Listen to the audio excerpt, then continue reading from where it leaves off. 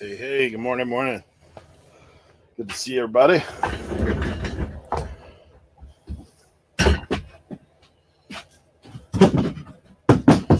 Missing something.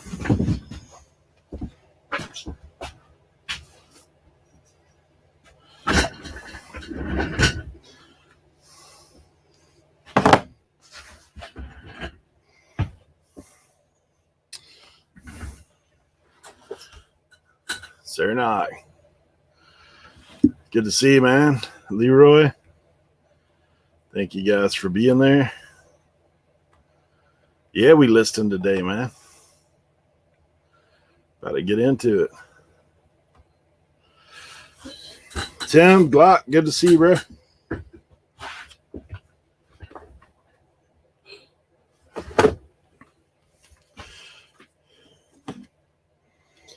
You guys are welcome to come in whenever you get ready.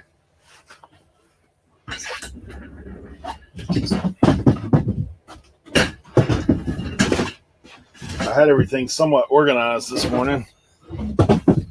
And then a little bit going down.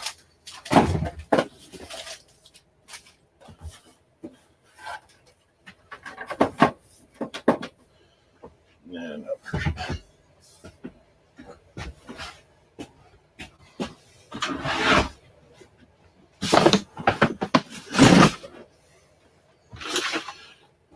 Hey, I got a little something to show y'all.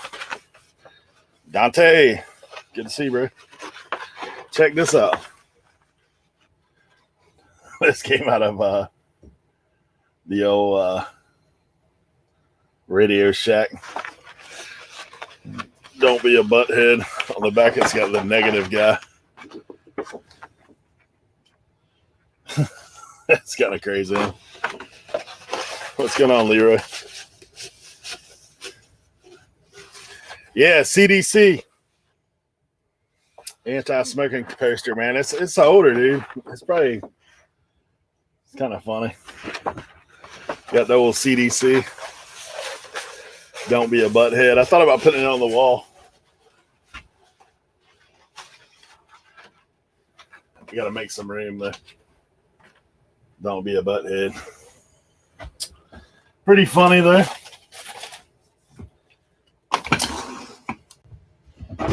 There he is. It's going down. Hey, how you doing, Eric? Hold on.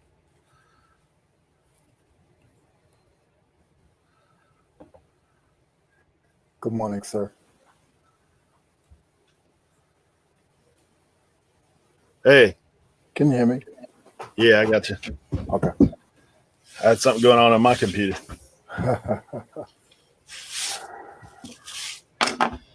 So what's you getting into? Hey, David, good to see you, man.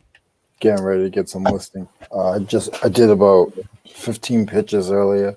I've been here since 7:30, so. Good to see you, man. JRKR, 1964, in the building. Yeah, man, I'm well, first thing I got to list is a return. This is why you do not list while you're in Walmart waiting in line. Because I used a stock photo. The stock photo was wrong. Yeah.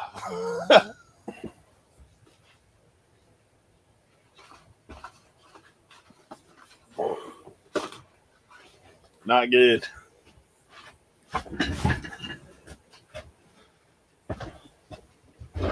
Yep, that was me.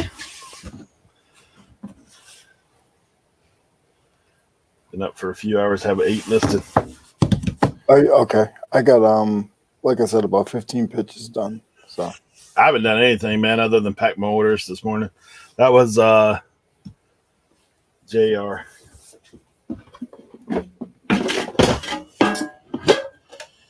Yep, I know. I got up, packed orders. Got a little stuff out of the car that I still had in there.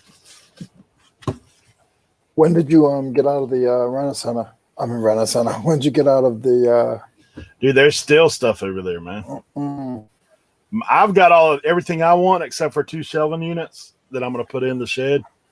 But So I was under the impression that you sort of had to get everything out, but your hands are washed, so you don't have to go back there. If no, nothing, I've got to go back because I've got the key. But I've got some people that I've kind of passed some stuff off to.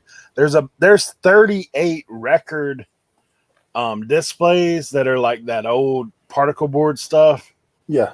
So my boys from Dare Challenge are going in there and getting it, but they can only get like a couple a day because their truck only hold a couple a day, and their dumpster only hold a couple a day. So it's one of them things. So that's going on, and then there's still some stuff like there's still all the records in there that my guy's getting. But he loaded up his truck the other day, and it's one of those things. Actually, Mike, who comes in here sometimes, is who's getting all that. Oh, So okay. we're trying to coordinate that. Hopefully tomorrow we'll get the rest of it out of there, so I can be like, hand the key back and be good. Hey, Emily, good to see you this morning. I ordered some new stuff from my photo booth last night on Amazon.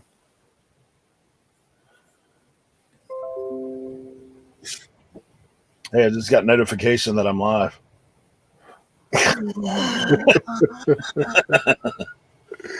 Oh, man. You have a good weekend? Yeah, I did. I was busy. I had to move my in-law, so I didn't do any listing. I haven't done any listing in about 4 days, but I've been selling, so that's a good thing. Yeah. But I'm like, if I can pump out 20 today, that will sort of get me back into the groove again, and it will get me in the algorithm a little bit. You know what I mean? Whatever that is. No, we actually list here, man. Good to have you. I'm pumping out 60 today. That's my goal of the day. I've definitely got the items to do it with. There's no doubt about that. Now, I've set a new goal for this year, man. I'm trying to average 30 a day, however that works out. So, like on Tuesdays, I'm going to hit a 60 minimum. That way, Sundays I can kind of float. Yeah. So, now, are you listing Radio Shack stuff today? Yeah, I'm going to do that. I'll probably throw in a box of the boat parts because I just have to along the way. But I've got a bin full of remotes. Oh, okay. Dish Network stuff. Yeah. Yeah, 25 a day. Even at that, like last year, my goal was 20 a day, and I feel like I was good most of the time. Emily, I just bought out a Radio Shack, so I'm good on 60 items. That's like one bin.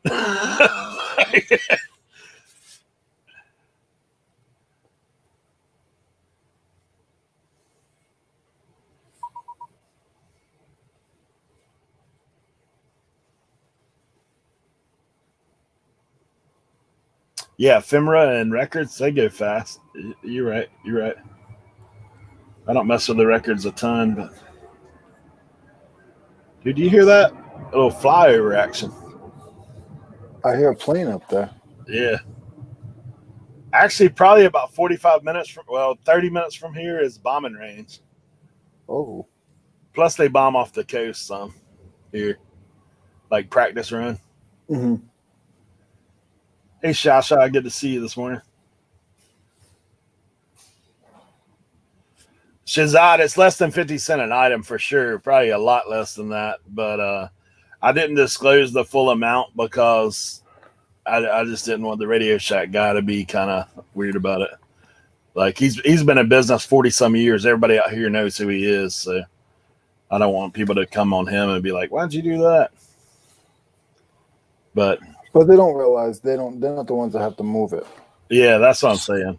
So at the end of the day, he did what he had to do. Because if he would have paid somebody to go and move it and everything, he would have lost the shorts. So people don't see that either. You by yourself, you did what? About 16, 18, 20 hours there? Easy, man. Yeah, Easy. I was yeah. there. Yeah. That's just you. How many other people were there with Dude, you? I had Dare Challenge come in. There's like 10 of those guys. They were Yeah. there for a good 6 hours. People don't see that, you know? Yeah. But I just, I told him out of YouTube, but I said, look, I'm not going to put your stuff out there because I don't want people to be like, Mm-hmm. Emily, I didn't. They had put up that they are having a going out of business sale, and I just went in and talked to him, and I talked to a couple other pickers too, so that way, kind of our bases were all covered, and where we could all kind of get a nice turn on it, but not being a mess. So I didn't know him. I just went in and talked to him.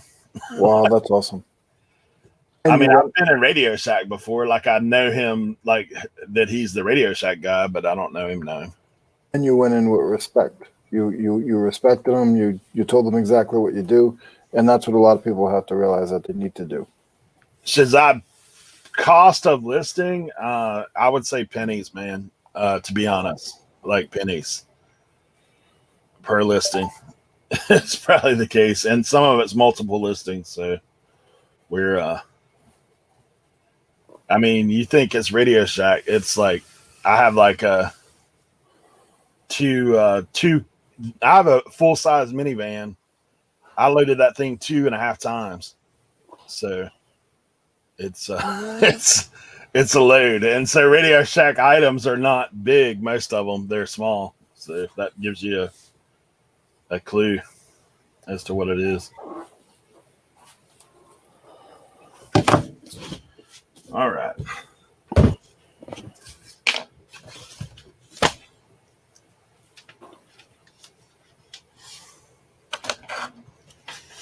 Yeah, Emily, just, if you see stores going out of business, go in and talk to them what they're doing with their inventory at the end. Like, that's the way to start the conversation. And sometimes you can even get mannequins that way, even if you can't buy out the whole place. Like, yeah. I mean, I ended up getting shelving. Like, I'm going to have shelving coming out of there for myself. Like, all that kind of stuff. But some people can't afford, to move it, or they can't. Just tell them, say, hey, listen, I'm a reseller. Can I buy a couple of mannequins? And you never know. Yeah. I mean, it helps that I've got a network of guys, that other resellers that here locally that are friends of mine. So, like, if I run up on stuff like that, I've got a little bargaining power, because I can always like float some to other people and not, have to deal with it all myself. Because if I had to deal with Radio Shack myself, you guys wouldn't see me on YouTube for about a month. Because I'd be in there. Like, I might not survive it. So this past Saturday, man, after being in there all week, I was like toast. I kept trying to check on you, make sure you were good. Yeah, it was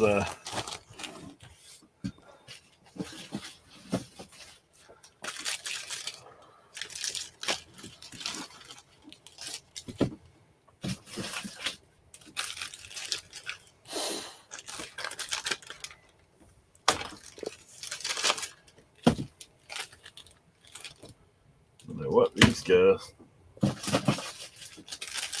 I got like 4 different kinds of remote. But one thing awesome that's kind of this is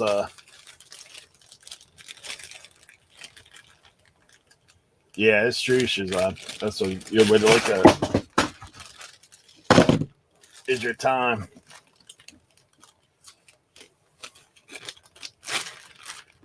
Yeah, the good thing with Radio Shack is like 95% of the stuff I got is new in the pack, so I ain't got to deal with it.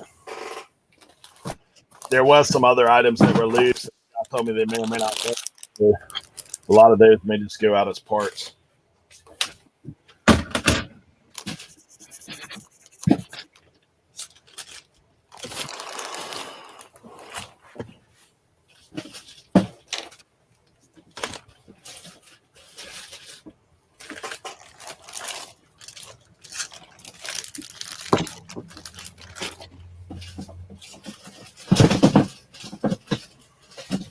But honestly, man, I'm starting the year out pretty nice as far as having plenty of inventory, that kind of stuff.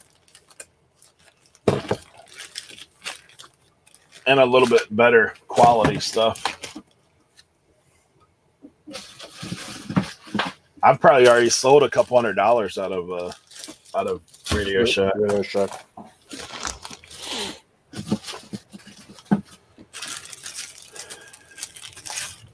I've got another one coming up next, man. Already.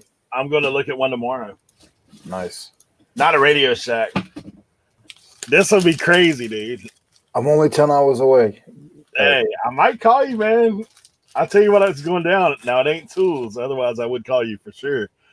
But, so a buddy of mine that I get a lot of stuff from, he has a connection who just bought a school that shut down about maybe 8-10 years ago. Okay. So the guy wants to liquidate the school. Yeah.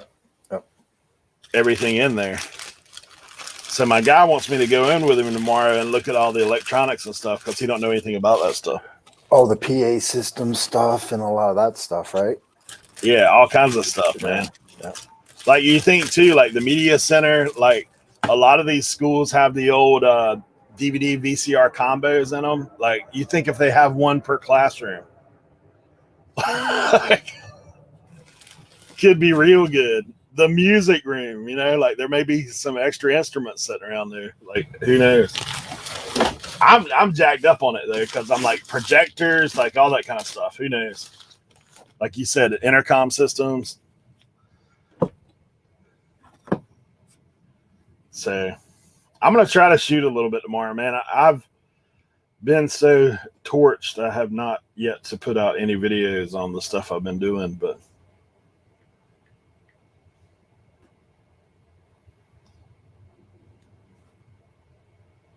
we're gonna try to shoot a little bit tomorrow while I'm there.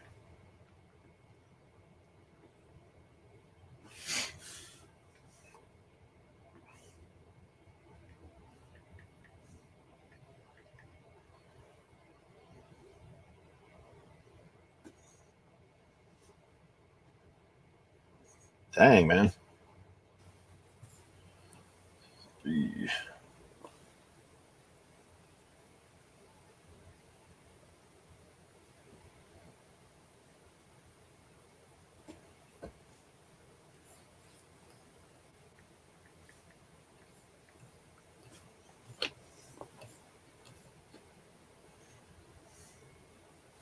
Eric said, we list over here.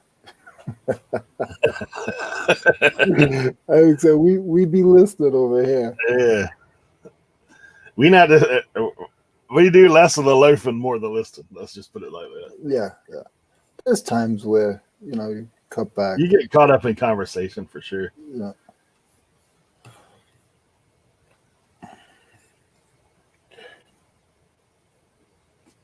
Hey, and as always, you guys are welcome to drop in if you want to come in and hang out.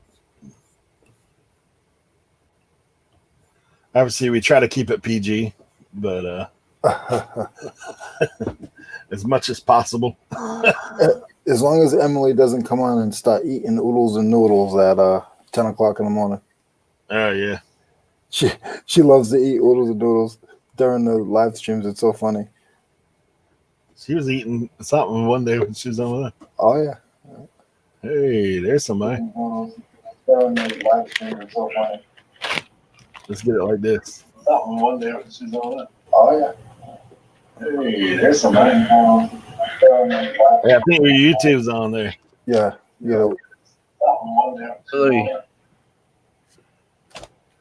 Let's go.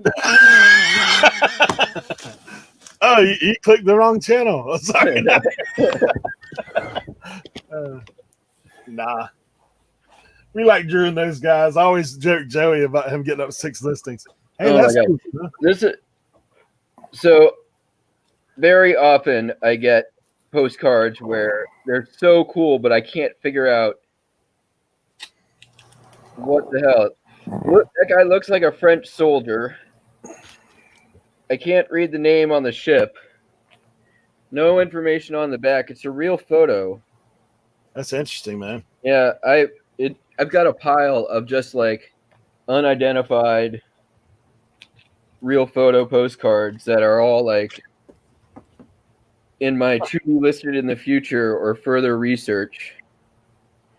But man, I can't tell you how many times I end up going down like a 6-hour rabbit hole trying to research something, but I can't figure it out. I do that same thing, man. Sometimes like I'll just, what I have learned a lot of times now is I just set it aside and try to get back to it at some other time. But you never get back to it. That's right. That's the same thing. Sets in a box somewhere off to the side. Yeah, I mean the worst case scenario on it is like when I get like 100 of them, they'll go in, I'll just like auction them off or something. Right. This one it's thrashed, but I'll still list it. It's a dog with pants. Oh, that's funny. That's from 1907. Wow. It's like I've never seen that before. It's so worn that the postcard stamping on the back has worn through to the front. So you can see through it. Oh, wow. Crazy. Yeah. That's pretty wild. Hey, what's your first name, man? Matt. I was going to ask the same question. Yeah. I've seen you in the chats, but I've never met you. In the chats, yeah. Yeah. Hey, Matt. I'm around. I got me a channel. I do some things. I'm trying to get it going and like, not be an eBay hermit as much. Yeah. Well, nice to meet you, sir. Nice to meet you guys. I've seen you both around in chats as well. Yeah, I know you've popped on some of my lives, I think, and yeah, I know we've popped on like Tommy and Tracy's. And yeah. I try to get around a little bit, but man, anymore, I've been so busy lately, dude. I really have not watched a whole lot of YouTube. Period. Like just kind of on the grind. Yeah, for me, it's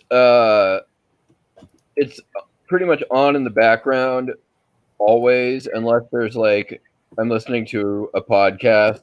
Right. It's podcast or YouTube. Oh my God, I'm on my TV. Take me off the big screen. I literally woke up 5 minutes and then I'm like, I'm ready. I had you out there showing the first cards, and then I'm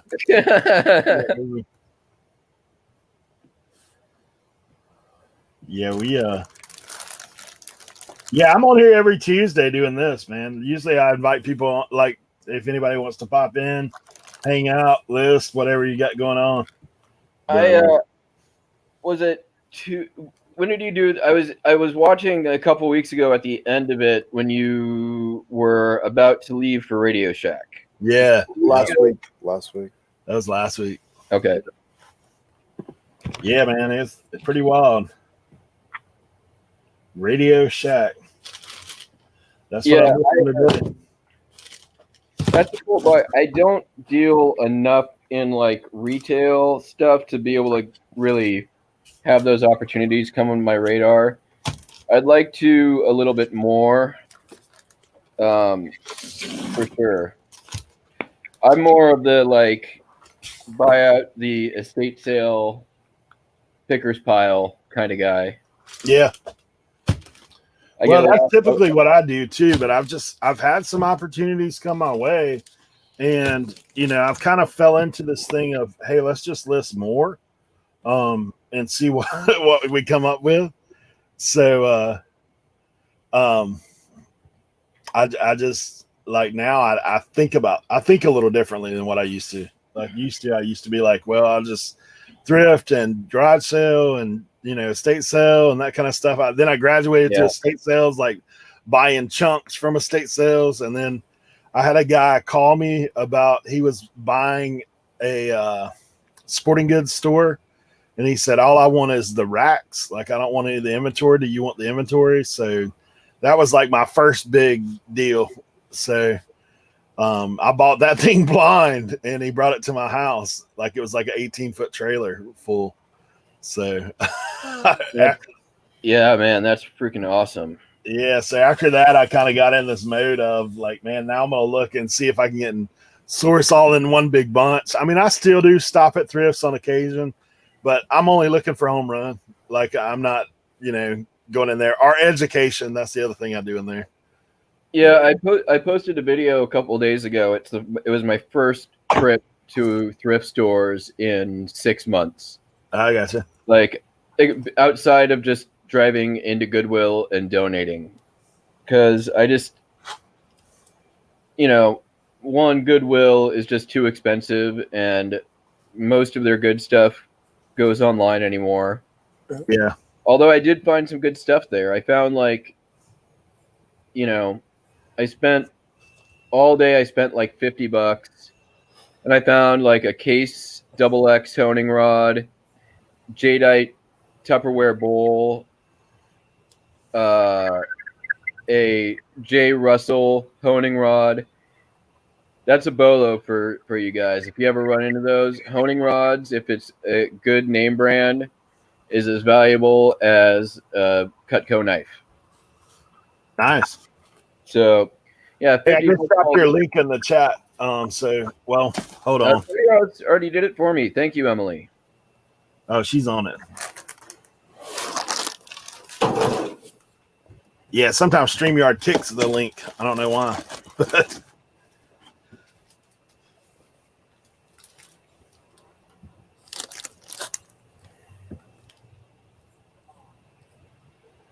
Yeah, sometimes they do that.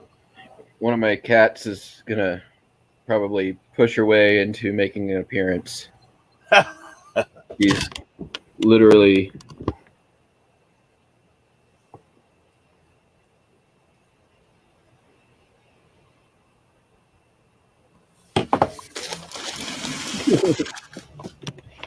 Yeah, I thought I saw Colton in here too. Good to see you this morning, Colton. Trying to think, see if anybody else I missed.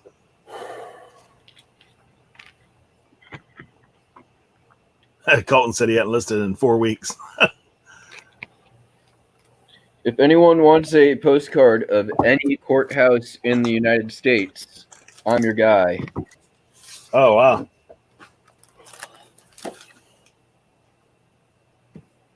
I almost definitely have your hometown.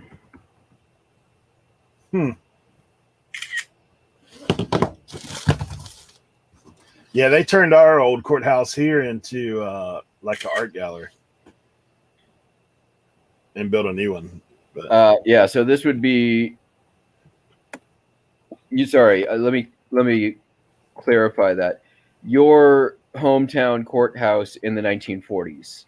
Oh yeah.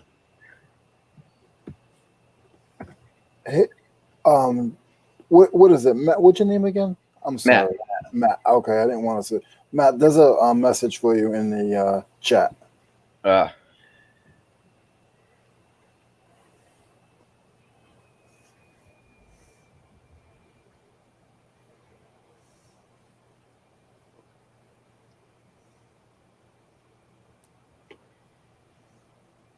Yeah, man. I'm gonna.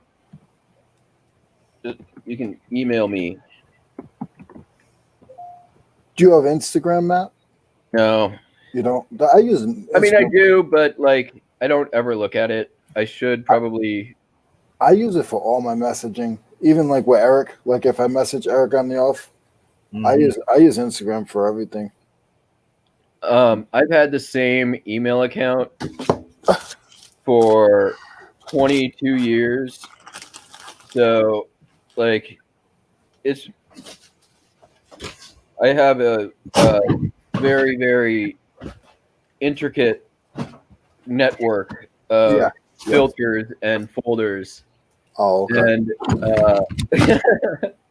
held together by bubblegum and twine. I didn't know your name. I just knew you as, and I'm not going to get into it, but I knew you as the 20 listing guy. The 20? I think you know what I'm talking about. Yeah.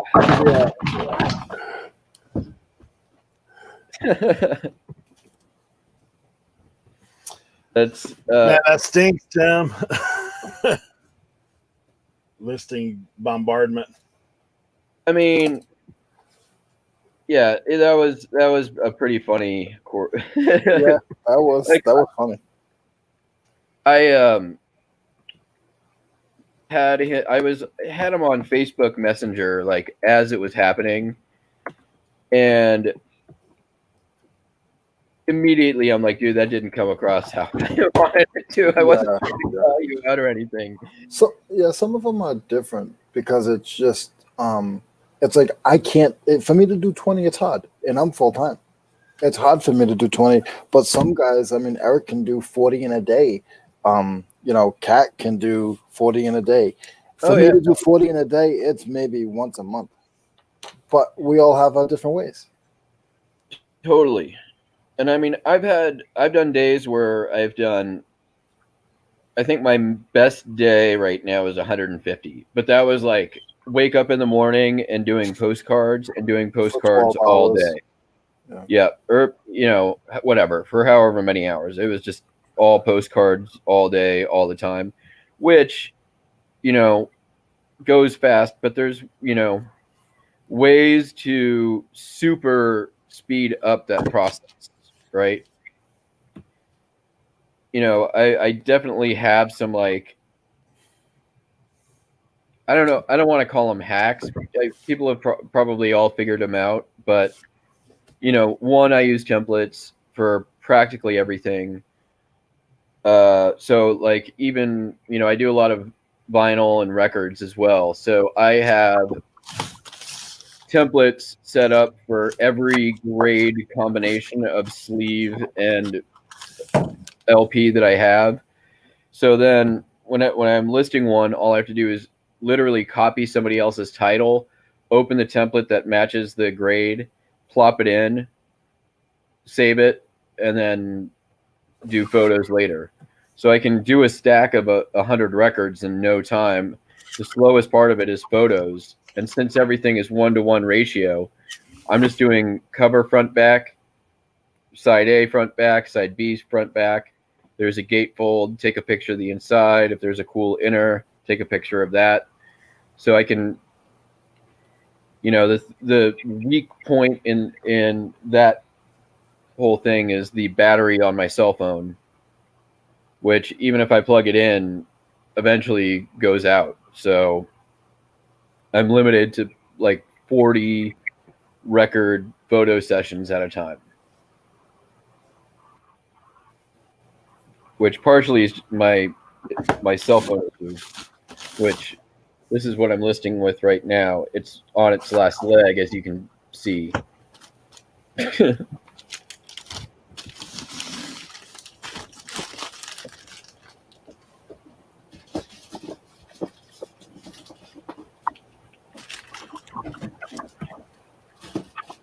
Yeah, I think it definitely depends on what you're listing. Good gosh, is that 7 days, 4,464 orders? Wow.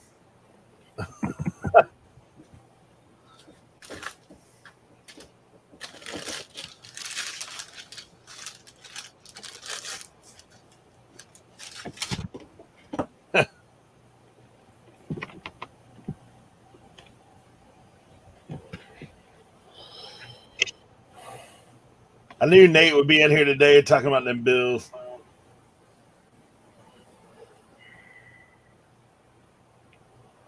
Y'all must have slipped down there and gave old Fitzpatrick the COVID. My man can't even play, had the COVID. Nah.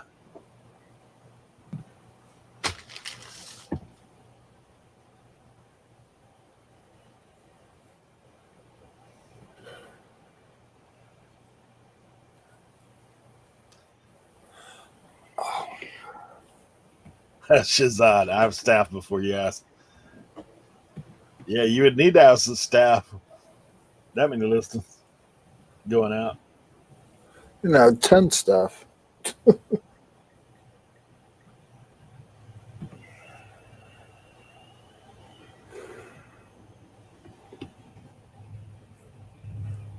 13 missing mail requests last night. How do you compete with somebody that has a listing up for $1.50? I know. How did they even do that, man? You Don't You don't. let them sell it first, then Yeah. wait. Yep. That's probably what they're trying to do. Is like there must be somebody else that has a lot. They're probably trying to tank them out.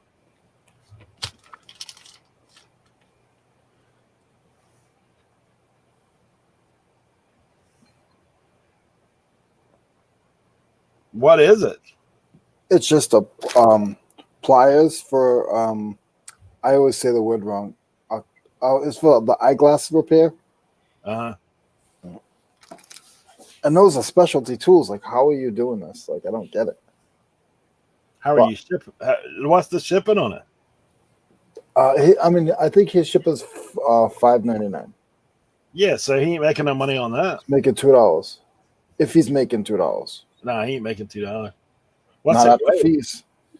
6 ounces. Yeah, so that's $5 ship, $4 Yeah. and change. Yeah. Sometimes I Yeah, feel he that ain't making no money on that. sometimes I feel that people. I'll always look like somebody will. I'll list something, and they'll buy it and never pay for it. So I feel like they're resellers, and they're just doing that to push my item up to the side.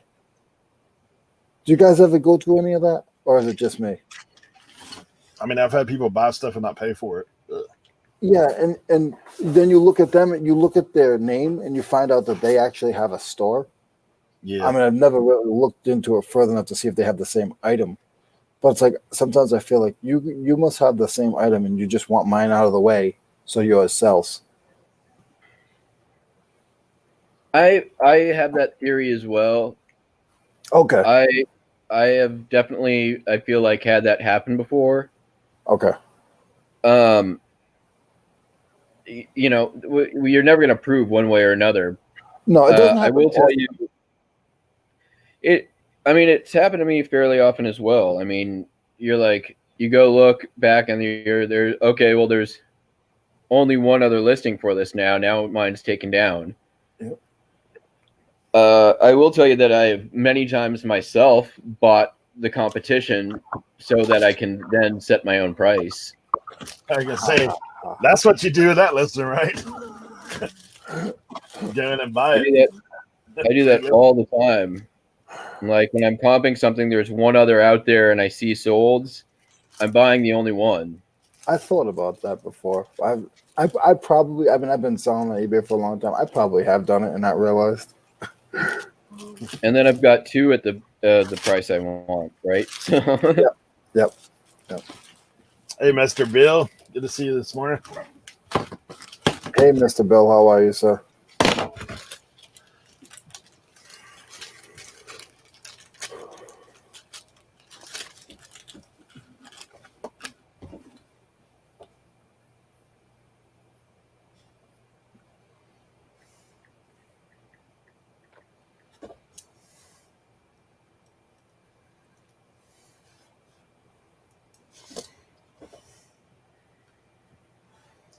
Yeah, Shazad said he's sold items at loss to get rid of competition before. Well, there is something about, and like I haven't done this personally, but I've talked to some other people who have. So, I mean, I can't speak on it directly like I've done it, but I know like some of those lower dollar items, sometimes people will throw it out there where they can sell a few and then get their reviews up on it. Yeah. And then drop it. Like if it's something you got a ton of, sell it cheap, get your reviews up. Now you're at the top of the search. Like I know that happens. I've seen people do that with items. Like they'll put like 200 items up at like pennies just to get good feedback because they have no feedback. Yeah. I got 2,000 and something feedback. I don't need to buy feedback.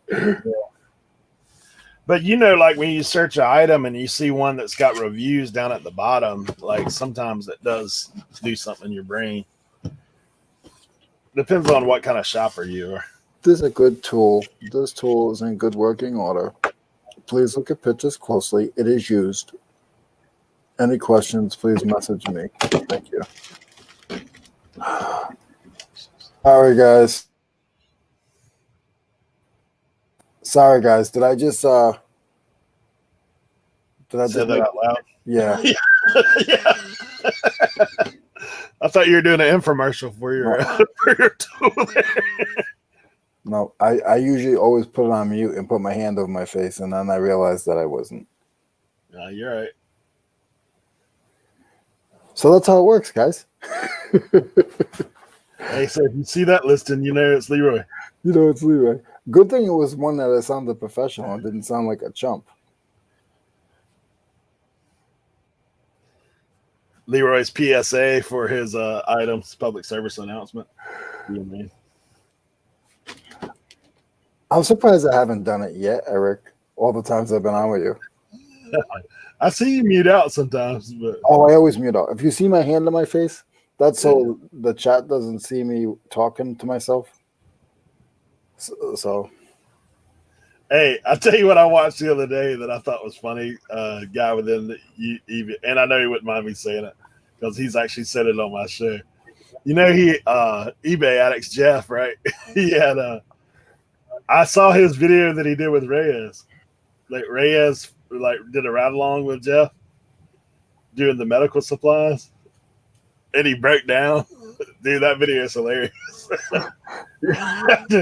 You have to watch it if you hadn't on Reyes when he rides the medical supply. It's like something about delivering eyeballs or something. Oh. Yeah, Jeff had already told me like his car broke down side the road, like they were there side the road for like 4 or 5 hours with Reyes on the ride along. I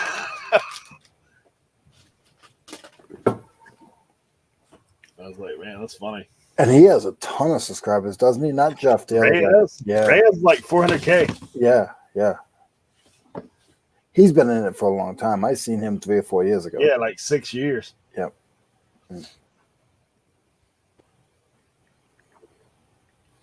We had him on our show.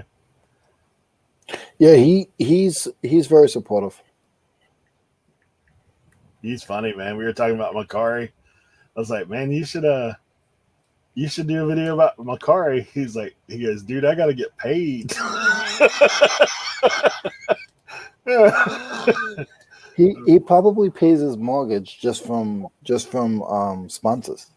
He's a professional YouTuber, man. Yeah, I mean, yeah. That's what he does. He has a little t-shirt business.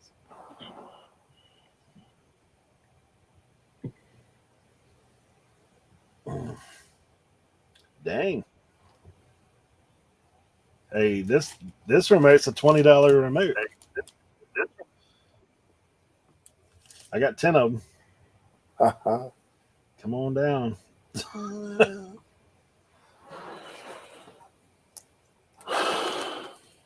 The price is right.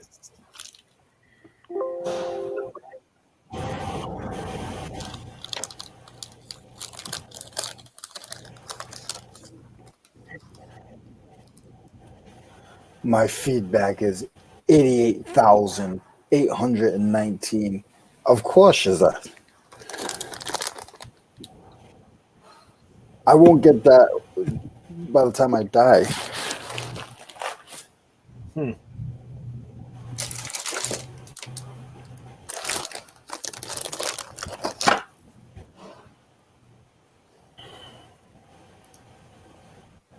What is it, Lisa and Rob that have such a crazy feedback? Man, that's nuts. That's what I'm saying. And the thing that cracks me up is that's only a third of what you sell. Kent Dago says weird flex, but okay.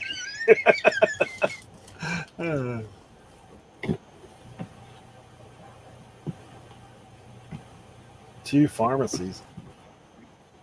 One of them has a basement. That's the space. That has space about 40-foot container. Man.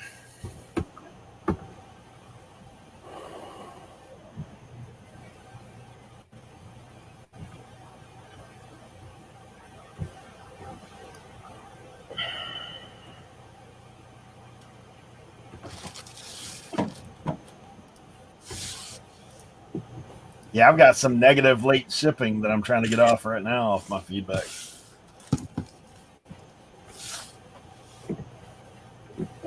I think eBay should just block them from putting that on.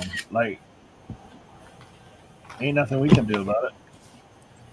If you send it in Uh, on time. they should be taking that off. You should contact eBay for Business. Yeah, I sent them a message. I just hadn't seen it drop off yet. They're like 72 hours response time right now on eBay for Business. 72 hours response. Yeah. But I had an item not received opened against me. They forced the refund. I appealed, got denied. Then the item was delivered. So, and I got that refunded and the defect taken off with eBay for Business. So, Yeah, Kent has the hotline. We just call the hotline Kent Daigle. I've done the hotline before and actually had better success with the Facebook. I've had it both ways. Like sometimes it's better on Facebook for me. Sometimes it's better like talking to somebody. Like it just depends. Really, it's almost like luck of the draw. Like who you get. You know, Your face. the reason why I like the Facebook is it's sort of like the set it and forget it option. Yeah. You know, you send them the message, and then you just go on about your day, and eventually you'll get a response, and then give them what they want, and then. Hey, I got a weird one for you. I was talking with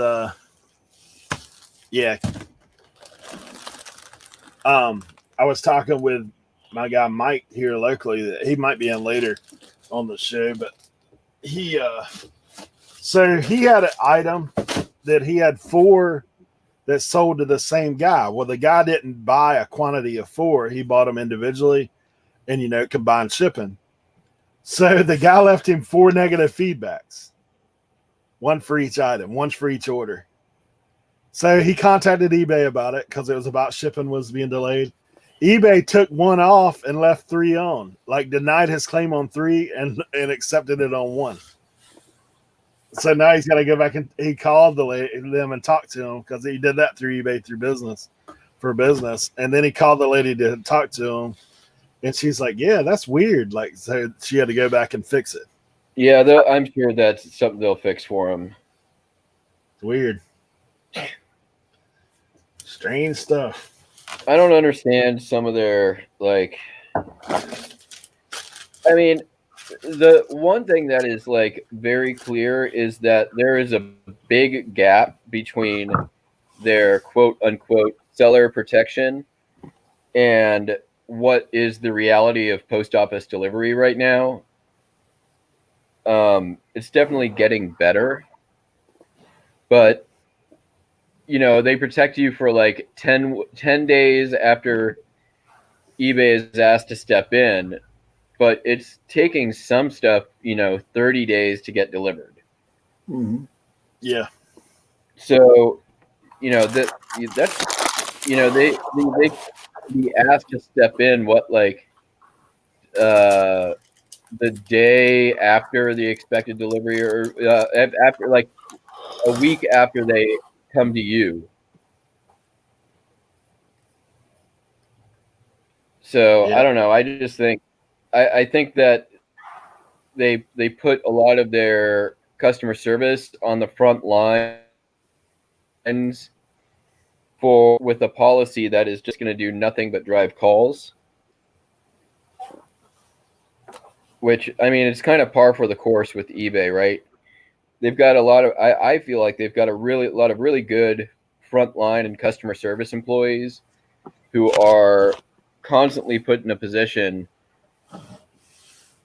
where they're just having to field so many unnecessary and repetitive calls that are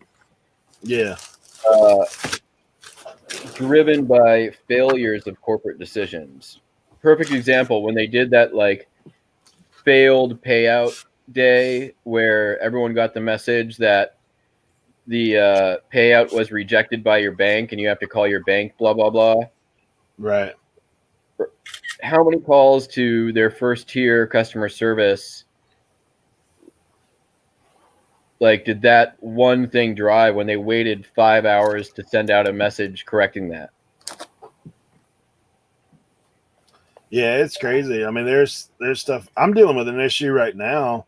So I had someone file a case with their credit card company, threatened to do so via message to me on eBay because of late shipment. So I contacted eBay. I was like, look, I've sent a response in here, and here's what the deal is. I said, this guy said, so to his credit card company, he said, item not as described, right? He has not even received the item. Like he never even got it. So I told him, I said, how can he list it as item not as described when he hasn't even seen it? It hasn't even got there, right? So he disputed the credit card, right?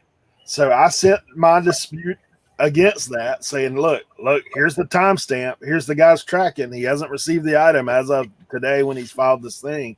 He ended up getting the item 2 days later. So what happened is I call eBay and I tell them, they were like, well, we can't do anything until the claim is closed through the credit card company. And it's going to cost me $20 if I lose the dispute. So I lost the dispute. And now I've called them back and said, hey, now what can we do about this? Because the guy got his item. He has not sent the item back to me. It's closed on y'all's end. So there's nothing I can do. And she said that they've put in a request to get my money refunded, but I haven't heard anything from them. So we'll see what happens this week. Yeah, they're the one that I love is when they like throw at you, oh, it's, you just need to consider that a cost of doing business. And I'm like, no, you're making decisions for my business that are not decisions I would make for myself. And it should be up to me when I decide to take a loss, not up to you. Yeah. Yeah, and I mean, I don't even mind, like, if it's smaller items. A lot of times, like, I don't mess with it because it's just not my worth my time. But like this turned from a $30-some item to now it's $50 because I got fined $20. I was like, dude, you're killing me. Like, what are you doing? Like, I just randomly fine you, and the dude got to keep the item. It'd have been better if I'd have got the item back. Then it'd have been no problem. Like I can go on. But yep, it's crazy, man. The credit card thing is a hard one to fight. Yeah, I should be better about like the time suck of dealing with that kind of stuff. But I get all principled and stuff and go down a rabbit hole. Yeah. Like, it's not the money, it's the principle. Like, last words. Nah, it can be one of those things that you look at and say, man, I'd rather have my money. Sure. Which I don't dispute that. I'd rather have my money too, but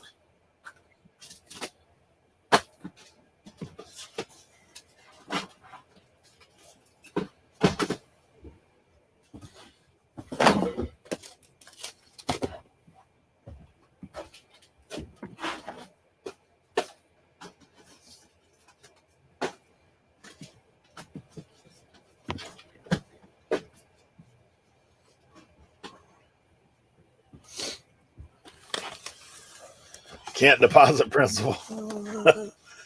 Oh man.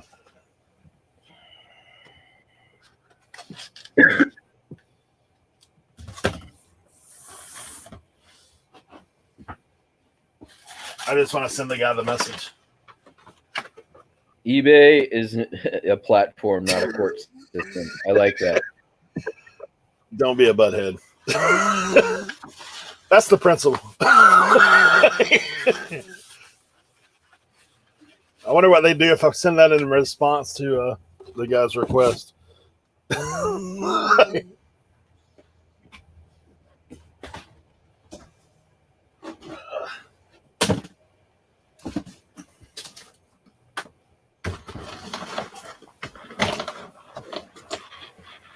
Are you doing postcards today, Matt?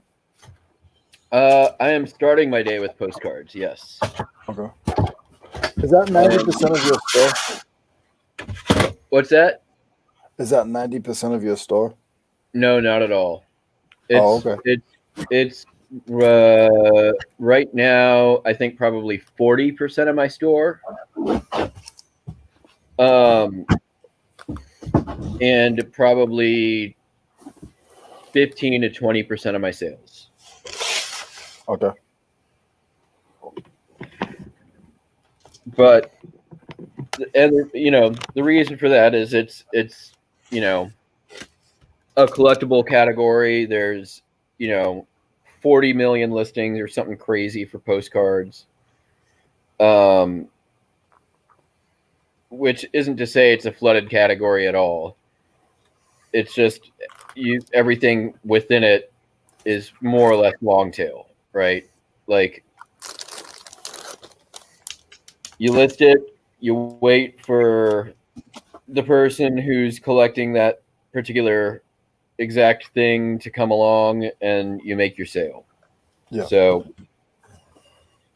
and I try to, I do my best to try to only list cards where there's 2 or 3 or less out there. And I am relatively new to the space, so I mean I've been selling them for a couple of years, but really mainly getting into it just this year.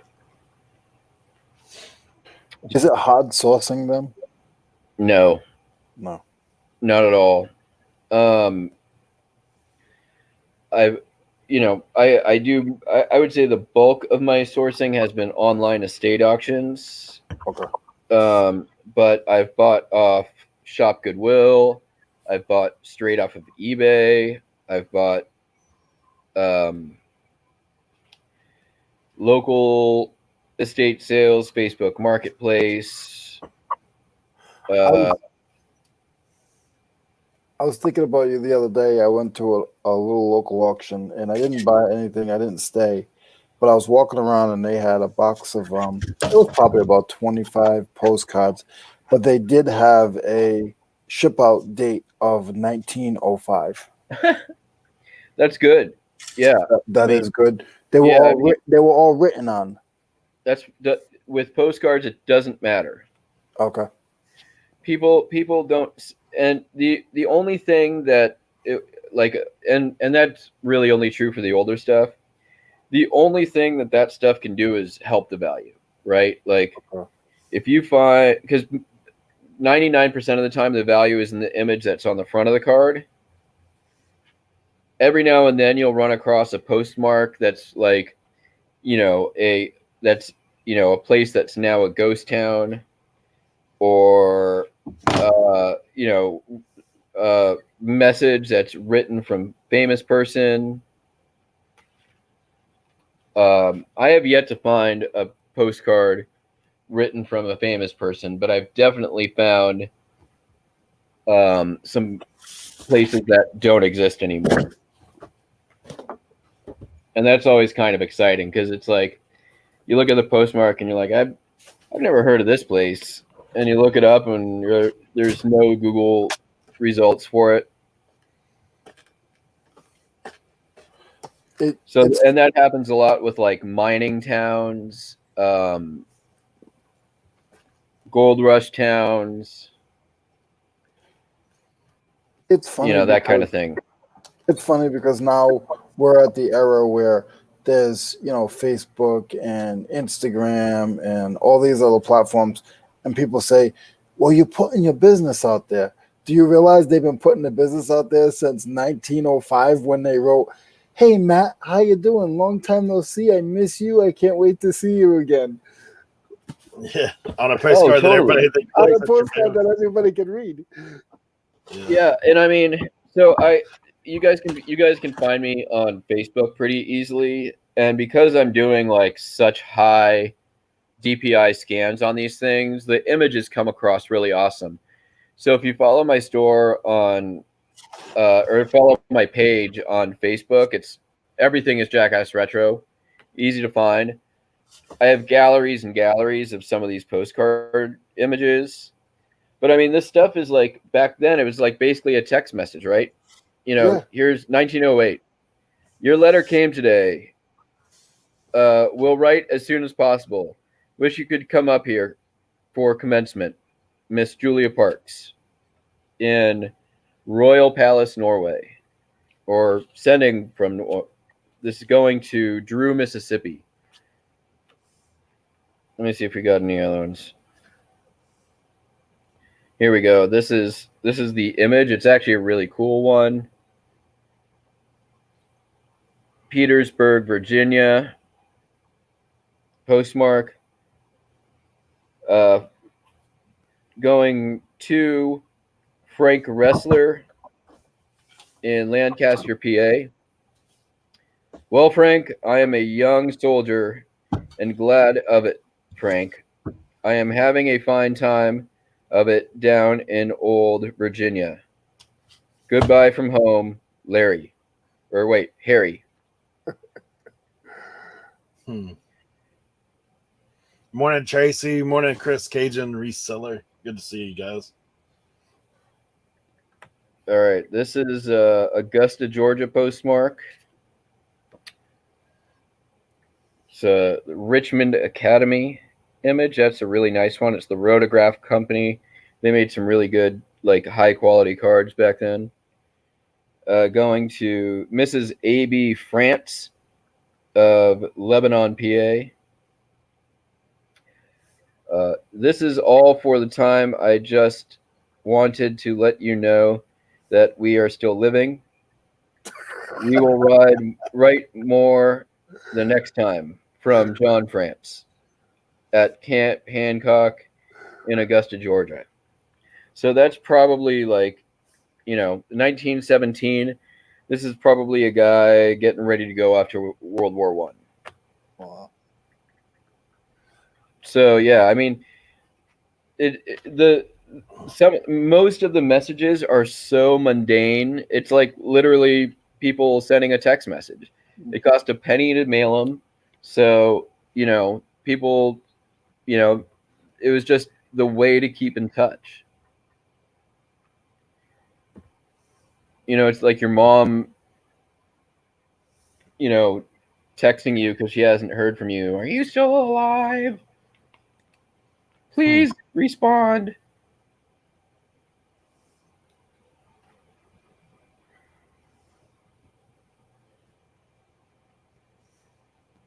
Harry Humstone is a young soldier. Cool. Too bad Harry ain't in here. That's the first person I thought of when he said Harry. Yeah, me too. Me too. Sounds like him too. I'm still alive. I'm still living. It's hilarious.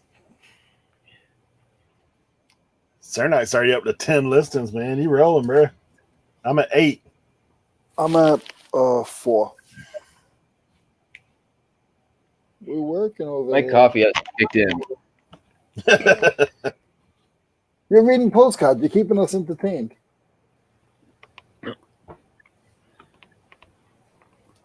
And I keep making mistakes, and because I'm running streaming on my computer, it's lagging my listing, which is whatever. That I'm also slacking off, so whatever. You're holding down the loafing in. That's no problem. Sometimes you need those days. I've had those days for the last couple of days. I don't think my cat approves of me right now.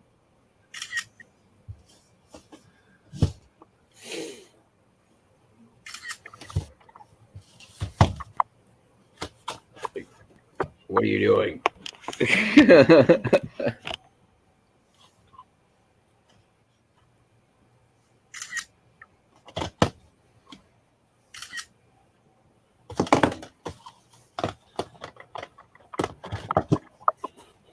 I will say this, one thing cool about listing postcards is if you ever make a mistake in your listing, you're going to find out about it within like 48 hours because there are so many postcard collectors on eBay.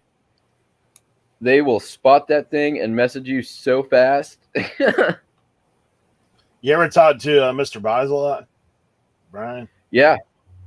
Yeah, I was gonna say he does a ton of ephemera. I know Nana Tink and them mess with that too. One of the things that got me into postcards over the summer was I split actually with him a book.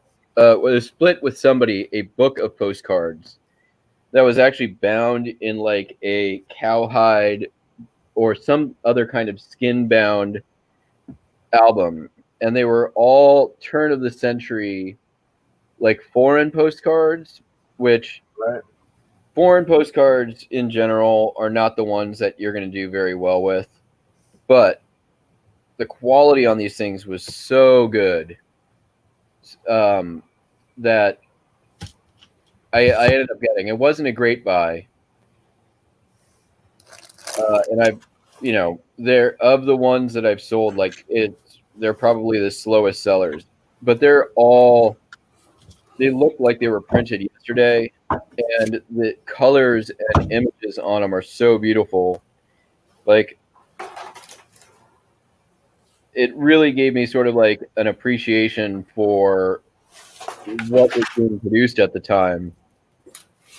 You wouldn't think like this, such high quality stuff with like gilding and high relief embossing, like in the early 1900s was being like really, produced all over the world. Colors were really vivid, stuff that looked like photographs that was just straight up lithograph. And that it kind of inspired me to start getting into I had a huge backstock because I had been buying them for a while, but not really listing or selling them. And then I just started listing, and the stuff that was more like US, I started to figure out what ones are selling well, what isn't, and then I could start buying cards again once I started figuring that part out. But yeah, the Mr. Buys a Lot is partially to blame for this monster. Okay, that's pretty wild. The Ballantine collection. Sup, boys? I make synthetic mummies for resale. I was searching my own keywords and found you guys. Hey, I'm glad you're here, Ballantine collection. That's pretty cool. That is pretty cool. I thought at first that said sympathetic mummies, and I was like imagining what a sympathetic mummy would think. Valentine, we're on here every Tuesday. I open up my show and we just list live all day. That's kind of what goes down in here. So if you're here, we appreciate you coming. And you also have a live on Fridays, correct? Yeah, Friday night I do a talk show with Sam, the Dapper Tiger. That's at 8 p.m. Yeah, welcome to the community. If you don't know any of us. Yeah, she said she was or whoever. I'm not sure your first name, Valentine, but if you want to share that, that's fine. If not, no problem. That's pretty neat. Searching their own keywords and found us. So that's kind of cool. Welcome.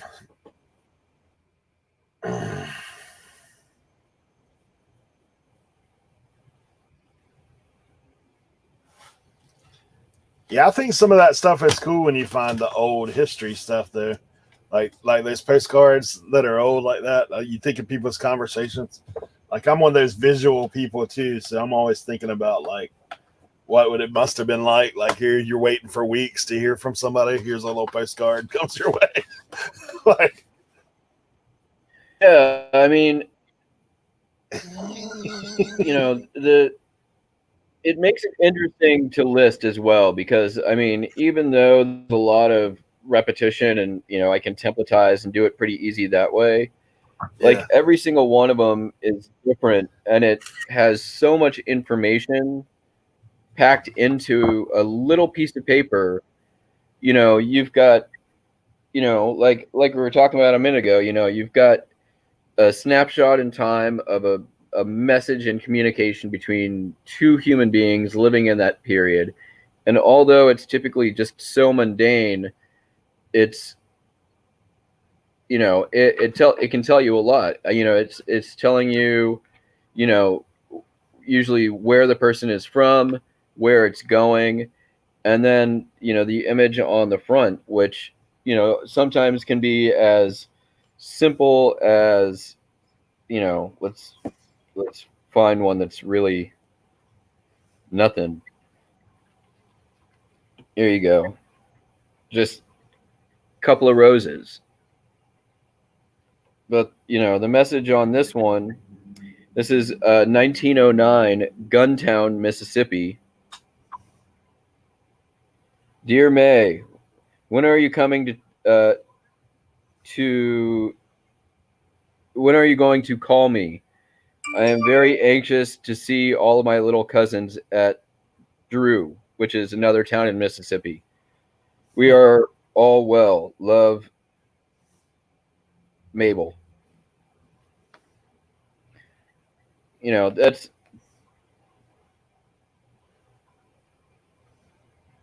somebody who really wants to go see your family back in 1909 in Mississippi. Yeah, it's pretty cool. That stuff is for sure. So Valentine's first name is Billy. Nice to meet you, Billy. And Tim's on a rant.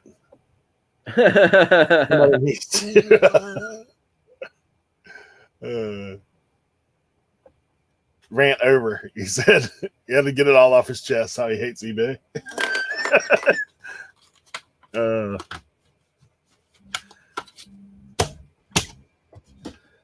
I can't imagine Tim being mad very long.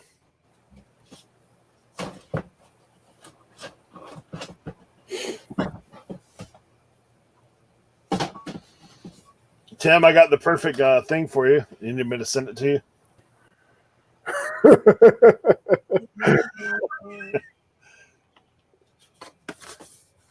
That was in my listing pile today. Heart rate monitor. Make sure you're doing well.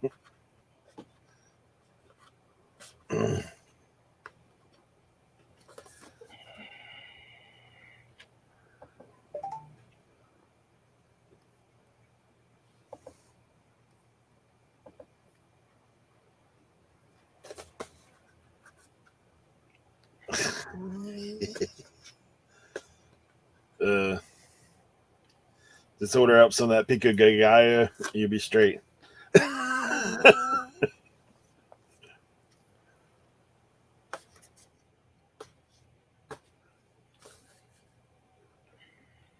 It's funny. 1 second here. I need to get up and turn off my heat. Yeah. Here's Buster. Here, Buster. Hey, Casey, good to see you, man. He's got it on the cat. We have a live cat on the reselling show today. You want to say hi to everyone? You want to be cute? All right. You want to be cute? Be cute.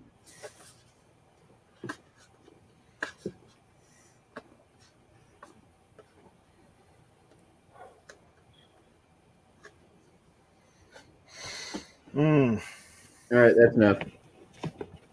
Like a spicy chicken. Cat on the live. Yeah, we're trying to get some of that Craigslist hunter action going on. Oh, I have no doubt by the time I'm done, my cats will be more popular on YouTube than I am. I tell you what's funny is my wife, especially when I was first getting into reselling, I'm watching tons of YouTube all the time. So we'd be driving somewhere and I'd put it on the screen over by her and I'd just be listening to it. And so she was like, I said, she'd kind of be like, whatever. But once we found Pete, Craigslist hunter, she likes animals. So she's watching Pete's channel. She's like, that's who I like to watch. I was like, Because of the cat. Weird. Like she's a cat and she likes cats. Yeah, my ex is the one who kind of got me into reselling, and we're still friends and on good terms and all that.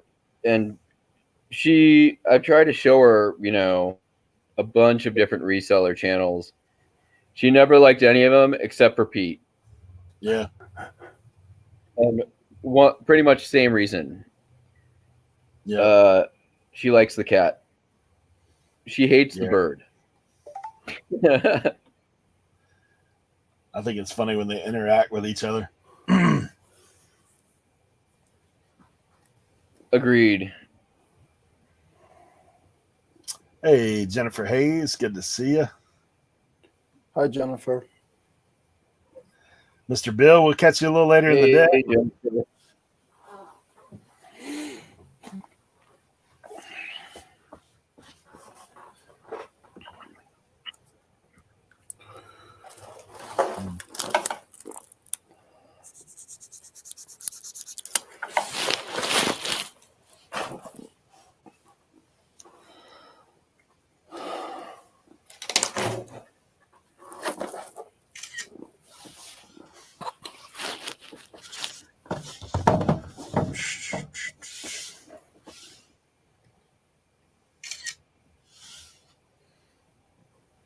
See what my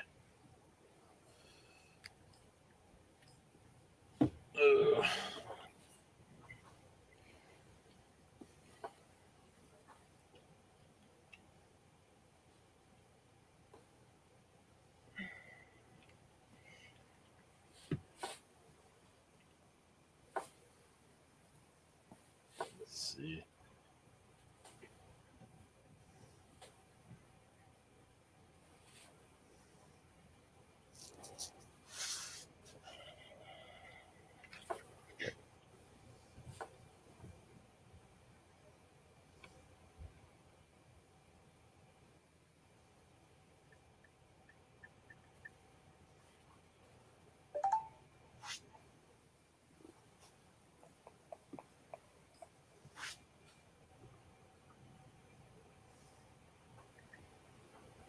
I hope everybody in the chat is having a good day. What's everybody listing today?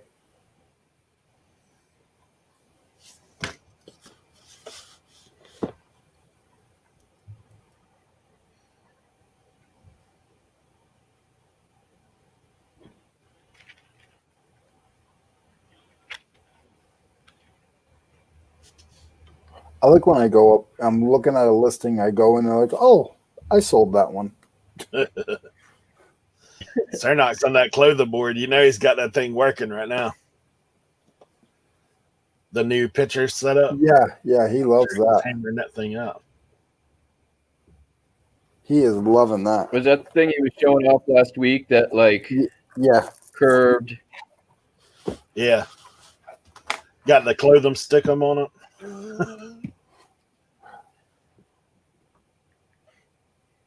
Hey, Jimmy. There he is. Yeah, clothing sellers, I gotta say, that's hardcore. I can't do it. It does not. I have ADHD, so sometimes attention to detail escapes me and does not make me a good clothing seller. I can't. I just don't like it. Getting all the measurements, getting it hung up and presentable. I have a bunch of football jerseys like I lifted when I first started my store, and almost all of them are still up. The photos are terrible, but I'm not going to retake them. The only good thing is he doesn't have to worry about people complaining that it's broken when he gets it. Yeah. I mean, stains and stuff, but literally shipping damage, probably not so much. Yeah, and I just don't know anything about that stuff, man. I'm not fashion, anything like. I'm like a t-shirt and jeans kind of guy, so I just don't see Like it. if I stumble across like a Hats, cool graphic tee, yeah, like there's stuff I know to buy, and I'll buy and sell hats. yeah. Like I'm hats and shoes. Like I'll do that, but yeah, certain even shoes for me, not so much. Like, unless like it's something I know is going to be a home run. yeah. I did get all those Like, starter jackets, so that like mint condition Doc Martens for $5. Yeah, Dude, I've been sitting on a Dallas Cowboys puffer for so goddamn long. I am sick of it. I keep dropping the price. Nobody wants to buy it. It's in perfect condition. I've checked all of the specifics on the thing. What's that? probably has to do with the Dallas Cowboys. You're gonna wait till Jimmy Jones dies. Then the press will go off. That's the problem. I'm also not a sports guy. Yeah, Tracy's right though. It is a wide market. Everybody needs clothes. For sure, but yeah, it is one of those things. I mean, I see people killing it with clothing. I mean, like I said, Cernak is like knocking it out of the park with what he's doing with it. But it is. I mean, I guess it's just what you're into, like everything else. It's easier if you know, it's something you're into. Yeah, people say that to me. They're like, "Oh, I can't do tools. I don't get it. I don't understand." Yeah, we all have our niches. It's like postcards. I'm like, I'd be bored with postcards, but I'm glad there's so many varieties and so many different sellers because it makes us different, and we're not totally banging each other's heads. Yeah. Who's that? All right, there you go. Absolutely. I got mine over. Hey, that was my off of one of those listings I just hit. So you know the initial thought must have been too cheap. Yeah. Blank cassettes for 40 what? Yep, $45. I'll take it.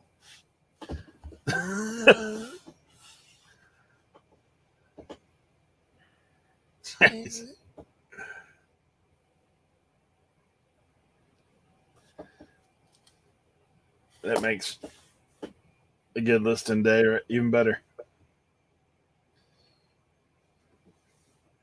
Yeah, I mean, really, like as of late, I've been really trying to transition much more into,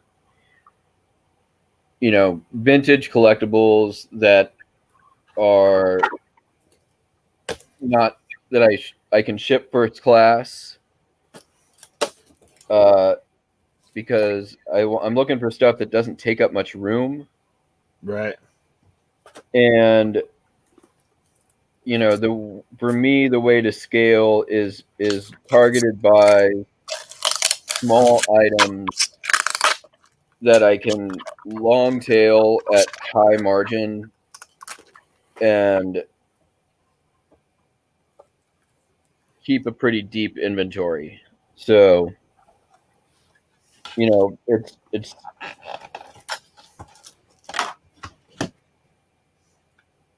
for me, the decision whether I'm going to fast nickel or slow dime something is a decision that is solely based on cubic foot. Is it because you have limited storage or just because that's what you want to do? I mean, all storage is limited, right? Yeah. I mean, I can always go buy more, and I've got plenty of room for more inventory. But I bought out a ladies' eBay store a couple years ago, and it was a lot of clothing. Right. And it takes up the lion's share of my storage still, and I've halfway sold through it. It's still, I keep condensing it and condensing it and condensing it, but it's still like 20 25 bins of stuff. Yeah. And, it sells, I'm like about halfway sold through it, but it's getting to the point where that cubic footage is much more valuable to me almost than the items that are in it. So, I'm at this point, I'm committed to like anything left at the end of 2021 in that pile is gonna probably get posted. Like, it'll probably be garage sale or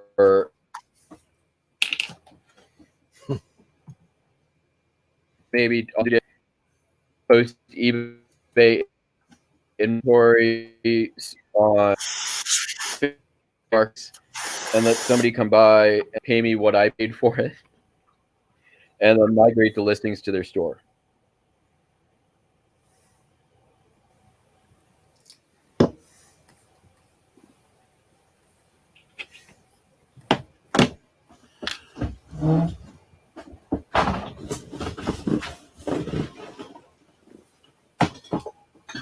Which was really the primary downside of buying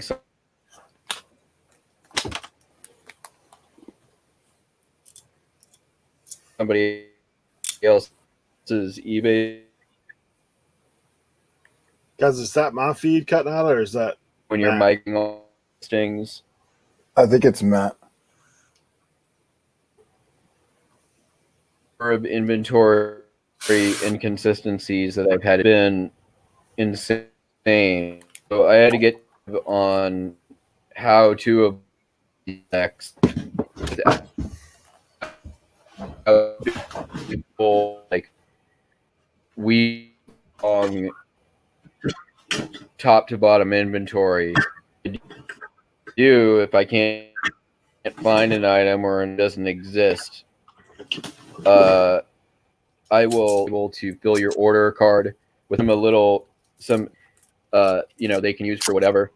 And then and I use the eBay first class, or I buy the shipping label through eBay. So it shows items shipped, and then I message the customer and refund their money completely. So I'm out the $3 it costs to mail it off to them, but I don't get the defect for not fulfilling the order. And I'm protected against negative feedback because I've already refunded the buyer completely. Yeah, I don't know. I think you're breaking up, Matt. Oh, that makes sense. Your audio was kicking in and out. I don't know if it's I'm just gonna read.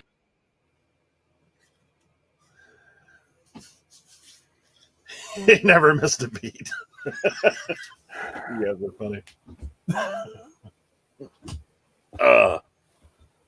Everybody just nod.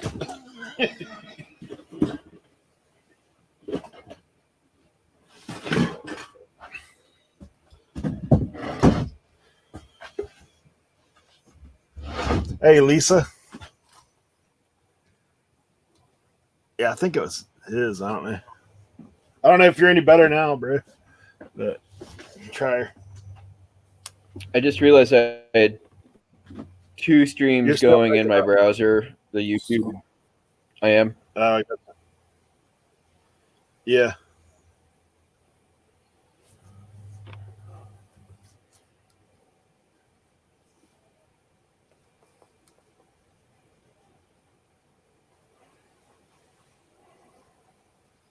I don't know.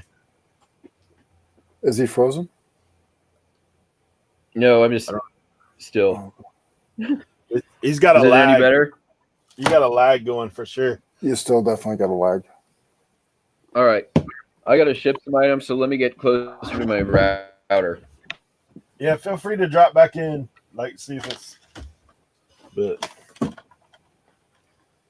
Yeah, thank you for hanging out, and thank you for some of the knowledge as well. And I'll be back.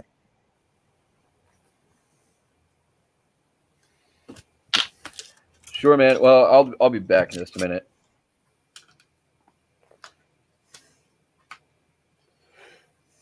Eric, you list any pages yet? Nah. No. I sent you pictures, right? Yeah, you did. You did. I meant to send you Just back. let me know what you want, man. I think I'm looking at a red one. And I just want to know if it powers up. I'm not going to use it, but I just want to put it on my shelf. I don't know if any of them power up, to be honest. No, don't worry about it now. I'll no big deal. I'll message you when I. Send me a message. Like I haven't texted any of them for power, to be honest. Yeah, no, but don't even bother. Don't even bother. Mainly, you just put the battery in and they'll start up. Usually, they're pretty good, unless they get dunked in water. You know. I had them old Motorola. Hey, check this out, man. Got a new phone case out of that deal. And it fit and everything. Look at that. Yeah, that's what I was messing with. Because mine was a little on the roach side.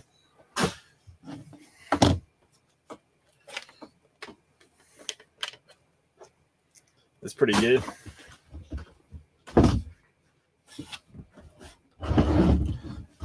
Hey, Anthony.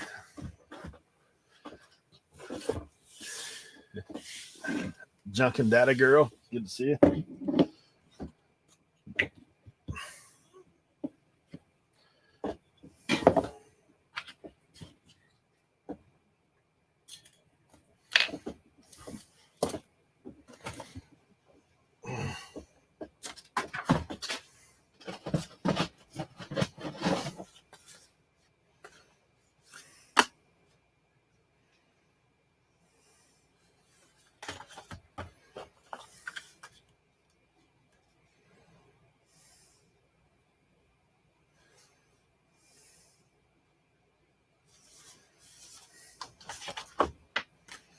I think this stuff's in Spanish.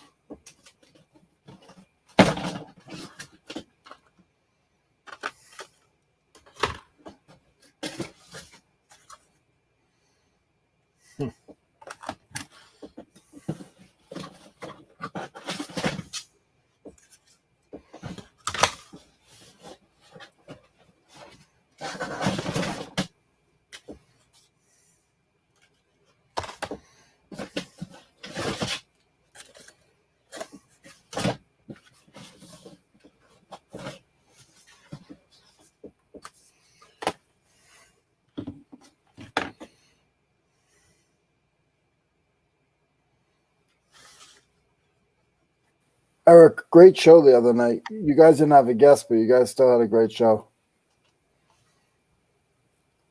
Yeah, I've been kind of slack about asking people, and then I've asked some people, and obviously with the times being the way they are, it's been kind of harder lining people up. Mm-hmm.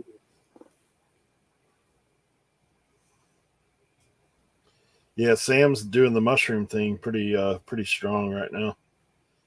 So I knew a guy up in Martha's Vineyard that used to do that. yeah, that's a whole different kind of reselling there. Mm-hmm. He grows them, right? He grows them or picks them. Yeah, they have a little farm. Yeah.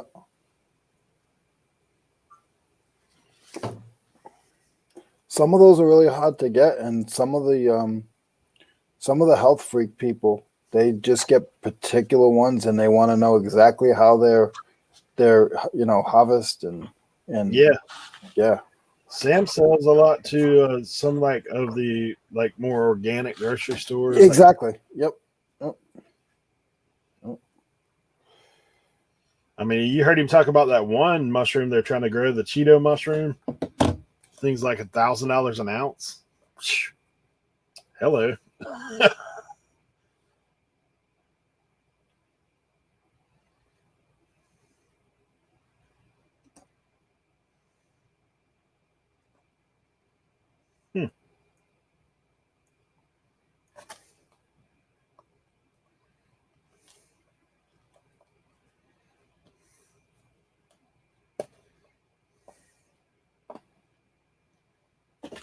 All right, drop the link.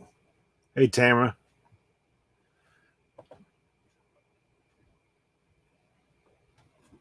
Oh, I'm dropping what's the name's link.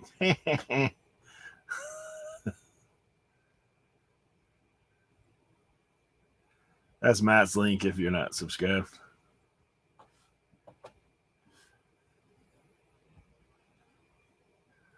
Never had a Cheeto mushroom. I've had a Cheeto on a mushroom. That's funny. Hey, Joni. Good to see you. Glad you're here. That's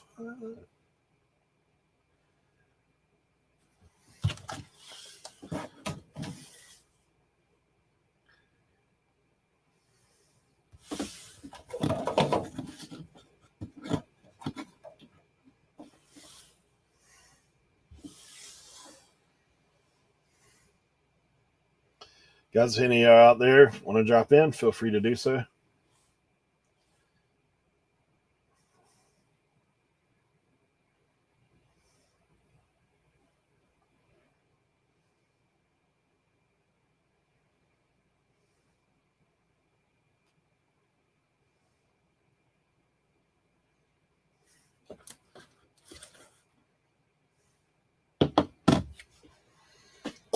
Yeah.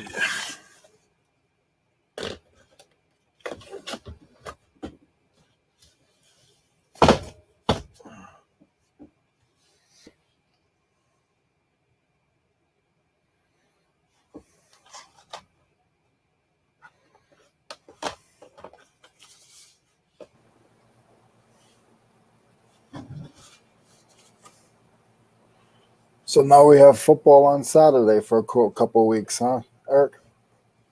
Yeah, sounds like it, huh? Well, NFL anyway. Yeah, I don't know. I don't have any football going on. My team ain't in. But I don't know if my team's in either. I don't know what they're doing. hey, my daughter's a Browns fan, so Oh boy. Oh boy. Yeah, listen to this. Then this is crazy. Okay, so my youngest, when she was younger, like we like football. You know, I've always liked the Dolphins. My wife's a Raiders fan. So as the kids got older, they decided they wanted their own team, right? So my oldest daughter, she was what's the guy that used to play for Green Bay, the long blonde hair, Oh, the one that just died. Hawk or something? What was his name?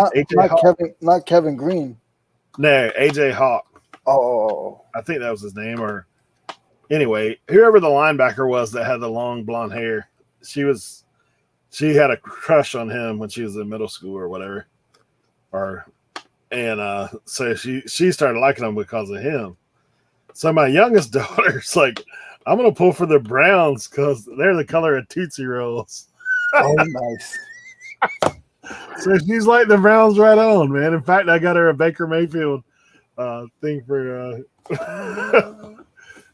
for Christmas, Baker Mayfield jersey.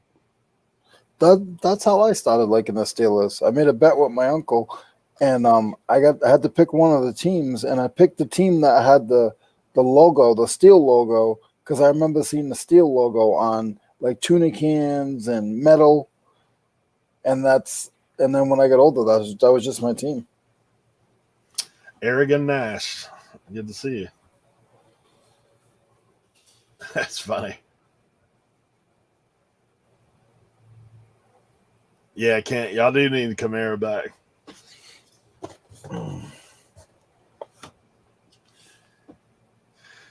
Yeah, I'm not near as into it as I used to be. But Clay Matthews, there you go, Tamara. That's who it was.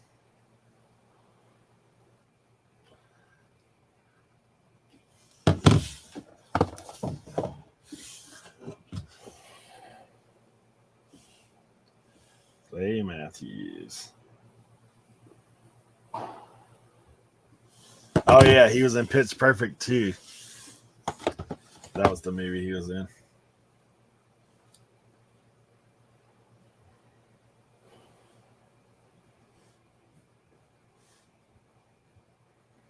Yeah, so she liked him.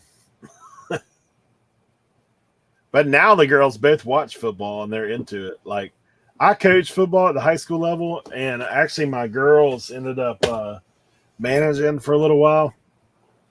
My youngest especially, and filmed and stuff, did that kind of stuff. So they were into it. But they actually know about football, that kind of stuff. So my daughter knows that everybody picks on her father for the Steelers, and she lives in New England, so she's rooting for New England, and she does it just to aggravate me. She'll send me pictures of pillows and iPod cases, and I'm like, you better leave me alone. She's only 12, and she's been doing this for years. That's funny. Oh, she thinks it's hilarious. New England ain't got much to cheer about now. I was like, when Daddy dies, can you like the Steelers for a little while? And she won't say anything. Eric, I went so far as it's actually right here. Let me show you. I went so far as I used to get her on the weekends. Hold on. I used to get her on the weekends, and she liked the Patriots, and she'd come and her hair would be messy. So I bought this hat for her. So she'd wear it when she was with me because her hair was messy, and she wouldn't wear it. That's funny. She would not wear it, Eric.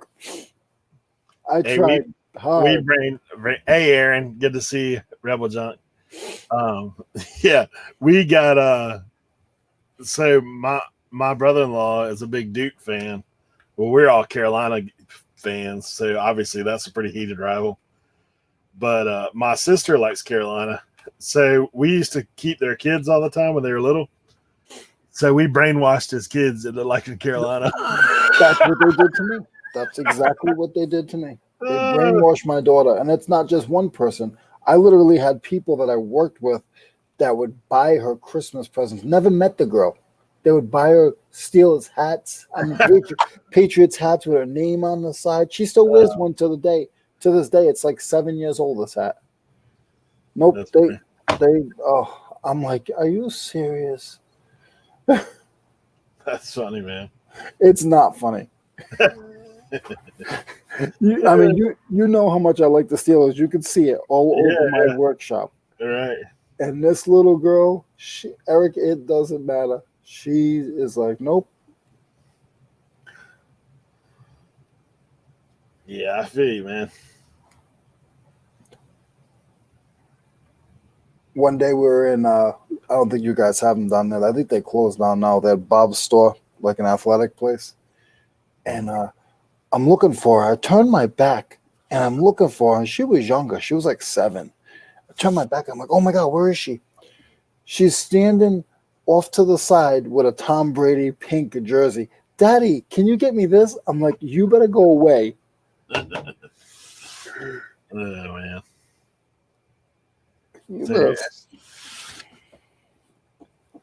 Tamara, Patriot fans said, but she does like Big Ben. He's been on the top pick in her fantasy league for years. Nice.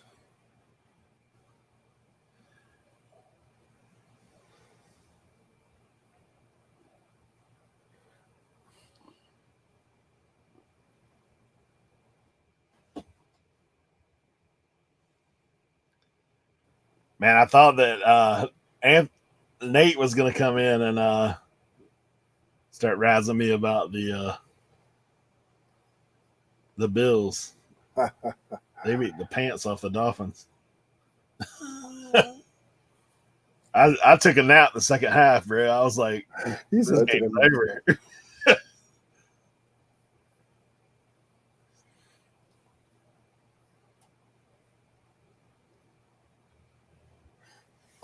Has anybody, you or anybody in the chats ordered anything from Amazon in the last week or two? In the last week, I'm just curious if their shipping's behind. I just ordered something last night, and I haven't ordered from Amazon in months. It's not behind. I'm just curious if they're behind. I got some. I ordered like a week and a half ago. I ordered some bubble wrap and got it quick. Okay. Actually got it ahead of schedule. Okay. Of course, it came UPS though, so I'm sure that is different. Amazon's on time. Thank you, Kent.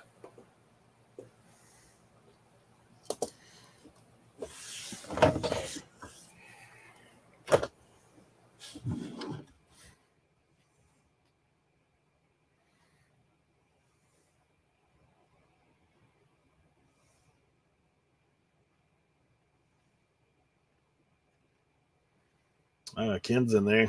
Ken got a little bit of that Radio Shack stuff too. I don't know if he's had a chance to go through it. Yeah, but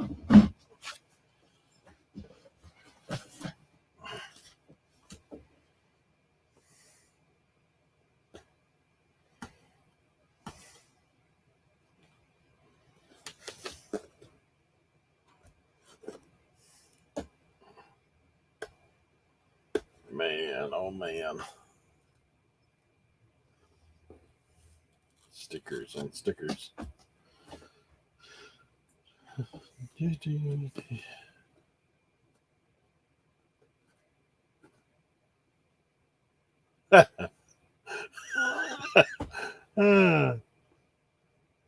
Hey, Tim said months. My wife hasn't ordered anything from Amazon at least the last 10 or 15 minutes.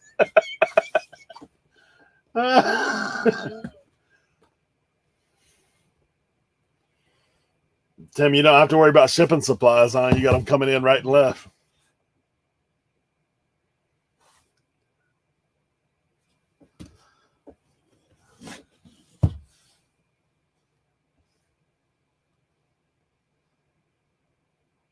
You got to tow the telephone cords.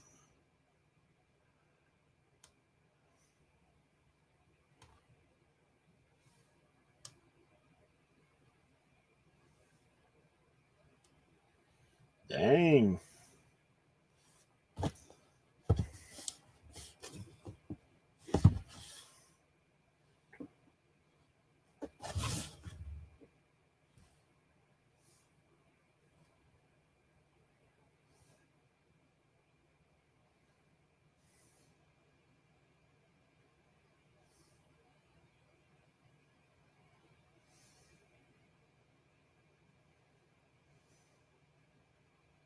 Rolls of 50-foot telephone wire. Oh man.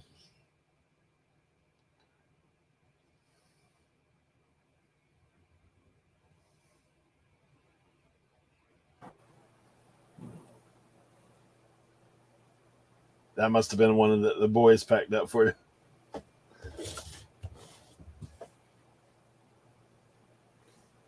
Is that from the Radio Shack pick? Yeah. Okay, I thought so. Ken was out of town, so he left me like 4 totes. So I packed 2 of them for sure, but then the Dare Challenge guys came in there, started clearing stuff off the shelf, so I think they packed a couple for him.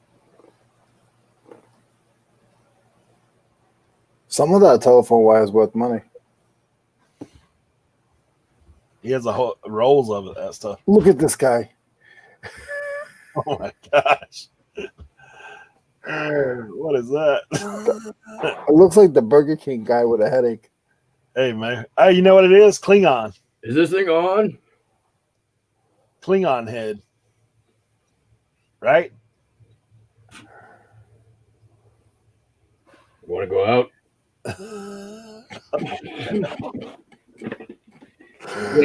Yeah, it's warped. It talks, but I gotta put a battery in it. Surprisingly, sells for like nothing. Nobody cares. I know. I've got a Star Trek. Man, it's like the one of the ships in a box with foam, and nobody even like nothing. It's nothing.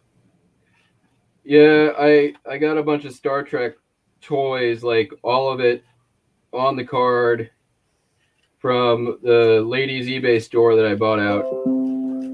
And not one of those things have sold all year. Wow. And like, I probably need to lower the price on them.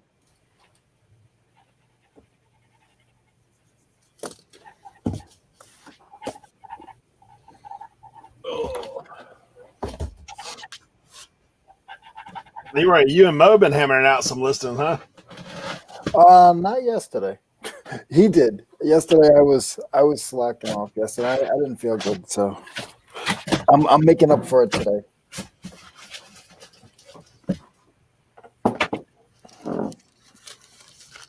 I've moved, as you can probably see, from listing to shipping. Hopefully get better signal. Is listing or is shipping allowed on here? Yeah, usually it's Tim in here doing that stuff. Tim ships out about 995 items on a Tuesday. Now he does that auction on Monday night, so he usually is the. I'm surprised he's not around. I was figured he'd come in and talk football. Now you heard what he was saying earlier. He had all those eBay stuff going down. Let's see.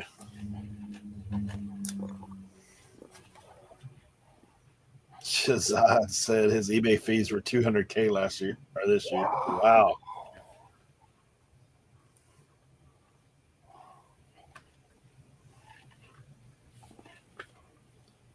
Shazad is the anchor store at eBay. He has to have his own phone number. Yeah. He has his own salesperson. Like he has his own. Like he just calls Billy.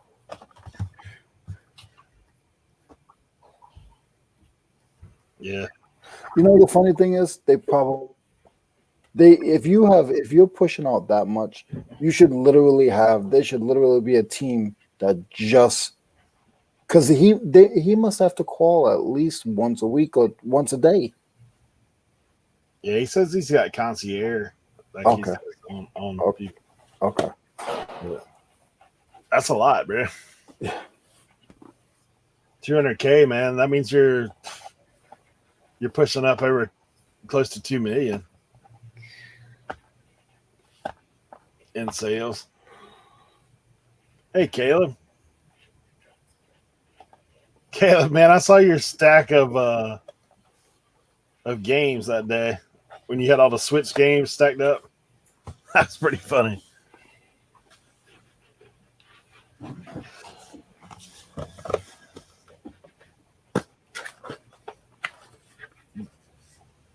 Doing some loafing today.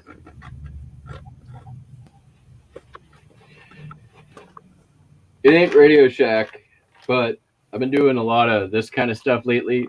I love vintage calculators. Oh yeah. This one's nothing special. I got like 6 of them on a throw-in when I did my recent big record buy, and they all worked. So I just did like a multi-quantity. Like, you may not get this exact one, but it is tested and condition pictures are representative, not of the exact item. And they've been selling. I think I only have 2 left after this. It's not big money. It's $13.95, but yeah. I like vintage electronics, man. That's what I look for when I go to state sales. I really like them too. I've done really well with like vintage calculators. I had one that was like really early 70s that was like mint condition in the box. Sold it for like $150 and it went to a calculator museum. Mm-hmm. Oh wow. And that was kind of like, that was when I got the bug. I look for that, whenever I find it all the time, is the TI Professor calculator. You know, the yellow one that's like the figural of a professor. It's got glasses on the screen. Oh, yeah. That sells like as soon as you list it. Oh wow. All day long. And those things were everywhere when I was a kid, and now they're still kind of everywhere.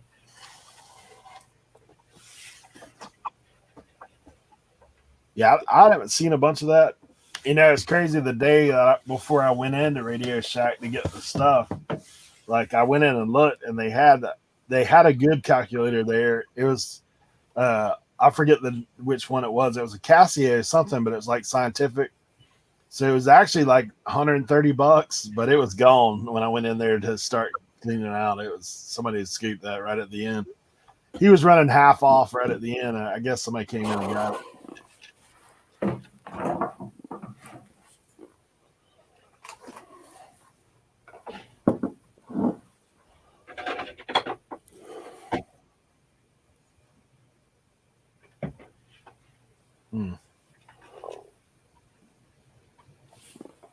things are dirty though. I'm making my $13 on this one.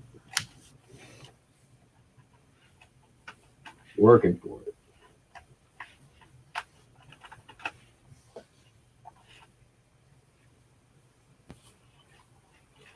This guy who the estate was from is a former Boeing employee, which there's a lot of in my area, obviously. And, you know, historically speaking, Boeing has paid their employees well, and when you retire, you used to get a pension. And this guy, in his retirement, basically just went to Goodwill and bought records and whatever else he thought like was cool or of value. So everything that was at this estate, there was like 10 of, right? So, you know, or whatever, a whole bunch of. So, which was kind of cool, especially in this record collection, because, you know, I'm finding stuff now that's like, you know, has value, good sell through, and there's quantity of every one of them. So it makes it super fast to list. Everything's in pretty good condition. But he also had like, he'd buy every sealed record that showed up at Goodwill. So I've got basically this guy's like 15-year retirement career of cherry picking whatever showed up at Goodwill, which is kind of amazing.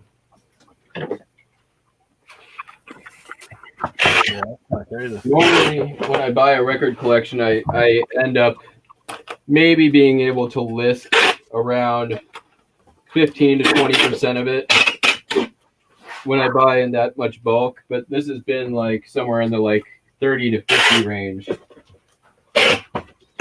which is in record seller terms a gold mine. Yeah, for sure, man. Do you get much kickback on records, like as far as people asking a bunch of questions, more so than other items? No, I wouldn't say so. I'm gonna be doing like a deep dive video on basically like sourcing to shipping for vintage vinyl, because it's something really like is out there so much. You can find it easily. It's easy to source. It's not expensive to buy. And if you know what you're doing, you can make a lot of money on it. It's a really good way to expand inventory relatively quickly. And for me, what I do is I will grade every record, which is easier than most people think. I disclose in every listing my grading methodology. So everyone knows when I say it's this is exactly what it means. And then I offer free returns. So that cuts down on a load of questions and also unhappy customers. And I do more than just take a picture of the front and back of the cover, which is what a lot of sellers out there do. I do 6 pictures, front, back cover, front, back record, front, back labels, and then inner sleeve if there is one, gatefold if there is one. So that it really does sort of cut down on the amount of news coming through.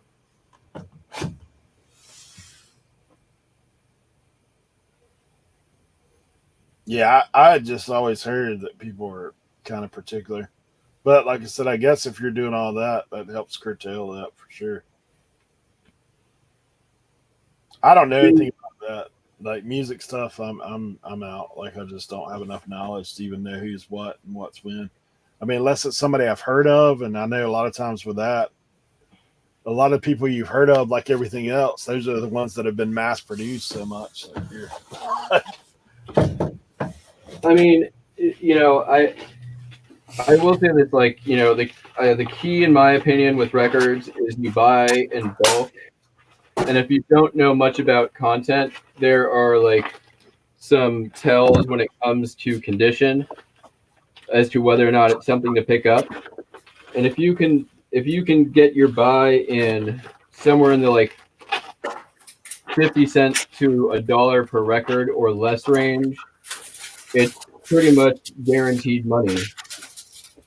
From a content perspective, with a few exceptions, I comp almost every single record that I get out of a collection, unless it's something I already know. So, but it's quick. You search artist in the name of the thing, you look at folds, you look at how many are out there, and I can go through, a stack of 50 or 100 records in an afternoon, easy. So, you don't need a ton of knowledge to do it. It helps. Hey, Matt. Yo. Is that a zebra? Yeah, it's actually an Eltron. Oh, okay. Hey, Rummage for Riches, we can go if you want. I dropped the link. Feel free to bring us along if you feel like it. I worked in sales for 20 years before I went full-time doing this. And the company that I worked for got acquired. I worked in telecom.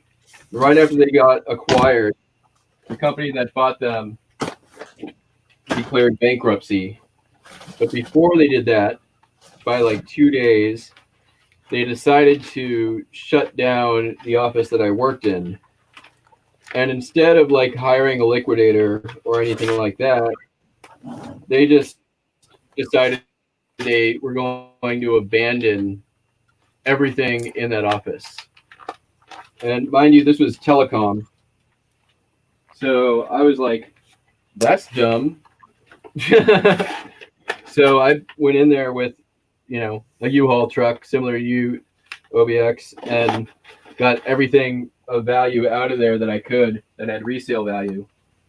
That included this here Eltron, my shipping computer, the laptop I'm coming to you on, probably like close to 1,000 pieces of telecom equipment, boxes, packing material, tape, shelving, like almost my entire infrastructure is based on their abandoned office supplies. That's called stealing. No, I'm just kidding with you. I'm just kidding with you.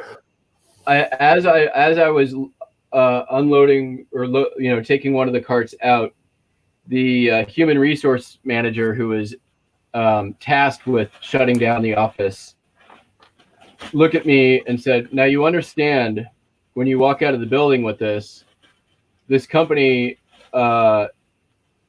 basically relinquishes all ownership or responsibility over these things. These items are yours now. You can't bring them back. You're responsible." And I was like dumbfounded. And I'm like, okay. Say, I'll be back for another load. Just hold on. Yeah, exactly. And she was helping me haul stuff out to the truck at one point. So I've had a couple of those days where you get a last minute decision and you got to go get a U-Haul. Either your truck is full, you just don't have time, or I've done it. I've done it more than once. Yeah, that was one of those days. And I worked. So I worked pretty close to the ferry terminal in Seattle, and I lived pretty close to the ferry terminal in Seattle. But I worked so late the first night, I missed the last ferry, and just had to sleep on top of. I put a blanket over some wire shelving I had in the back, and that's what I slept on. And then woke up at 5 the next morning and just kept loading the truck because it was like it was a then and never situation. Yeah.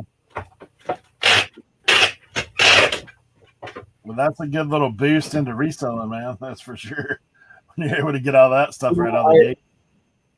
It was like the springboard that I needed. I couldn't have gone full time without that.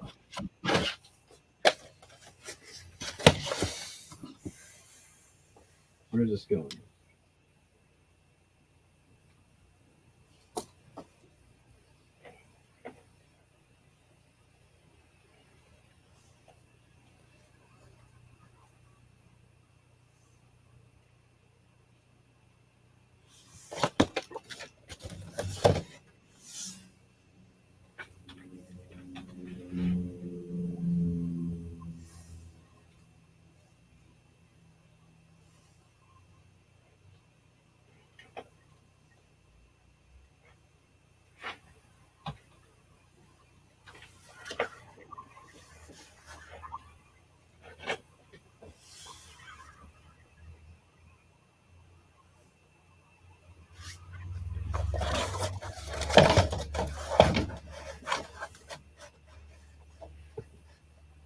Yeah, I probably got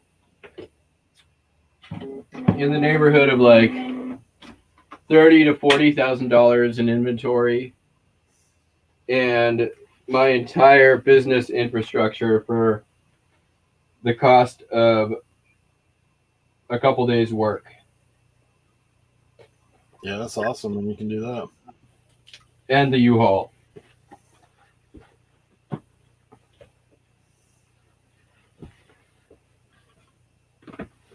I did that before. I was at my old job, and the boss was like, the job is like it's not performing right, and we can't give you a ton of overtime.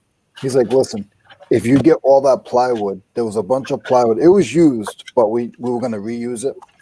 He's like, if you can get all that plywood out of here, um, by the end of the day, or by the end of the night, he goes, you can have it. I had 38 sheets of I think they were like four by four sheets of plywood, probably 5/8. I'm not sure what the size was. And I took them to the flea market, and I was selling them for like $10 a sheet, and they were eating them up because it was all good wood. I love stuff like that. Yeah, or like the estate sales that are just like it's 10 minutes before they close. Mm. You're like, what are you gonna do with this stuff? Oh, we're gonna take it. I'll just take it. And it's just nothing but gold. Well, some of it's bread and butter items, just $10, $15 items. But if you get them for free, right? Yeah.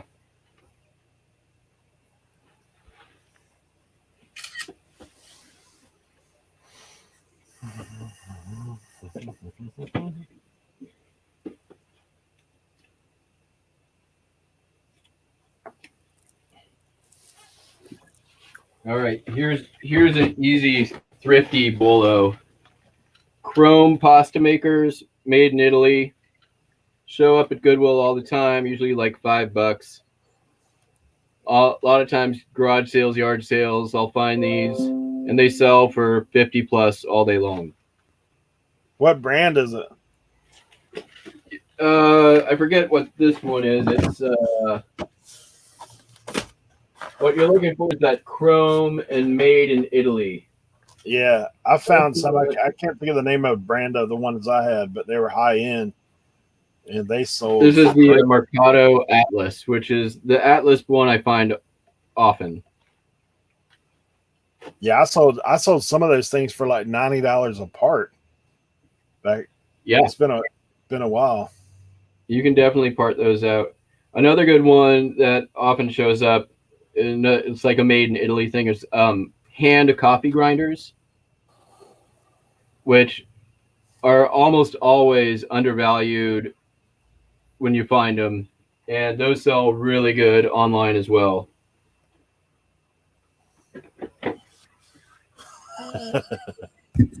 Rummage for Riches says, I don't know, 500 Cabbage Patch Kids for free sounded like a good deal, but they followed her to Tennessee.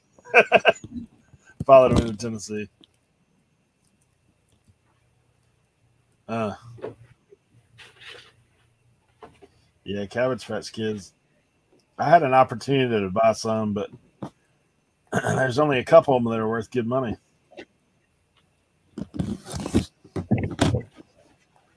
The rest of them, the guy wanted to sell them for 20. They're selling for like 18.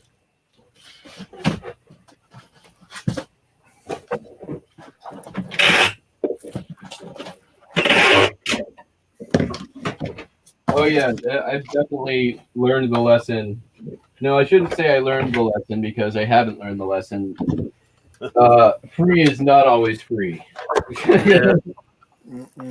I just picked up, like right before Christmas, a friend of mine messaged me on this like Hermes laser engraving machine.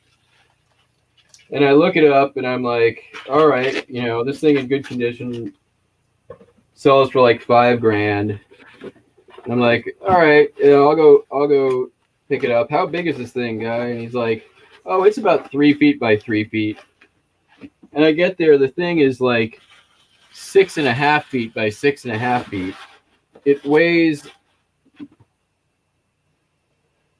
600 pounds. And I didn't know it, but the guy basically, like, who owned it was the guy who owned the storage facility. And the guy who had contacted me was just kind of helping him out and had more or less committed me to taking this thing. And long story short, I've got a 600-pound laser engraving machine sitting in my garage.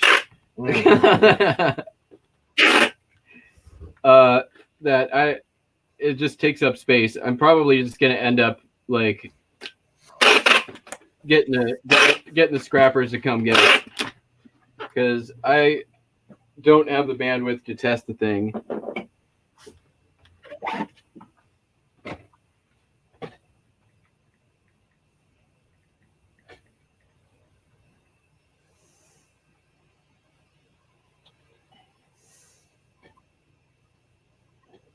Unless anyone's in the Bremerton, Washington area and wants a Hermes laser engraving machine.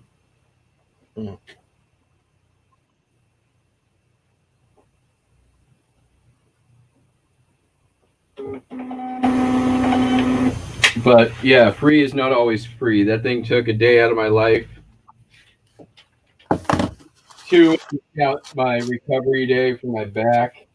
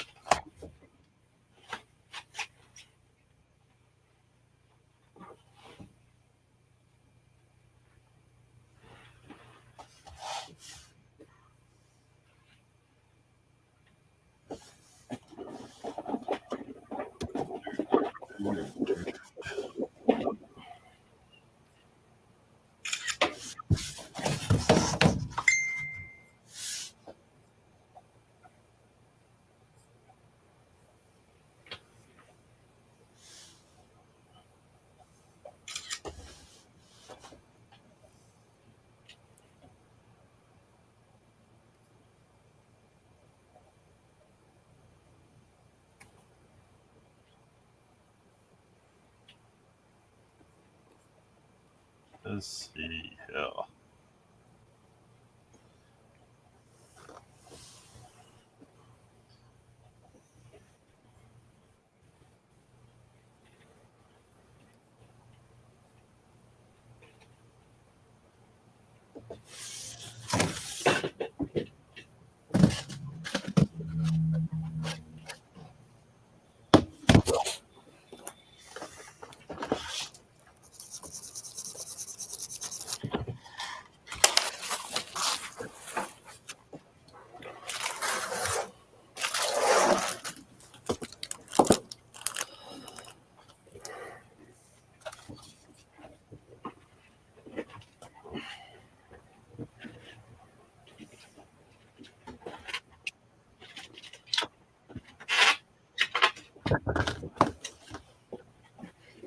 See if I can find oh,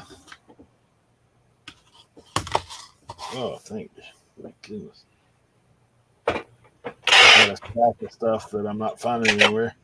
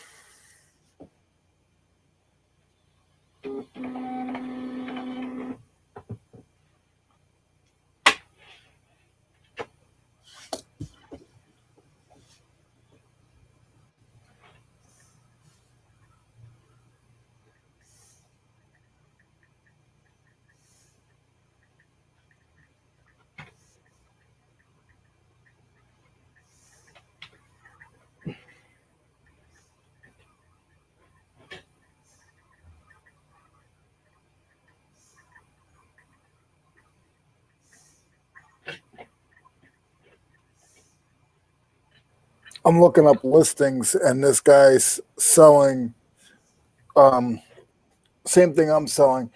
And it's funny, you see certain things. I used to do it. I used to put my bin number on the main listing before I knew. Excuse me, guys. Before I knew about the Custom ski. yeah. And this guy literally puts the date on it. Yeah. He has 12/23 2020.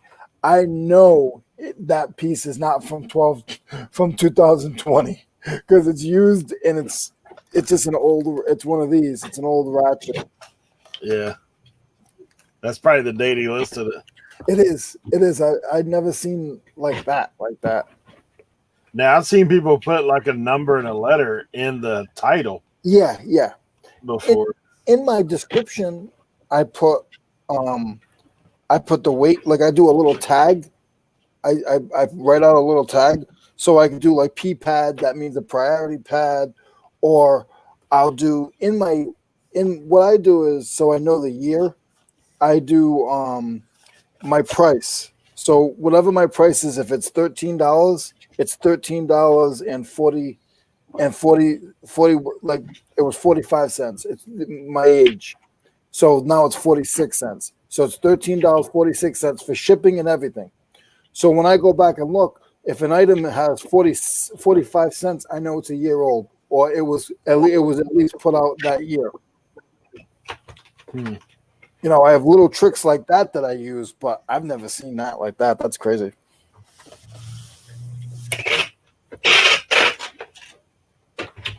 Yeah, Tamara said she used to put the bin in her title until they developed the custom SKU. Mm-hmm.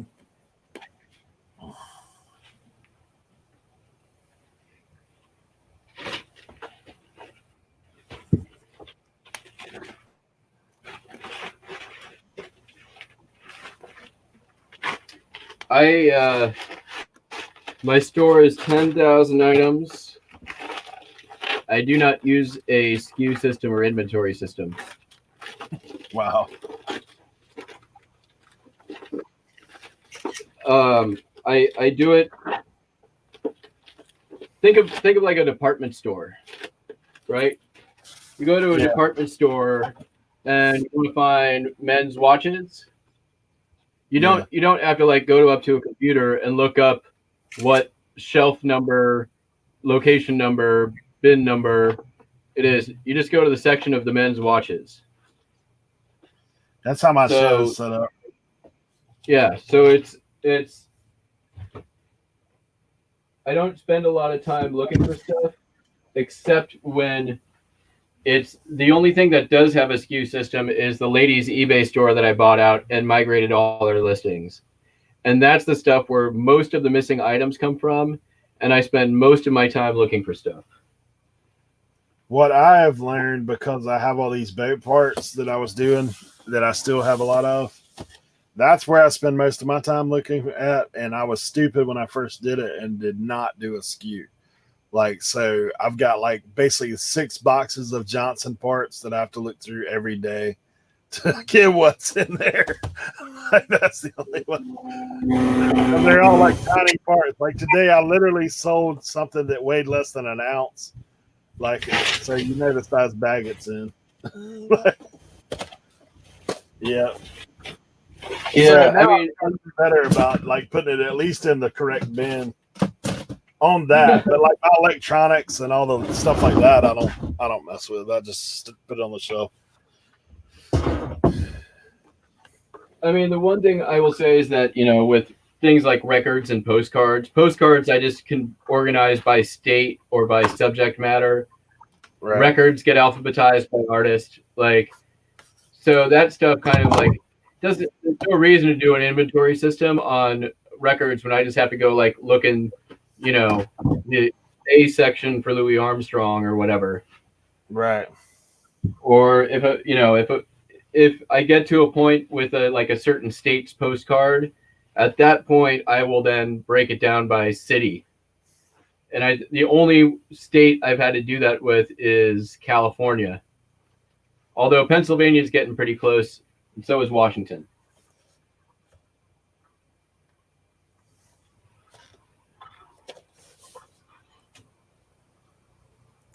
I do. I have a number system, and I have bins. I have a number system. One right now I'm on 600, and I only put 25 in the bin. So each shelf has a number. So like I have 1 through 100. There's 4 bins, and then same thing with each one all the way down. And I haven't gone back yet because I've sold a lot out of those other bins. But then I'll go back and then I'll change the color that I write my SKU on. So like this one, if you look at it, it has a red. So the next run that I do, it might be blue. So I'll know it's 100 blue when I put it in the SKU. 100 blue. I just do it that way. God forbid if I got hurt or if something happens to me, somebody else can try to sustain this business. If not, they can sell it all at the flea market. I could kill us. Yeah, that's the thing that I'm trying to get better about. But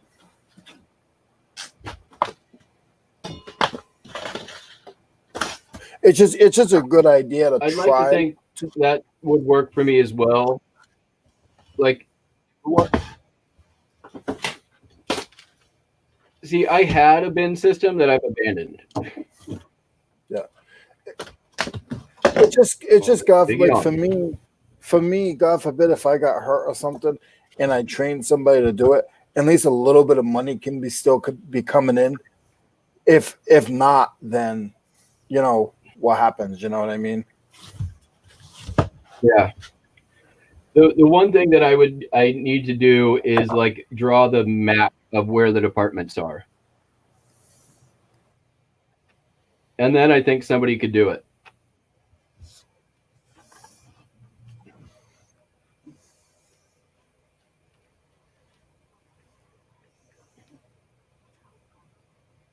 yeah, it's hard, man. Like the problem I had is when I was transferring over, I already had like over 1,000 items. So to go back into try to do the bins is tough. It's a lot of work. Well, you could start. You could start now. Yeah, I've started on some of that now. Mm-hmm. Like I said, the newer items I'm listing for boat parts, I'm putting them in bins, like boxes that they come in. But like obviously when you shrink them all down. What's going on there?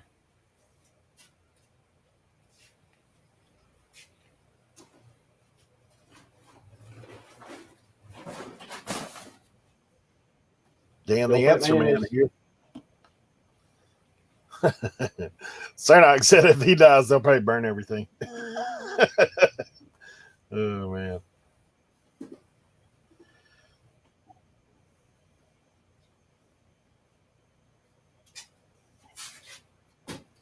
Something happens, you Show just me tell them play. to get on YouTube.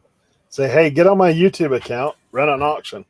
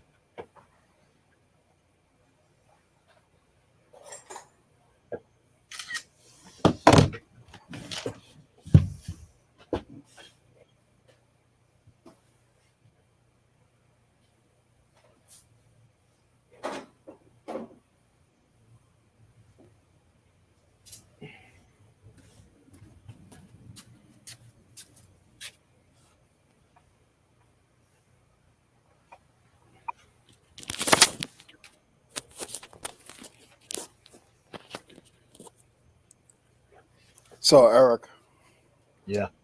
I think you've seen it before, but this is my setup. So I have, Oh, yeah. yeah, so I have the little boxes I put little stuff in, Yeah. and those are still, but I'll put like little box, and then I have my big bins in the back. So these are my big bins, and I have what I do. I have you know, 1 through 99. Then the next row, my 100s, my 200s, my 300s, and then in this section here, I do this is my big stuff, and then there's my 400s, 500s, 600s. I'm just getting to now, and then my big stuff, and then my golf clubs. I'll be right back. This guy's bugging me for treats. But Come on, let's go. that's what works for me. But everybody has their own system. Yeah, and that's the thing, man. You just got to figure out what. I mean, it is good to have a plan. There's no doubt about that.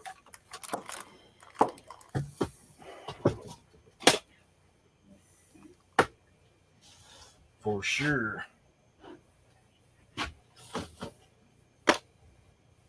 All right, I got some items that I got to make a listing for. So, mess with that right now.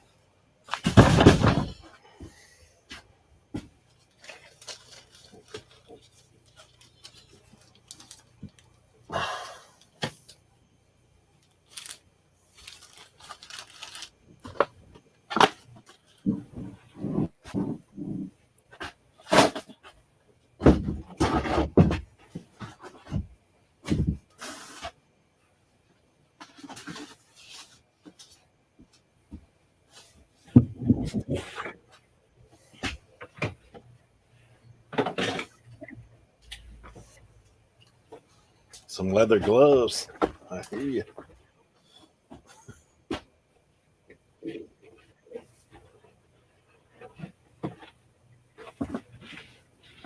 I think I overdo it with a lot of my reselling stuff, but that's just what works for me.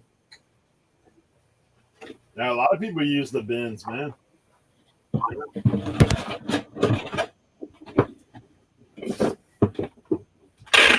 For me, also, I have ADHD, so my brain works a little differently than a lot of people sometimes. It could be difficult for me to like create a system that's easy to stick to. Yeah. If it's not easy. Easy to create the system, you mean? What's that? That's it. You mean if it's not easy to create the system? If it's not easy to continue with the system. Yeah, yeah. Like if there's too many steps, it will fail. I got you.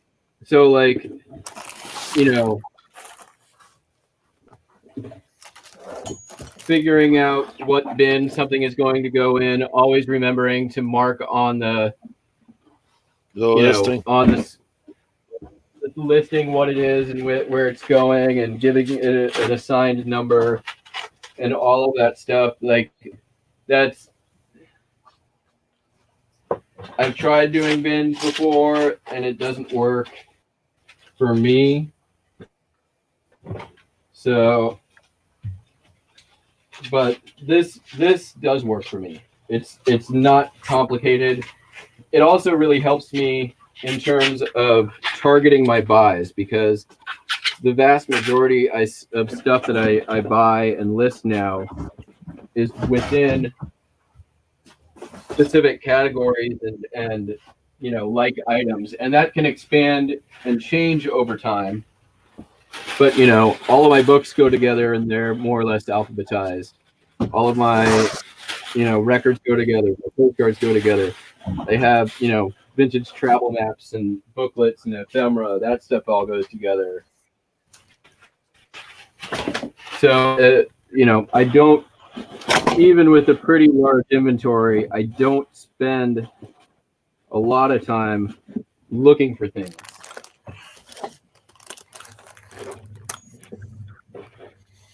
And it's pretty easy to catch my own mistakes, because it's like, I go to pull an item and I'm like, hey, why is there this, Gillette razor in with my pocket knives? Let's get that moved over to the place it's supposed to go. It's pretty easy to find out when one of these kids is doing his own thing.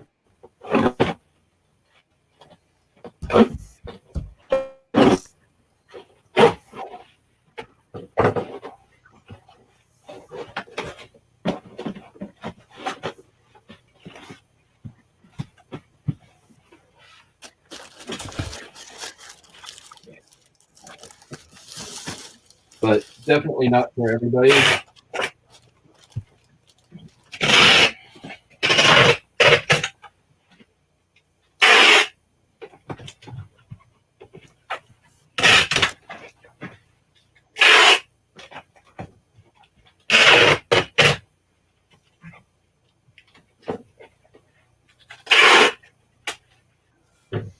Hey, Leroy, Ken had a message in there for you.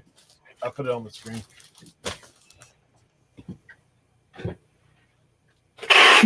Yeah, I just responded to him.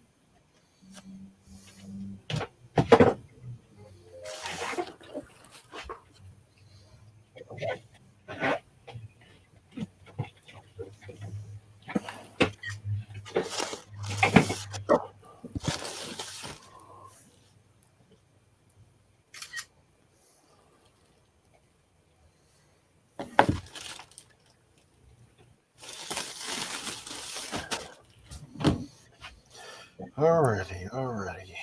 You know what's weird? When you get a message that you get a payment received, but you never got the message that you sold the item. I've had that happen a few times lately. It just happened to me just now.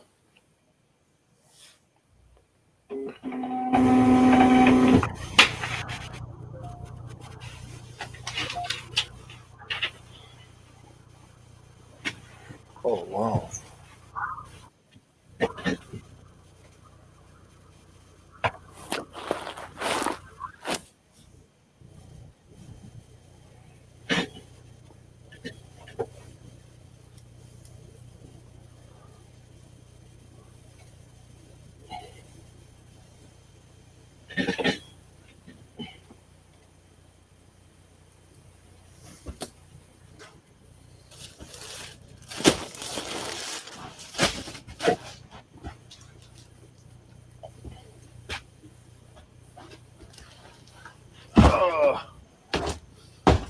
I need to get another shelving unit this afternoon.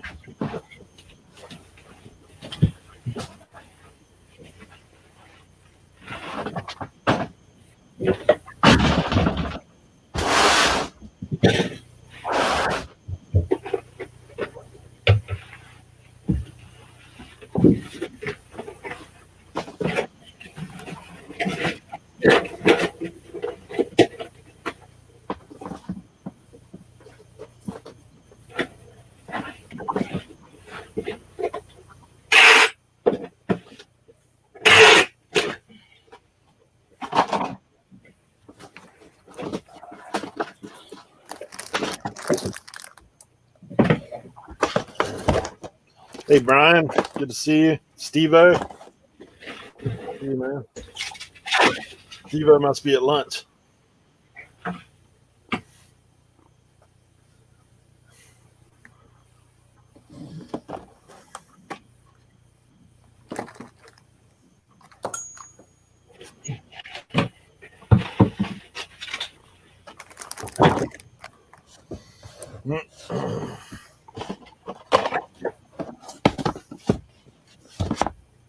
I figured it's much.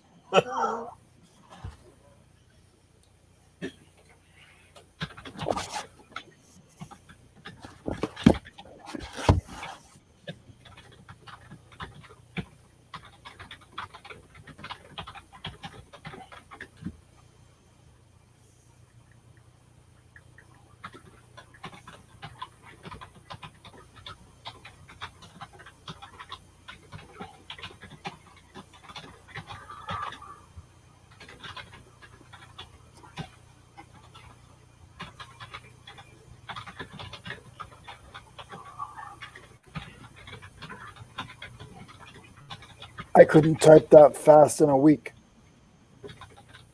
Yeah, I sold this Polaroid, and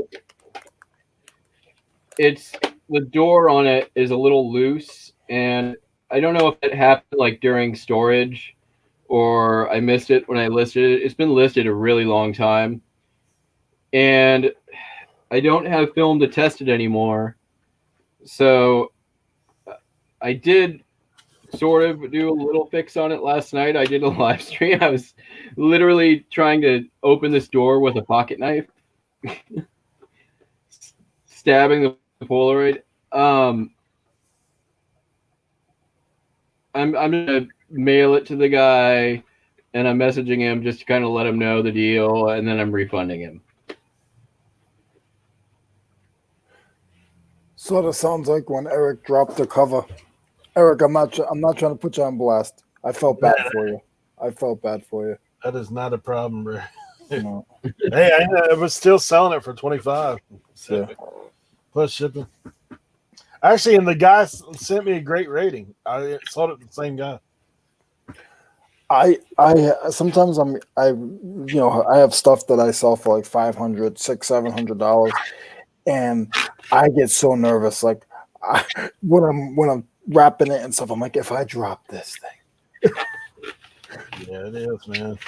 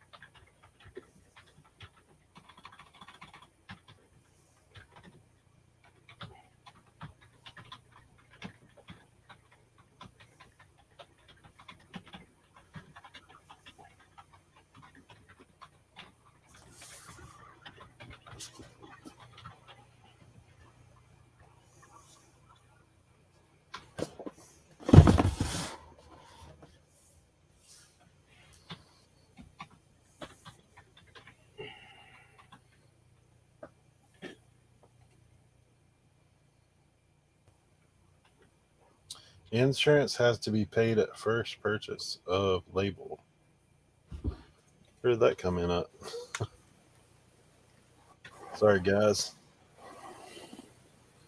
Just purchased a bag of MH dolls this morning.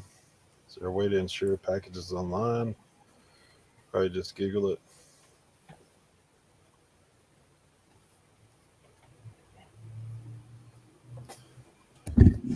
Yeah, there's an option when you're buying your shipping if you roll further down.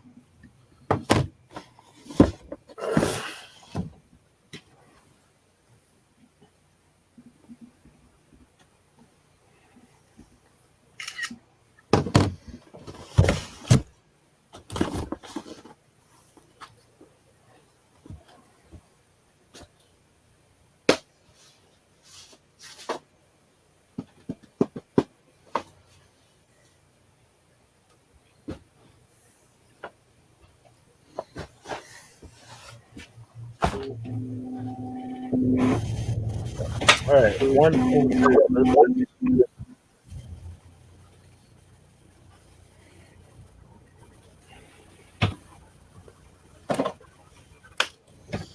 moving on. Hey Eric, Yeah, the ounces when you're doing ounces on first class, it goes by odd numbers, right? What's it? 4, 8. yeah, even numbers 4, 6, 8, 10, 12, 14. And that's where the price ranges. Like Yeah, yeah, I thought it every was a 2 group of ounces it 4. I changes. thought it was a group of 4, but I didn't know it was every 2. Yeah, well, up to 4, I think it's the same. And then after 4 is when it starts doing 2s, I think. Just like once you hit priority, it's like 2-pound increments. It kind of stinks. I shipped something today. It was 2 pounds and 1 ounce. Okay. I was like, man. I used to take the time to do some stuff, man. I'd cut a tab off the box. Save an ounce. Oh, I've done that. Yeah. I'll do it if I'm trying to stay under a pound. Like bubble wrap weighs less than cardboard, so I'll shave it if I have to. Yeah.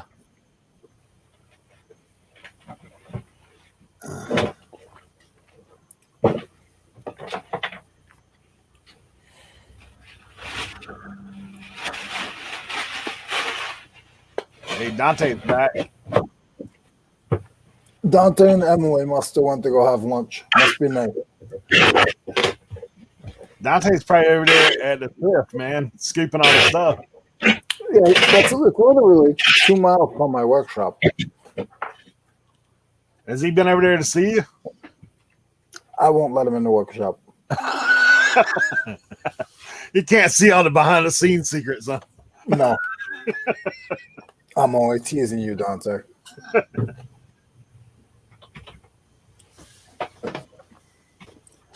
He knows where I am. That's funny.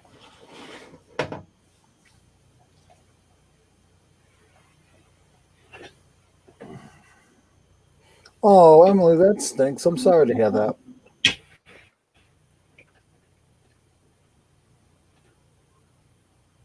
I felt that way yesterday. I just had an upset stomach. I don't know why.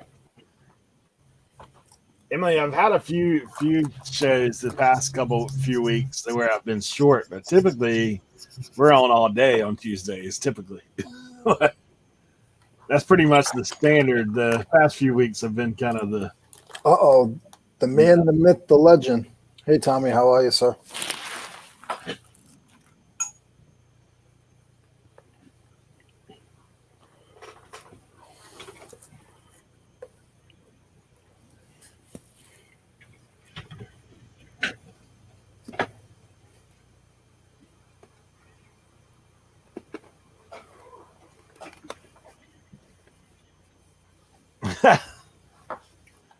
Yeah, Tuesdays listing Loafing. I think, man, it's probably been what 3 months now, maybe 3 months, maybe longer. I think it's been longer than that. Probably. That you've been doing Tuesdays? Yeah. Yeah, because you were doing Tuesdays when I was still up in Rhode Island in September. It's been a minute. Mm-hmm.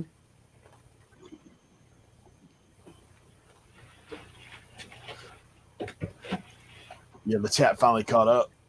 It's all business today. I'm at 25, man. I think I'm at like 10. That's good for me. Yeah, I'm on the.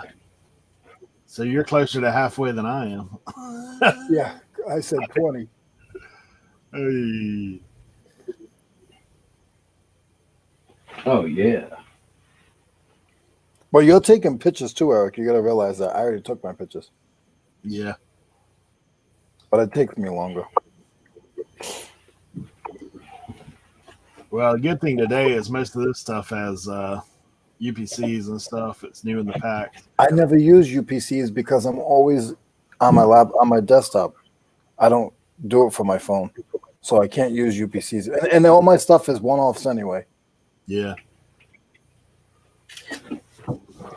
Some of this is one-offs. I mean, I listed some of the multi-quantity stuff earlier, but there's a few of it in here that's kind of 99% of my stuff is one-offs and used.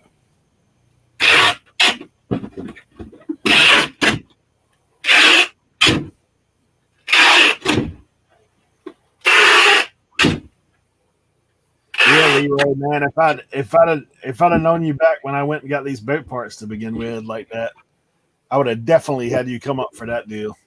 And it's not even that, if it's really big and you just need help, Eric, I'm not in it to try to get something out of it. If I have time and I can go that way and make a double trip, I'll be more than happy to. I'll talk to you. I'll talk to you. That deal, man. Back when I got the boat parts, I went over there 2 days, and dude, the last day that I was over there, they're still wearing a dent in that stuff, man. And it was like a 3-bay garage slam full of stuff. Yeah. I was like, you would have had a heyday in there, man, because there's tools everywhere. Like,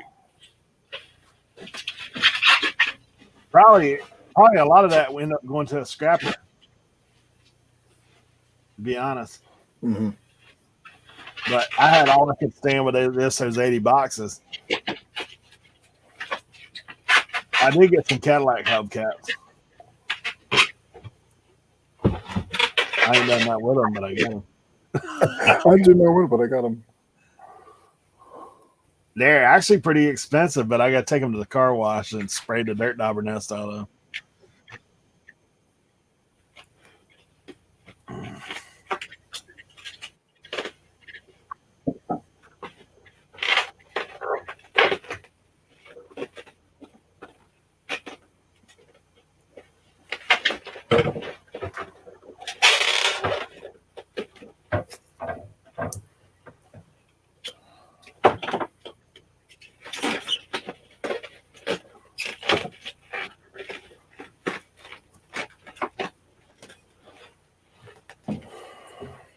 Yeah, we got 2 sets of them things.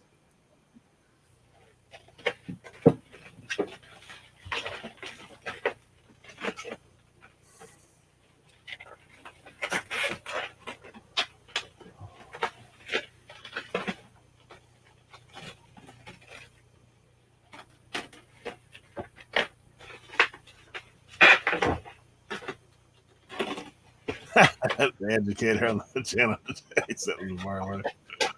Oh man. You never know who will be in here, Tommy.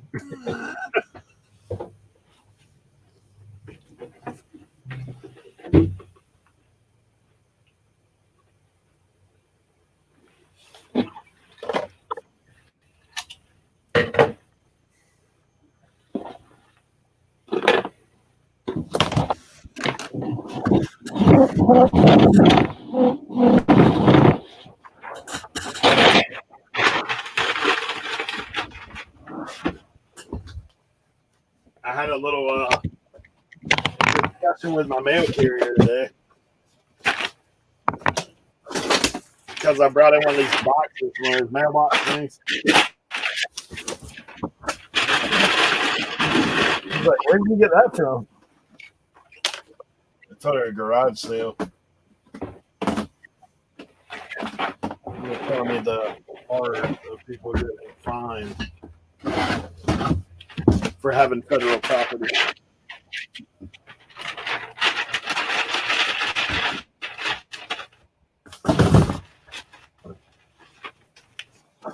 What was it? The tote, Eric? I didn't see what you showed. Yeah, white tape. Oh, I have like 15 of those. My post office gives I me. find them all the time, man, at yard sales and stuff. They give them to me by the stack full. Well, see, they don't pick up for me. Like, they just my post office is too small for all that stuff.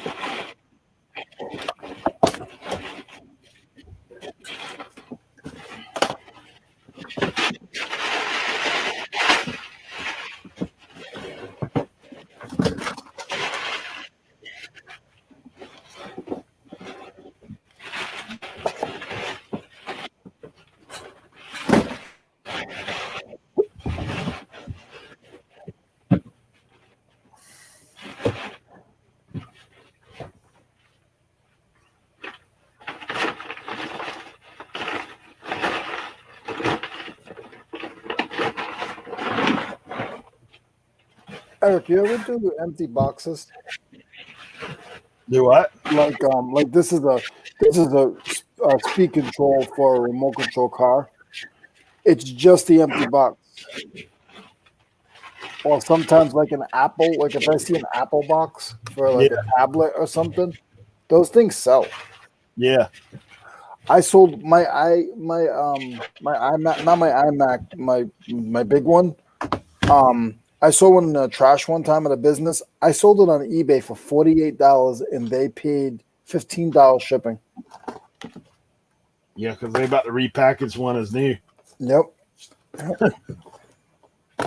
Yeah, I've been telling all my family. I said, man, like I told them again at Christmas, I was like, hey, you gonna save the boxes, like Apple, all that stuff.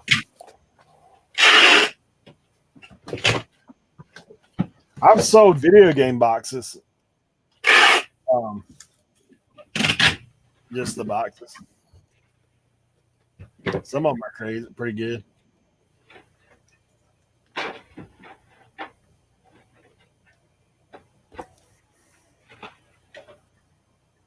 I've got a couple of Nintendo boxes, but somebody marked all over them.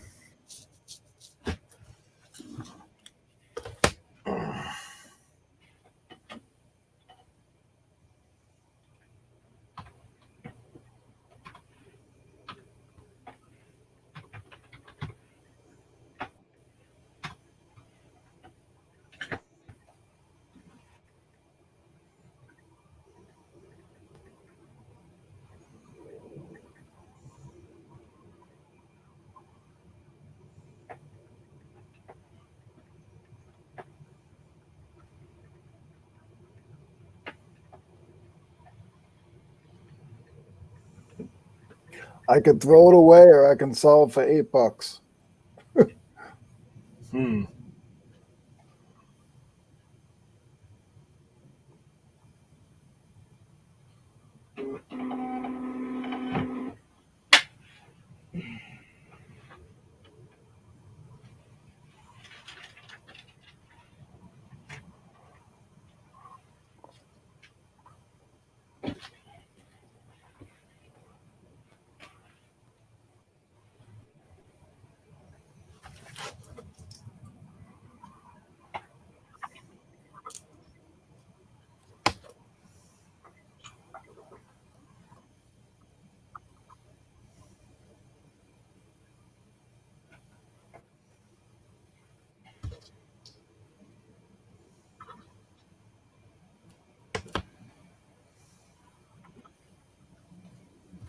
Pace Pickers is drop shipping me.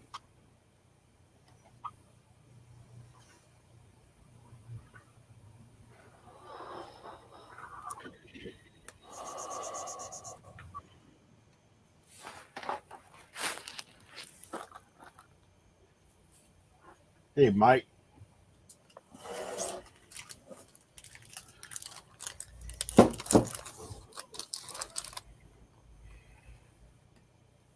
I really don't mind the drop shippers.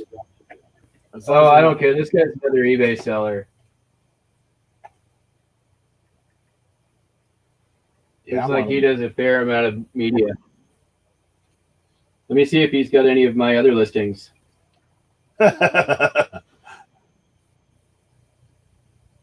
You never know, man.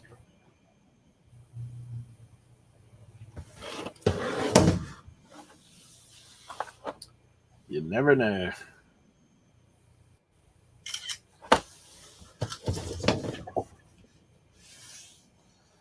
Yeah, I end up drop shipping combo units all the time. I'm sure they're going to Amazon.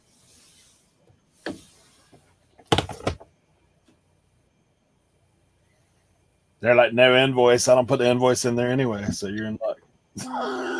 Like,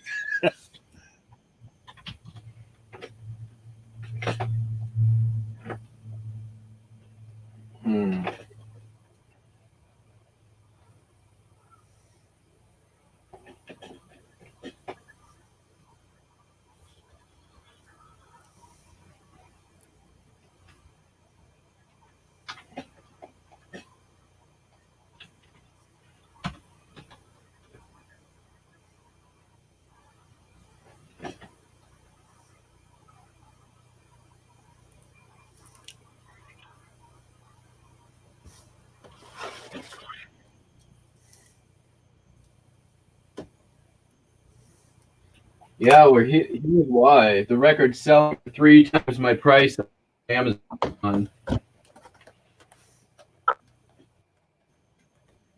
yep. I really should get set up as a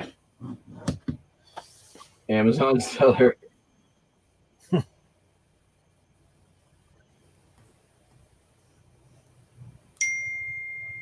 I forgot somebody I was I don't know if I was talking to, like, I think it's some random YouTube channel, but that guy on there was talking about that all he sources is online. He just shops eBay, Mercari, Amazon, flips it to a different platform. I was like, okay.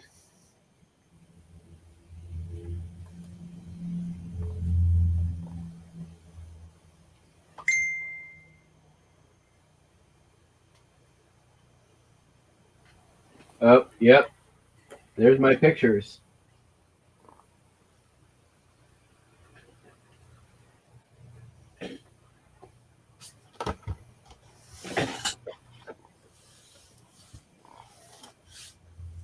What I wonder though is, like, how do you handle it if, like, say you sold your item the day that he sold your item?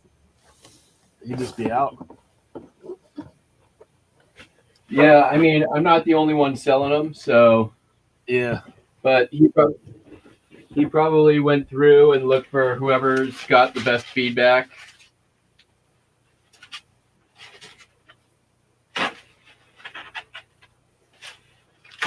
I don't know. I agree, though, that it seems risky to me. Be right back.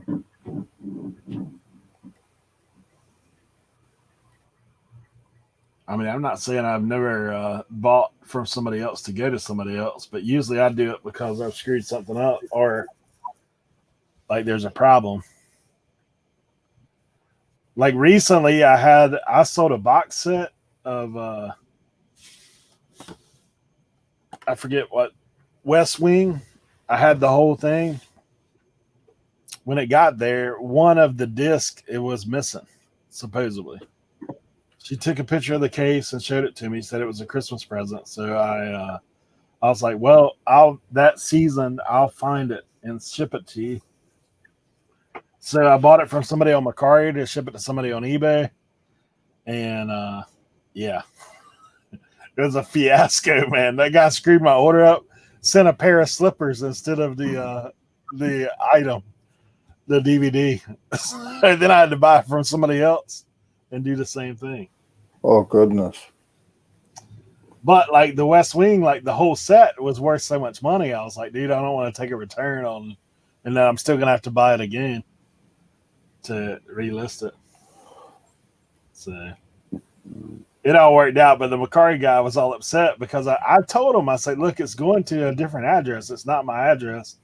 And he's like, well, just send the slippers back when you get them, and I'll send you the DVD. And I was like, big guy, I don't know if you're going to get them slippers back. Like, but he's like messaging me nonstop. I finally had to block him because I was like, look, man, I've done told you what the deal is. Like, I'm not going to harass my customer to send you some daggone slippers.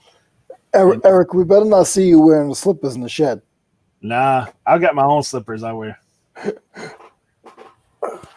I got some of them furry walk around kind, like moccasins. I can't wear slippers. Yeah, these are like almost like loafers. I mean, they're not your mom's house slippers that she used to beat your tail with. Like,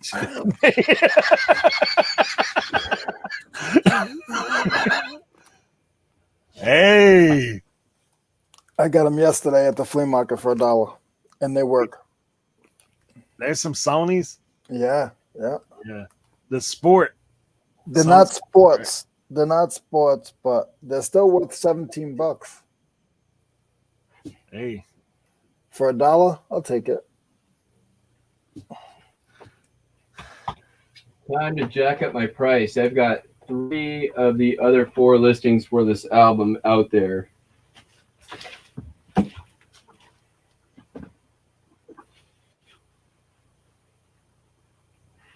Album in question, Nat King Cole, The Magic of Christmas with Children. Yeah. I made a killing on Christmas albums this year. What's the comp on that thing? Well, mine was listed at $12.95. I just jacked it up to $19.95. I've got 2 of the other 3 current listings on it, and I'm the only one grading the records. And they're selling on Amazon for $34.95. Oh, I got you. So he's almost doubling up. Yep. Well, it's sold on Amazon for $34.95. So, well, these headphones sell a lot. Holy moly! Yeah, Sony's, man. Yeah. I will not put an invoice in, but I will put my business card. Yeah, check me next time before you buy on Amazon.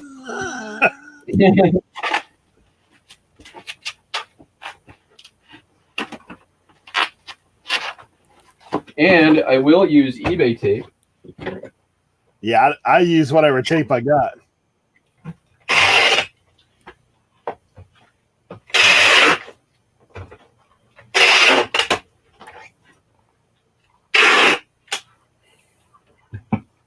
I've never heard any stuff there, you know. Like, I've never heard anything back about any of that stuff. The only time I ever had a return on a drop shipper, it came back because the guy he sold it to, apparently he didn't do a good job describing it. It was an old VCR combo, and the lady said it didn't connect with the HDMI cable.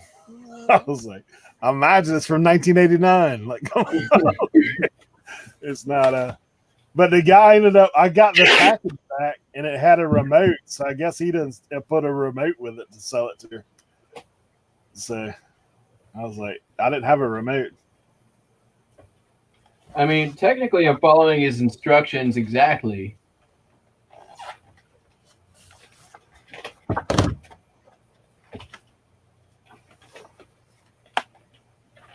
I don't know that he's a drop shipper. I once actually showed the label that's on the record from the previous owner.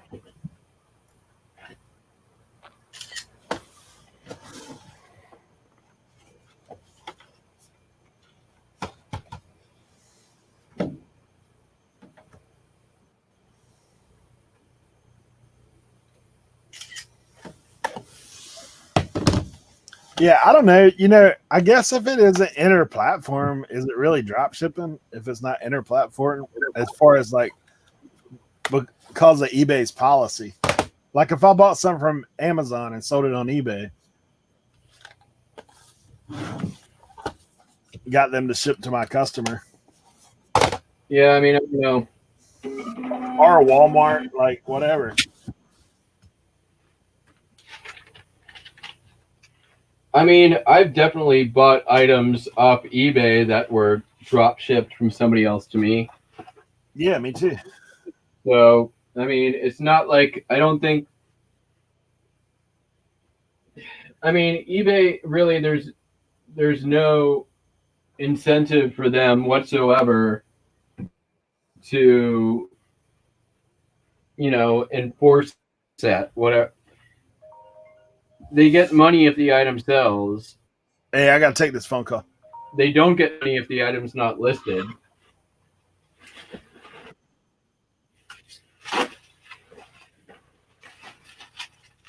And honestly, I think that any sort of like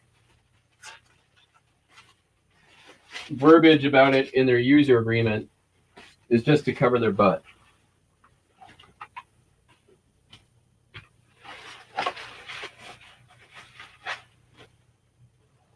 No, Matt, I understand. I don't do much drop shipping. I don't know if I am doing it, but like I don't really mess with that kind of stuff.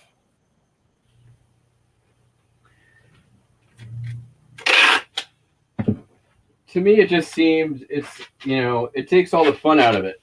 It's like it's just all robot, right? Mhm. Like,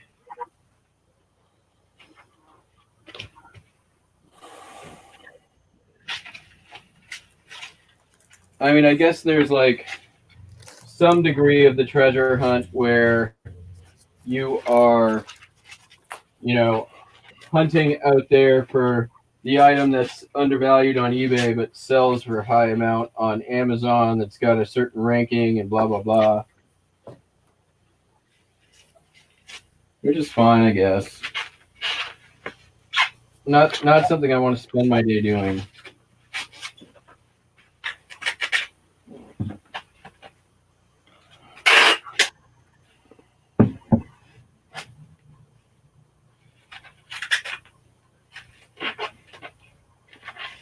But I really should get set up to start selling records on Amazon.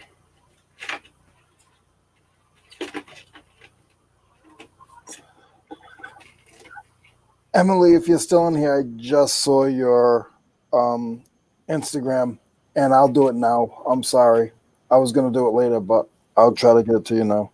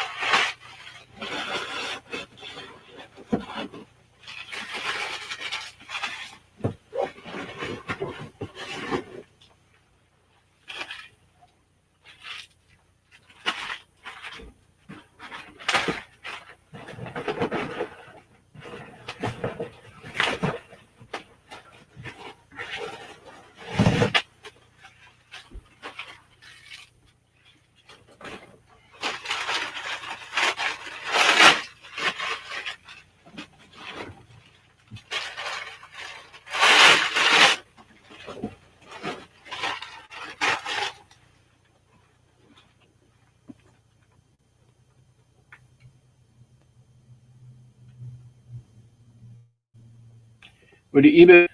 Okay, Yellow Brick. The that option I think is it's better to drop ship than it is to cancel. No, Louis, I did not fall asleep.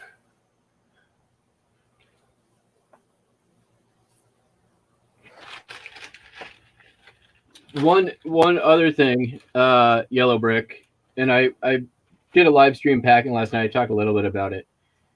What I do, because a lot of times, like, it may be an item I can't find somewhere else or I can't find the exact condition.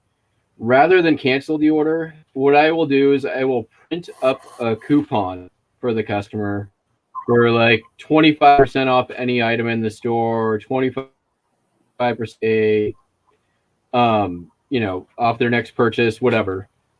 I'll put together a little package of some like vintage items, usually postcards that are blank and unused that the customer can use.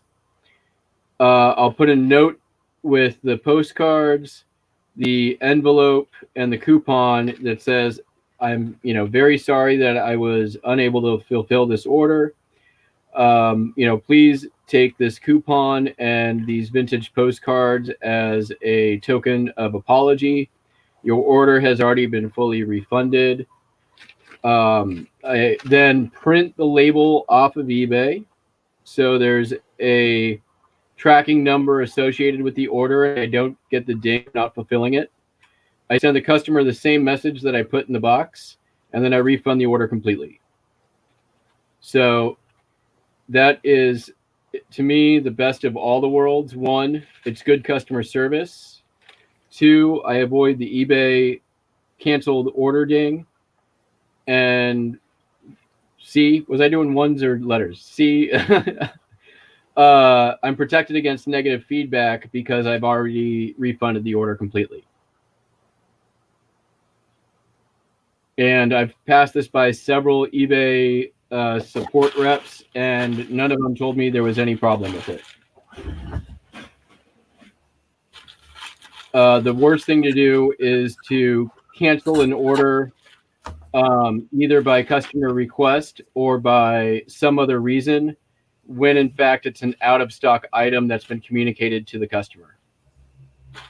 So if you send the customer a message that says, sorry, I can't send this out to you, I'm out of stock, and then you cancel the order for any other reason besides out of stock or damaged, and eBay sees that, you can get suspended for that and any other, what they view as dishonest action to avoid defects.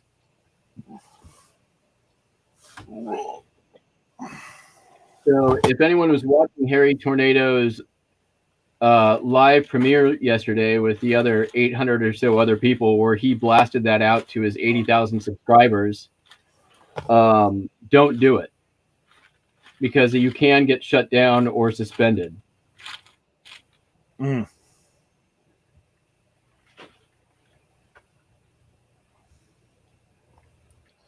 Yeah, I don't do that.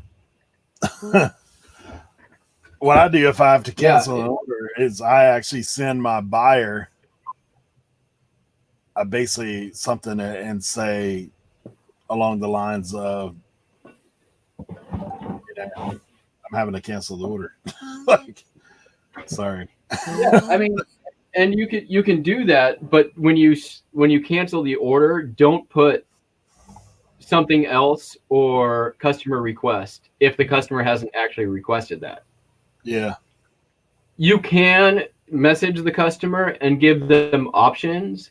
Say, listen, I can send this out to you as it is and refund 50%, or I can cancel altogether. What do you prefer?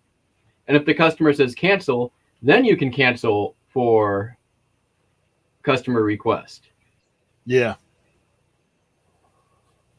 But don't cancel because you don't have it and then put down customer requested it, because eBay does scan messages, especially regarding ones where there's canceled orders. And if they see that mismatch and you get caught doing it, you can get suspended up to banned for multiple offenses. That's crazy. We stream all day, man. On Tuesdays, all day.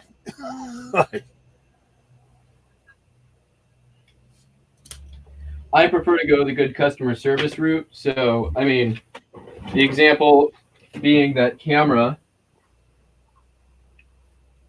that was broken.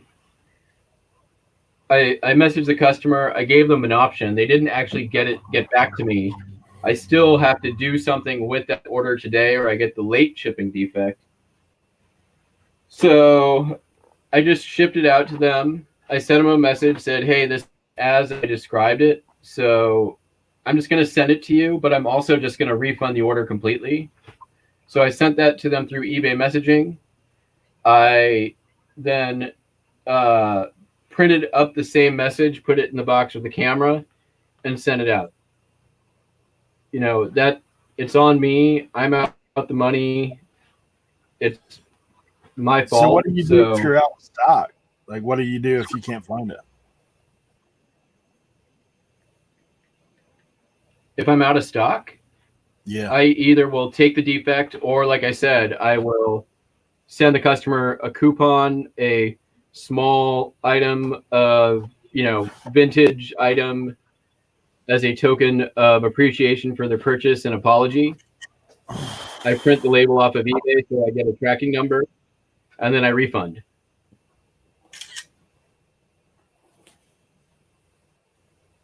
So it costs me like, $3.25 to essentially avoid the defect and late shipping.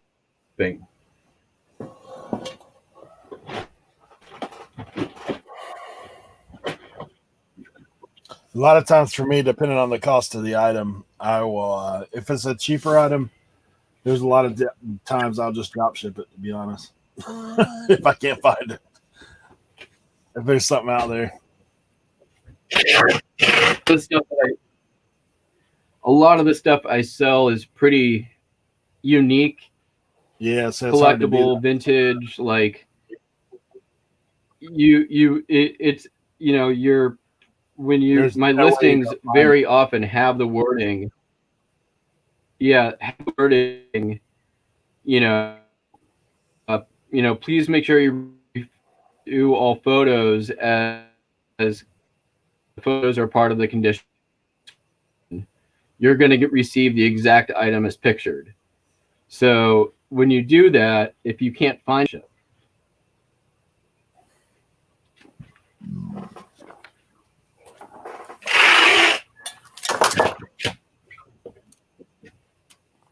Wrong size in the title. All the correct size was shown on the tag. First picture never reply. but luckily my department store style non-inventory system that happens very, very rarely. It primarily happens with the ladies' eBay store that I bought out. So that's I had to come up with something because there was so many inconsistencies with their inventory. I would have been defected into oblivion. So I kind of came up with that out of necessity, and it's been working.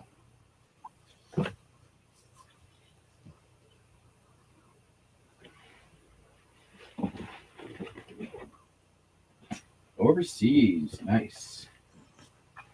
4 pounds.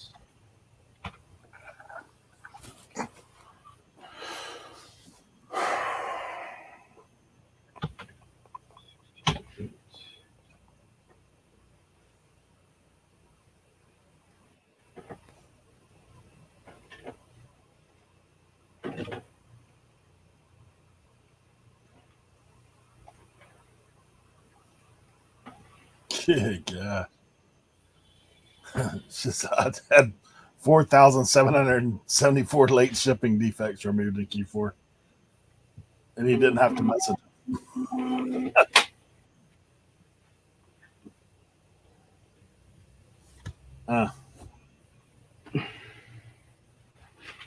Wow. Was Shazad, was that was the not because you sent it out late, but because it was delivered late, right?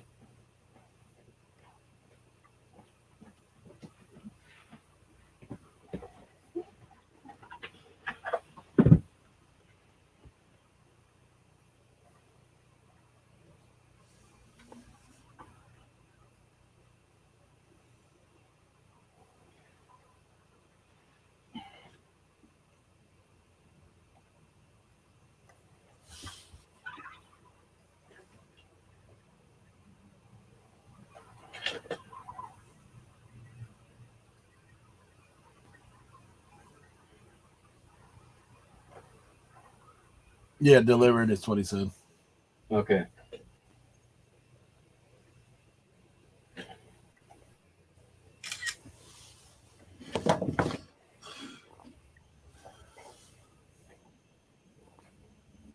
Yeah, I don't know how it worked out, but my late shipping rate is 0.72, which is crazy for how much I shipped.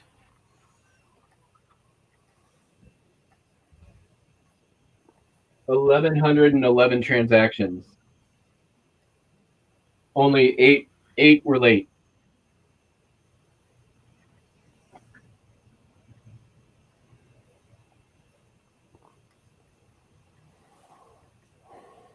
How long did it take you to get 10,000 listings in your store? 2 years. I started this store. I had a store with my ex before this, and I started January 1st of 2019. So I had some experience with it already, but this store started that date.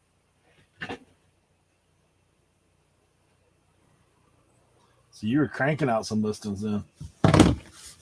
I mean, I was in quarantine for 4 months, just listing postcards like gangbusters. So that was jumping into that was a really good way to like boost my store size. Yeah. And it's paid off. I mean, I've sold several postcards, many postcards now for $100 or more. I had that really good set that we shot for $1,000, but you know, a lot of them go out for like $6.95, $7.95, which is great. But Right.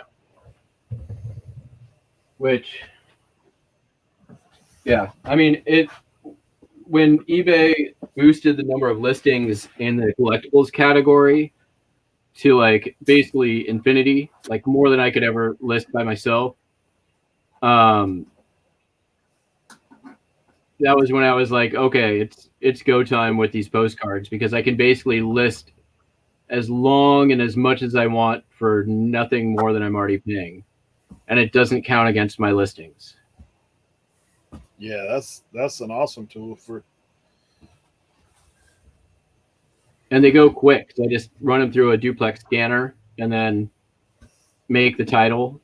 I have a template for it. This is like a generic, like this is a vintage postcard. It may have bump creases, rough corners, edges. Please please review high DPI scans, and you're going to get the exact item as pictured.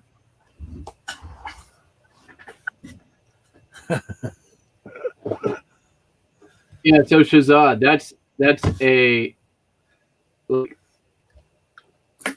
your percentage and my percentage against volume. Obviously, yours is crazy higher.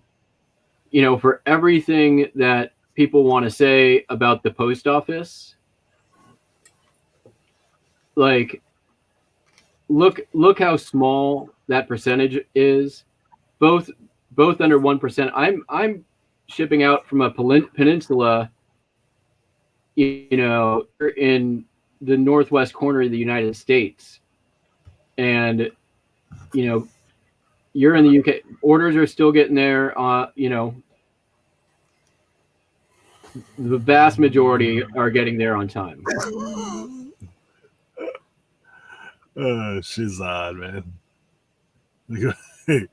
Question: what is the biggest bottleneck in your business? Capital, time, processes, listing, motivation, or other? If you're Tommy, then lazy. Oh man. Tommy says 5.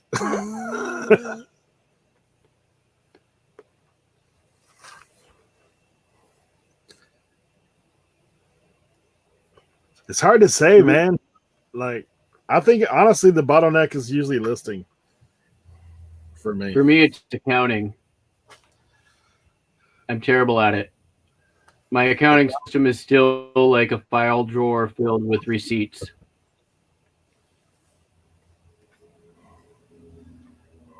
Oh man. I was trying to hire an accountant this last year, local to me, but COVID happened, and I really need to be able to sit down with somebody and go over everything.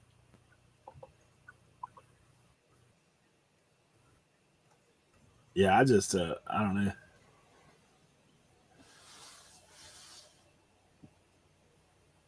$100 items, then boom, done. All right, you guys, I gotta go pull 2 more orders, and then I'll be right back. Just give me a minute. All right, Eric, I'm here. I'm just stuck on an item, so I'm just. what? Looking for one? I hate when I get stuck on an item. It sort of puts me in an opposite mood.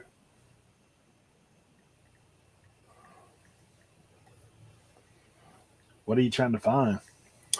I found it. It's a hitch. It's a Reese hitch. This guy here.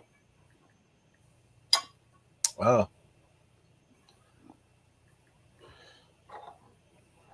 but I had to go over to. I couldn't find it on eBay. I had to go over to Google, and still didn't find the exact model number. I just get I get frustrated sometimes with that stuff.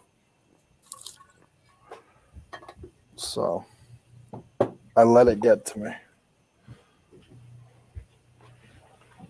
Yeah, that stuff happens. Me, I'm back already. 2 items, no SKU system, nothing to memorize.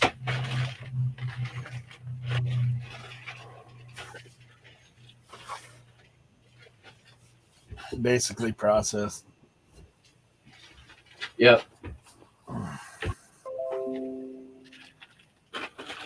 Well, Mr. Buys a lot. Auction dropping. Uh-oh.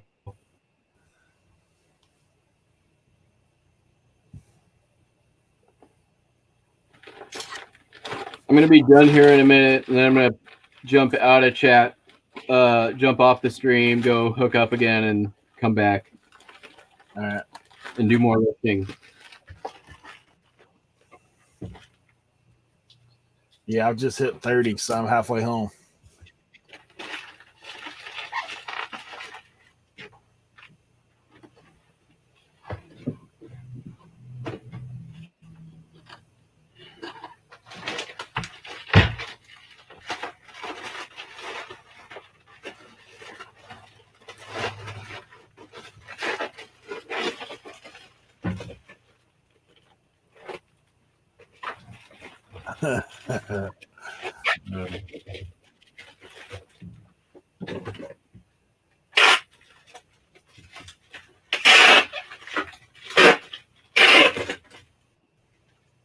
I need the list though, man. I'm already planning the next one. So the next big pickup. So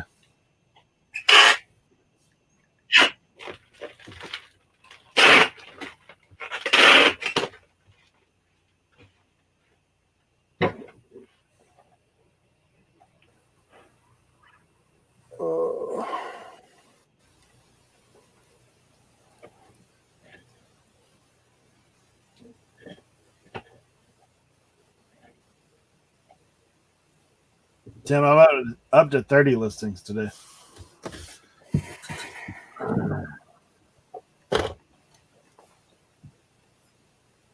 I'm actually tracking dollars today too, so I'll give you an update here in a second. Registered. Oh, no.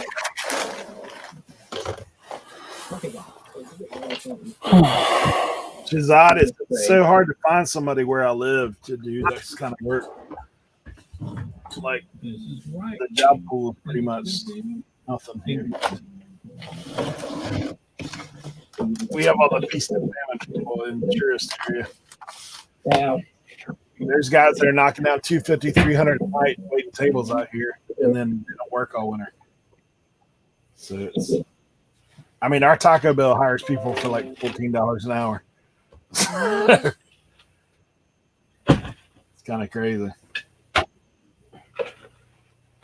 But I am working on that, like getting somebody to help with that. So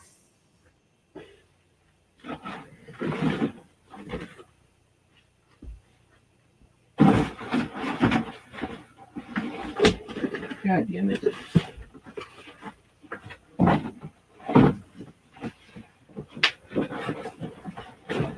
yeah, Tommy, I hear you on that. I'm actually today good average so far. It might fall a little bit on some of these items, but I think we'll be okay.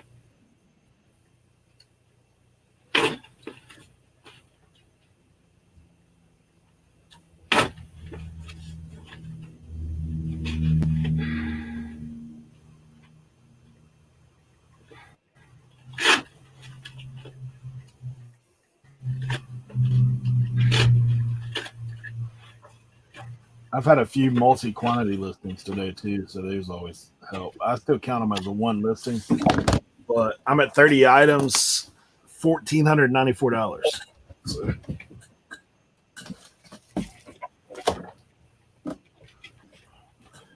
So I'll take that.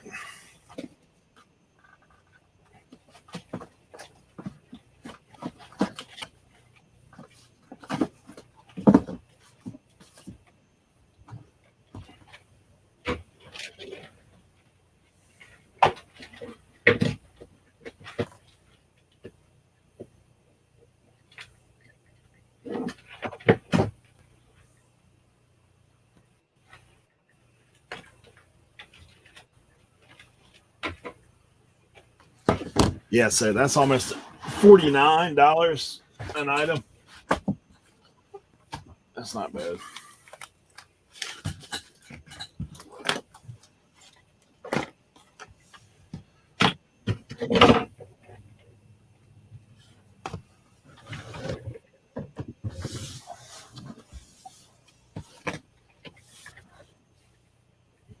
Yeah, honestly, what I'm trying to do, my new thing is I'm trying to get 30 a day, but I'm trying to honestly, I've got the items to push through it. Like that's not a problem.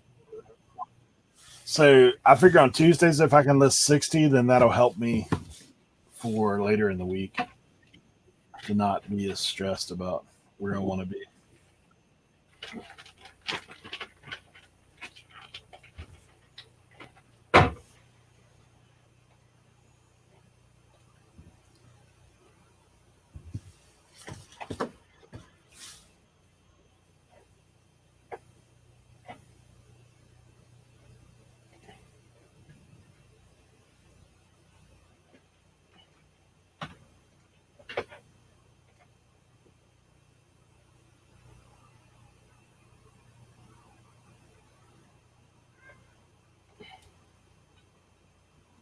I got 18 so far. Hey, rolling.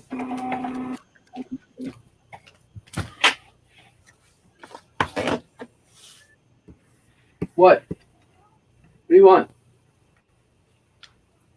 $100. Okay, other people? Come here. Come on. That hitch is $100. No.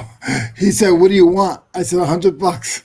Oh, I was like, dang. No, they got some of them on there for about 60. I paid $3 for it yesterday.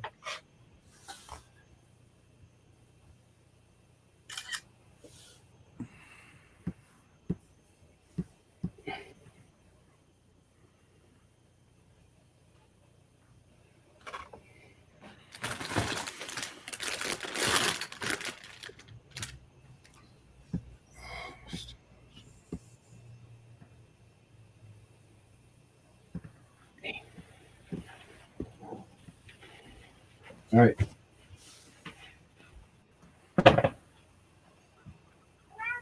Yes, I know. We'll do that in 1 sec. All right. Yeah, but the other thing on that 30 Shizad is I I have gotta about go buy my that are multi-quantum. freedom from the cat real quick, and then one more to pull.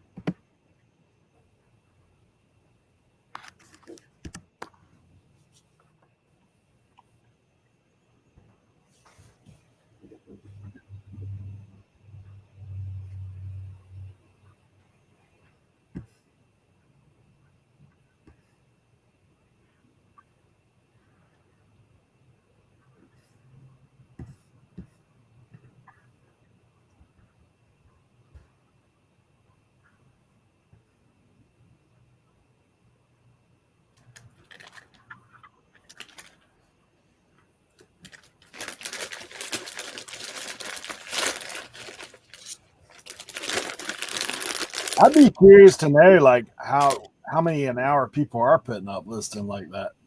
Like I list start to finish, and I know like the most I've been able to do is about 16 to 18 an hour. Like, that's on the crank, like really flying. But you can't consistently do 16 to 18 an hour, not from start to finish.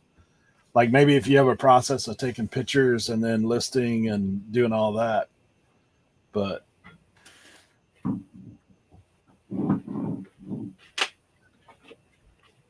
not one-off items for sure. Some more modern postcard, but Hoburg, California, The Lodge, 1957. Not big money, $6 shipped, or $7 shipped.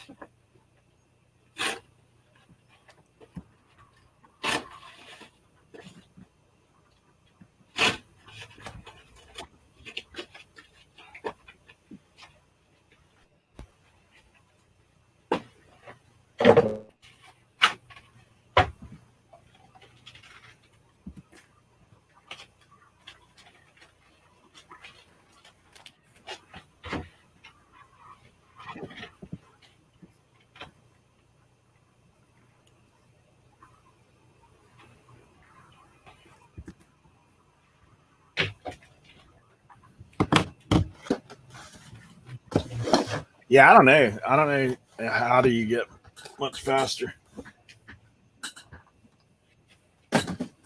I mean, like I said, I don't list like everybody else, but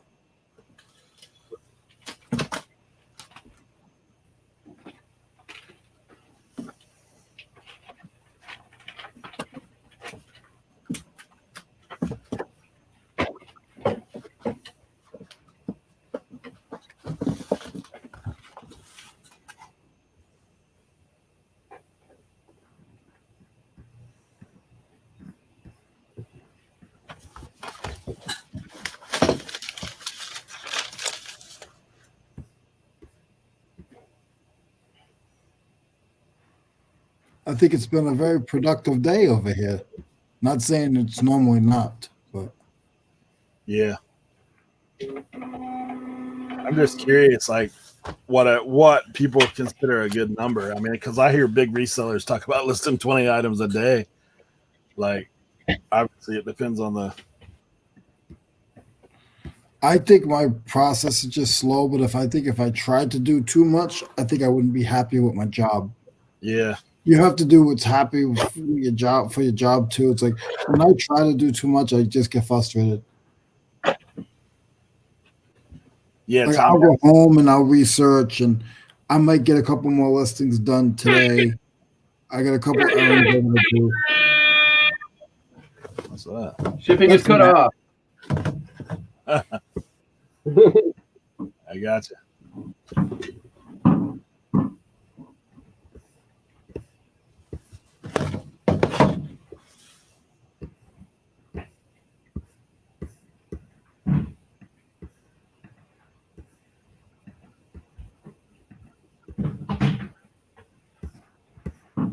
All right, y'all. I'm gonna go take this out. I'll get set up again and hop back in with you. All right. Hey Matt, if I'm not here, nice hanging out with you, buddy. It was fun. Thank you so much. Yeah. I like that you guys are doing this. Yeah, we try to get on it every Wednesday, man. Yeah, once a week. Tuesday. Yeah, Just in case you don't know, Eric. I appreciate the listing show where listing actually happens, even though I was doing mostly shipping. That's all right. All right, see you in a bit.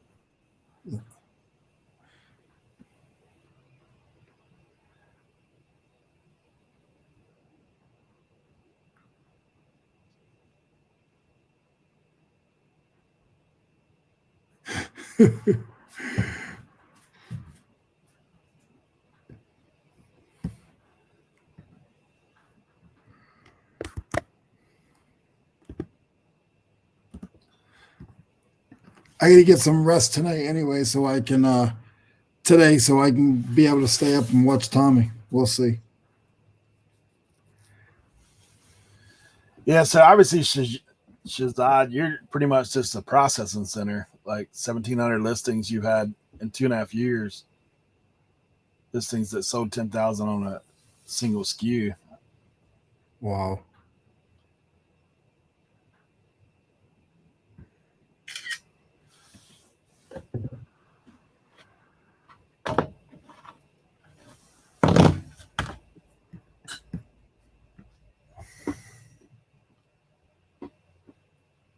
Yeah, I mean, I knew having sustainable is obviously a way to go.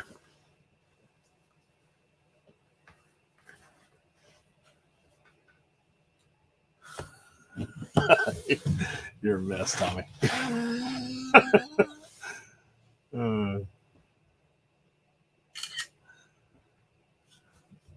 Any of you guys are welcome to come on.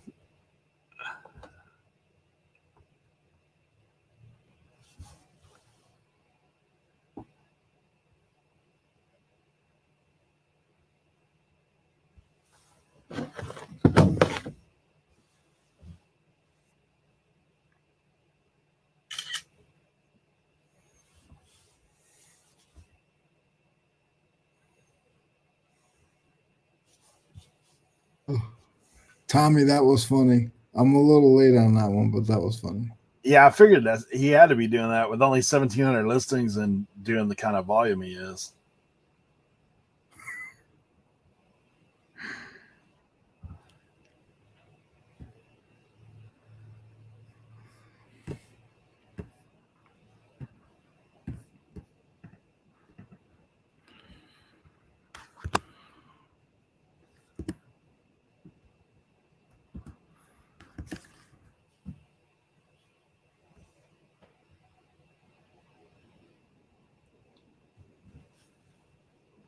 puts him out of business.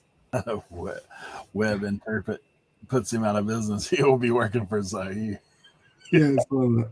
Oh yeah.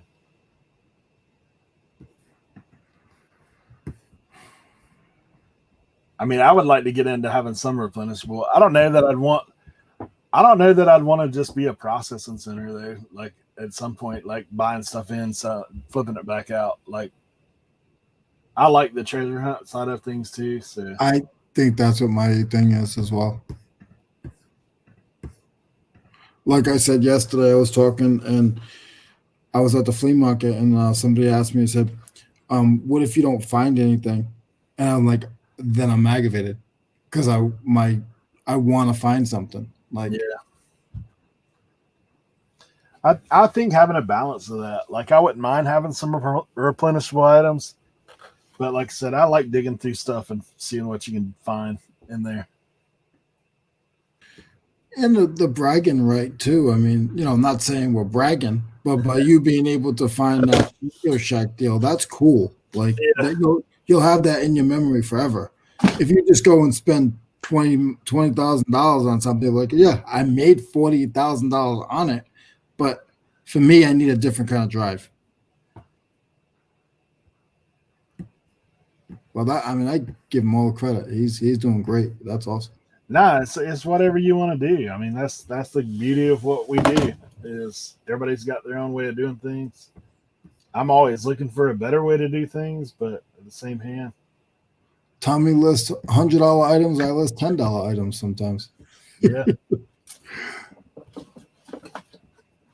Well, I mean, my average right now is over $30, but it's one of those things. I used to know how to go on eBay and find out what my average was, but I don't. When they switched it around, I don't know how to do it anymore. Just take your 90-day and divide it by what you sold. Like how many items? But that doesn't count with shipping. I know. Well, you know what shipping is. Like there's a percentage of shipping. Like Yeah. I always figure 30% shipping. Sometimes it's less, sometimes it's more. Yeah. Like depending on what you're selling. But I thought there was a graph that was on the hub page. Wasn't there a graph that showed you what your average was? Pretty sure there was. Tommy, do you know anything about that? there used to be a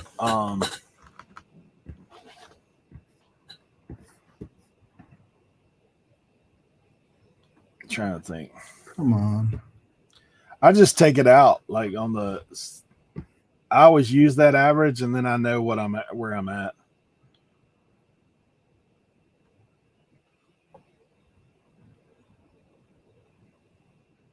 I pretty much use 30% as the rough shipping and fees, because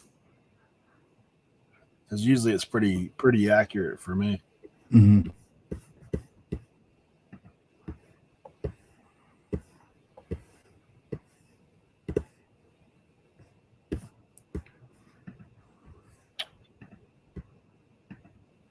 What in the world?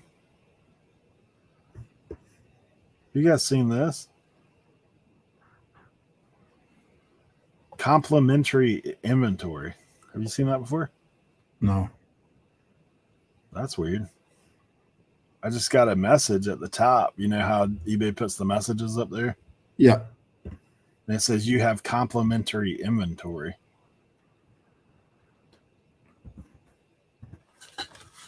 That's kind of strange.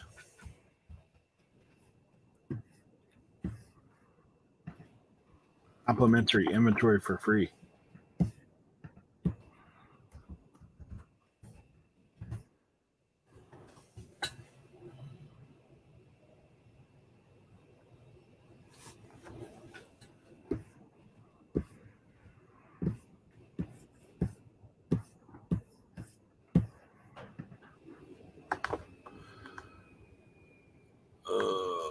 Where is it at?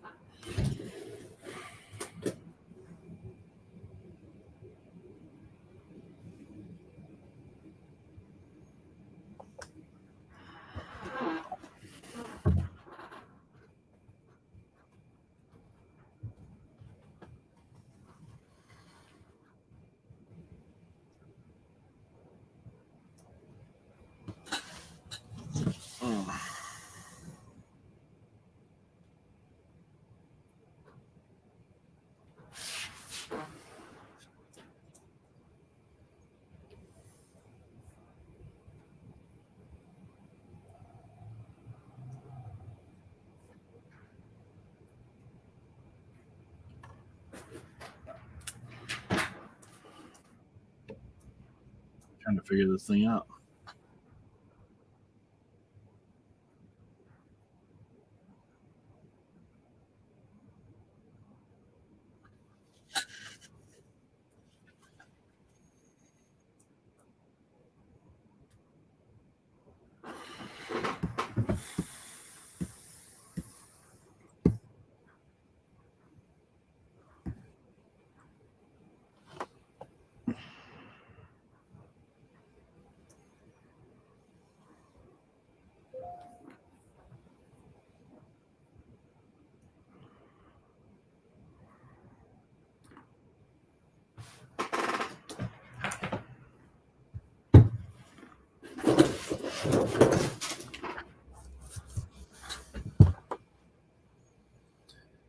Yeah, I mean, I've tracked mine over the past since I've been doing it. It pretty much hangs at 30%. Some months it'll be like 27.8. Other months it'll be like 30.9.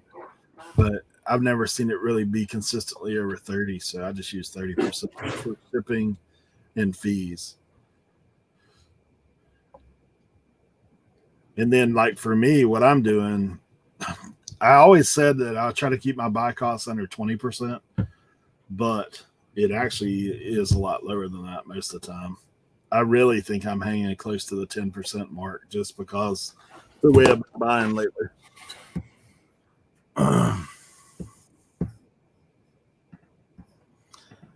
Yeah, it said I've put in my username and it said that it's going to send me an email to see what it is. So I'm waiting to see. It'd be interesting if they are doing that, if they're like making suggestions to people that are looking at one item you have. I'll take all the marketing they want to throw my way for sure.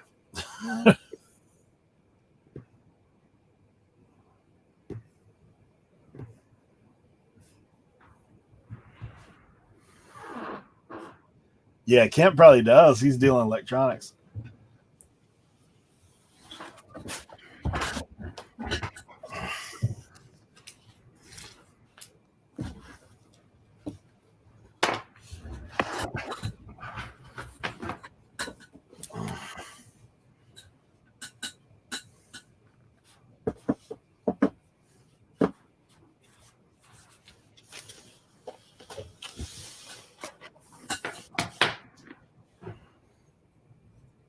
Free for now. Yeah, that's true. Oh, here it is. Please verify it's you.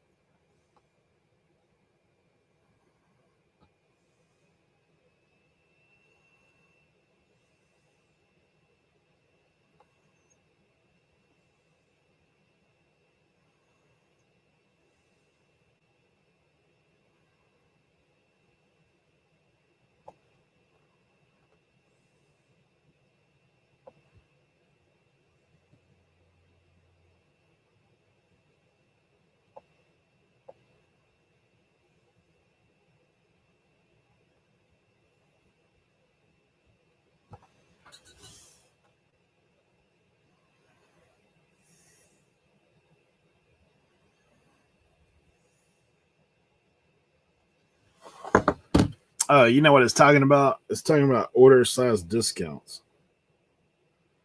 So if you have categories, you can set them up in a discount depending on the order size.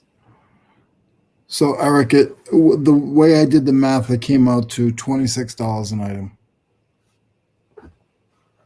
Hey, that's not bad. Minus that's after the 30%. Yeah, no, that's not bad. No, I'm actually it's better than I thought it would be.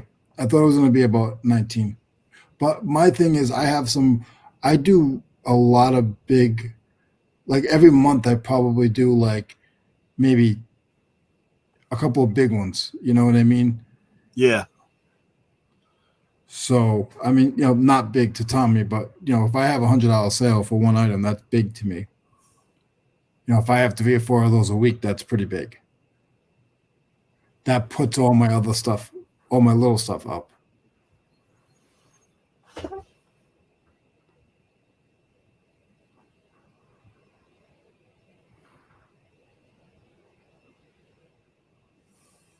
Oh, thank you, Tommy.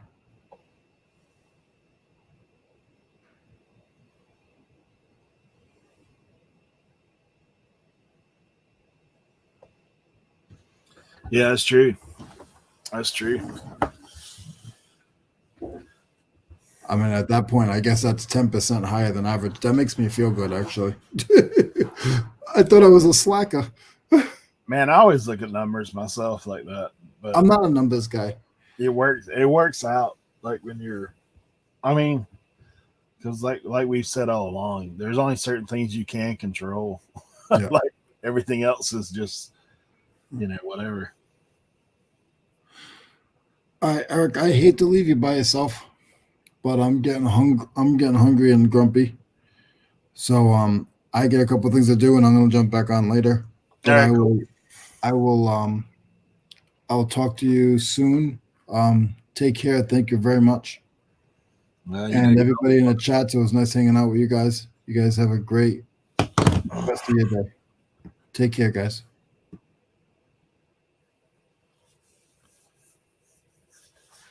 Yeah, that's what I'm talking about, Dan.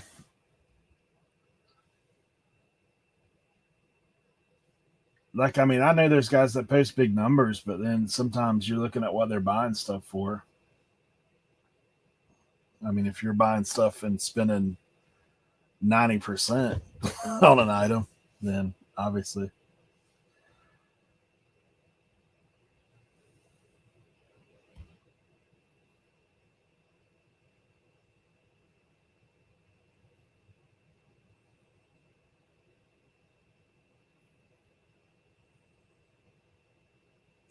Yeah.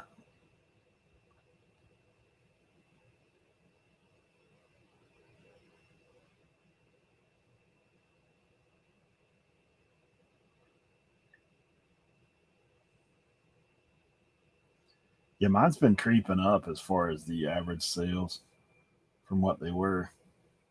When I first started, I was definitely down in the 20s on the gross.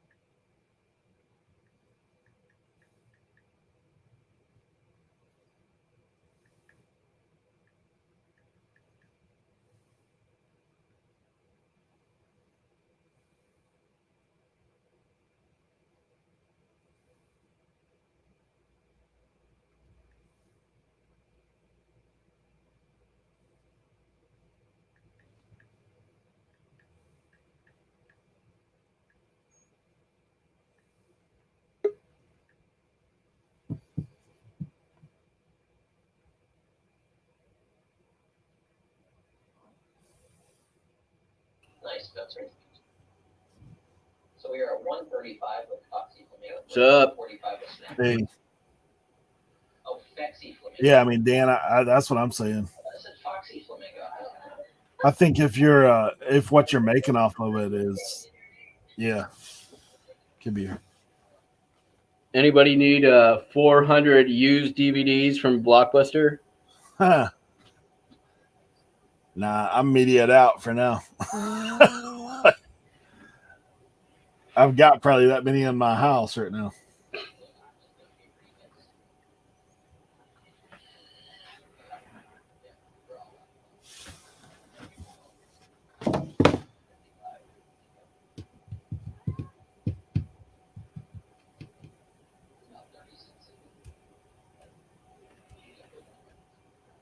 Yeah, I guess it all really comes down to your own business model, like whatever you want to.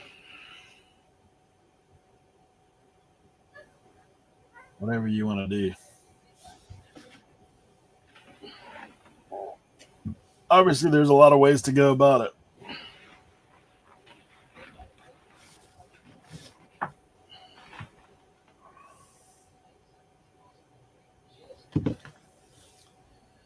And how much you want to invest, how long you're going to have to sit on an item, like that kind of thing. I'm more apt to spend more on an item if I know it'll flip right now. If it's going to take a while, then I ain't trying to have all that.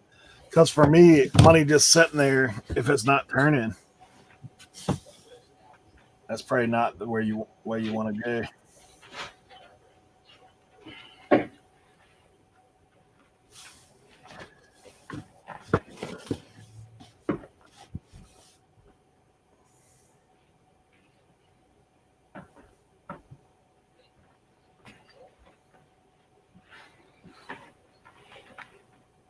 Detail item averages helps you with your. I wouldn't check them daily by any means, but maybe monthly or quarter. Wow. Those DVDs, all used, all Blockbuster, $175 For 450? for like 450 of them. Man, you could probably lot them up. Sell them in lots. None of them have cases. Oh, no cases? They're loose, yeah. I don't know about that.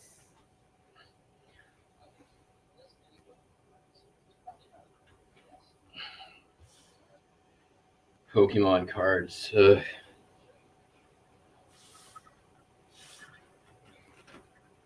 What are you stocking the Facebook Marketplace? No, I'm watching Buys a Lot. Oh, I got you. I've got credit with him because I bought a lot of video games from him, disc video games, and Big Lot paid like $500. About 10% of them were either sellable or even repairable. Like 90% of them were beyond repair. Which, you know, I went back and I watched the auction. Nothing got mentioned about condition. It's on me to have asked, but I let him know about it. I'm like, hey, dude, like, you need to know what you're selling here. These things are scratched. Like, no amount of JFJ Easy Pro white sauce is going to help these. And you know, I didn't ask for anything out of it. I'm like, it's on me. I really should have asked about condition, but he gave me a $200 credit. And I bought from him. I started buying from him over the summer. I probably spent $7 or $8 grand with him over 2020. There you go. So, I mean, he's a good business person and community member. He didn't have to do that, but he did it pretty much without question. So, nah, Brian, stand up. There's no doubt about that. Yeah, I think you do that for sure. and yeah, Tommy, for sure, man. Money's made on the buy. That's what we all talk about. It's like, man, if you, it is what it is. in general, I've done pretty well on stuff that gotten off of them. I've made a couple of iffy buys, but like in that same auction, I bought a bunch of big box computer games and doubled my money on the first one that was sold. So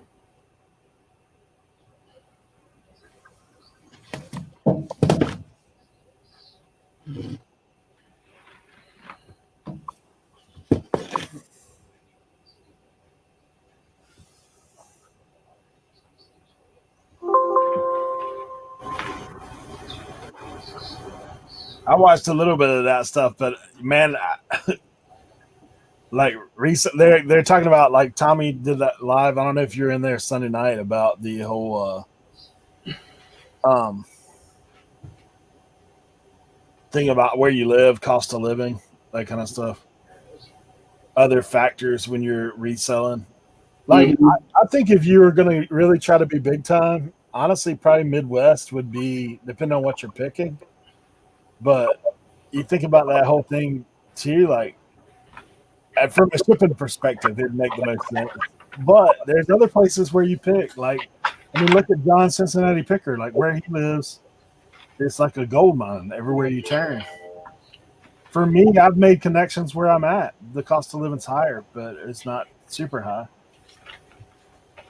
I mean, for me, it's not as bad as it is like with part-time pickers, Bay Area. Yeah. But Bay Area, I'm down there pretty often because I have a lot of friends down there, and every single time I go there, I make ridiculous money. There's 2 years ago, I bought a bin at a flea market of old Honeywell computer manuals that went to those like 60s tape computers. Yeah. I got the bin for $10, came out of a storage unit, guy brought it straight to the flea market. I shipped it to my self-home media mail. Those manuals sold off between like $100 to $200 a piece. That's crazy. The last time I was there, I bought the postcard manual or the postcard album that gave me the set that sold for $1,000. So cost of living is higher, but the amount of good stuff in the Bay Area compared to where I'm at, and I think I live in a pretty good area for some good stuff, is huge. But I know Midwest is a great area as well. I considered strongly moving out to Michigan a couple of years back. Yeah, if it weren't for just I live at the beach, so like it's kind of one of them things. You there's a cost involved no matter where you live. Yep. Tommy, I totally agree with you that you're never going to know the best places. My best places, I'll never really talk about. Yeah. Well, that's what he said. He said the best pickers aren't on YouTube. Like they're not doing that as much.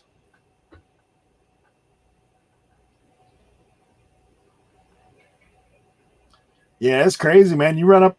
There's a guy I know that I see at auctions all the time. Now he don't flip items, but good gosh, he has tons of stuff. He's just hoarding it up. Of course, his son was with him at the last one because the guy's an older guy. He's like, wait till we have our estate sale. Like when my dad passes away, his dad was right there. He's like, oh, but yeah, there's stuff that this guy has, man. I've seen some of it, and I'm like, wow, unreal. But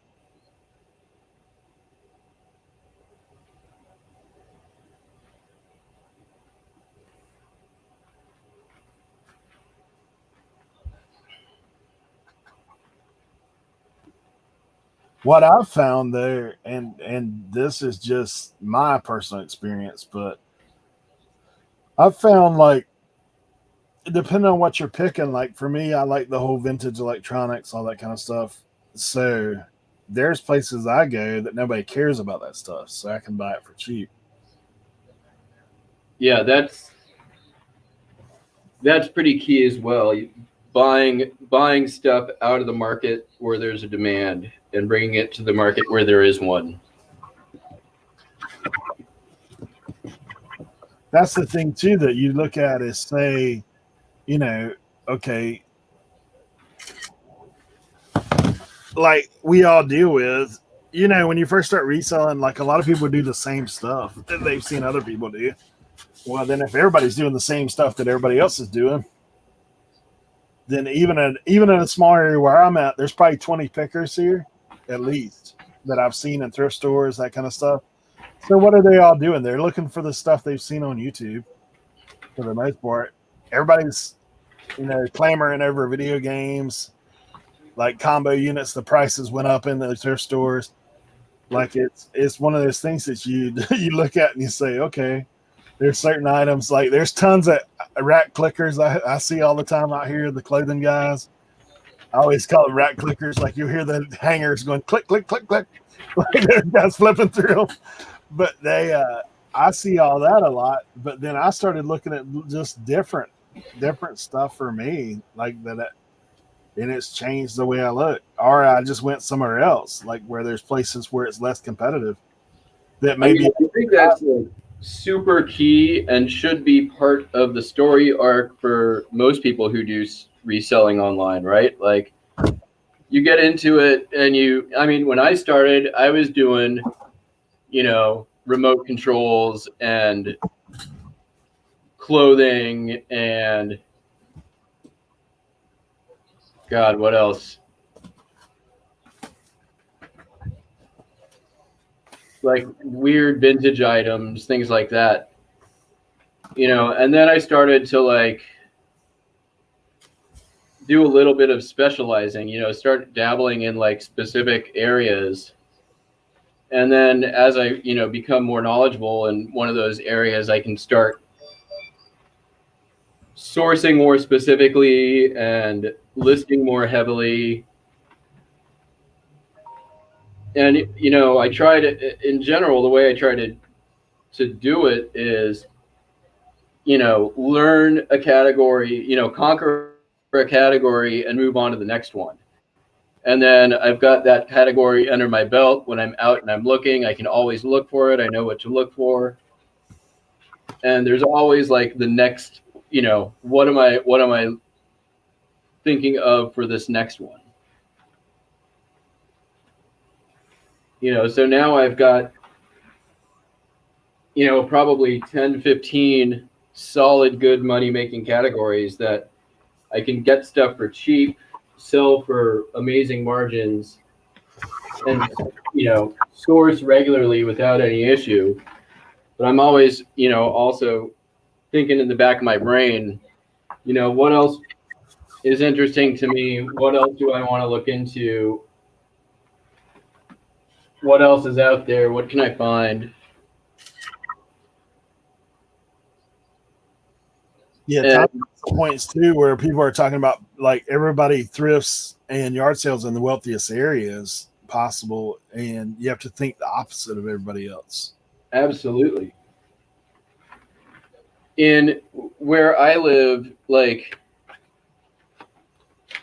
if I go to the thrift stores nearby here, I found maybe like, I did the video a couple days ago.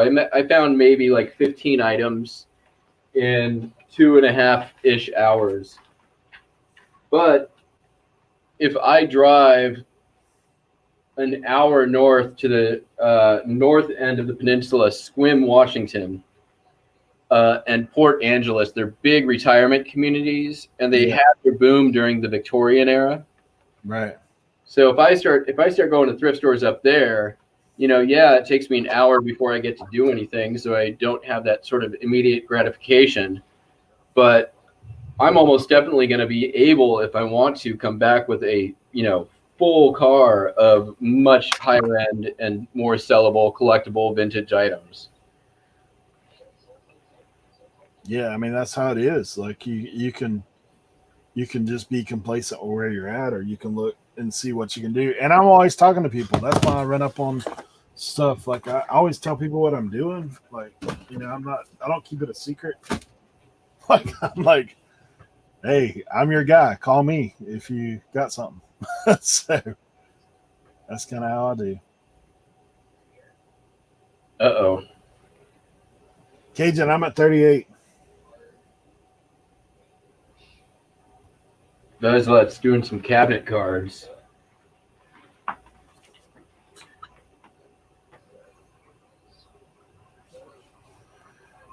Knew a guy who killed it at buying estates in the inner city. He had a knack for finding estates of old cleaning ladies who were given stuff from rich people.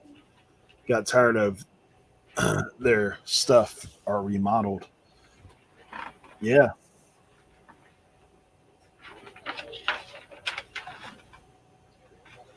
It's out there, man.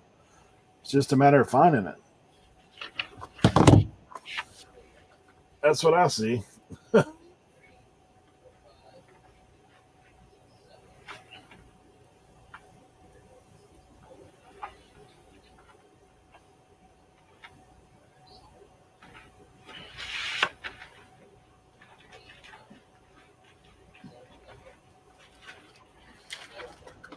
Oh. All right, what's this? Where are we at with the bids on this thing?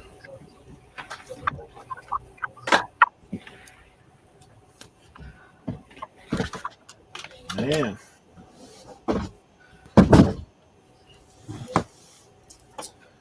Tote number 2 down almost.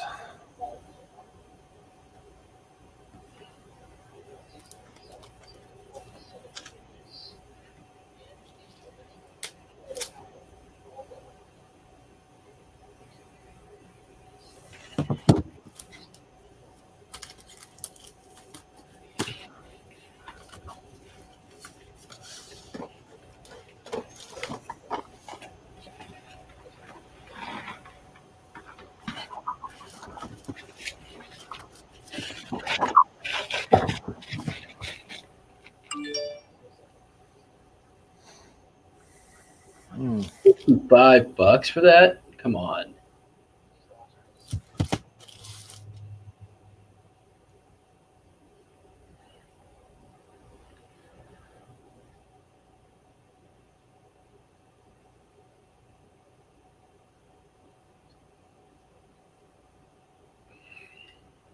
You mess with comic books at all?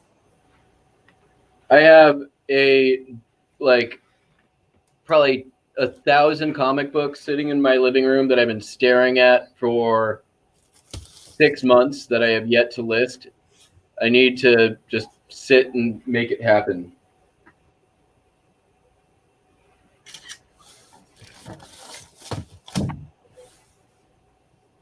I've got like 100 and some that I'm thinking I'm just gonna bulk sell them. I need to figure out what I have. It's a lot of, there's some like good old vintage Superman and Batman in there, so it may end up getting lotted, but I need to know what I got first. Hey.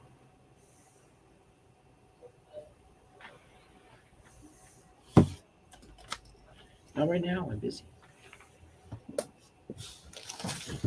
Oh.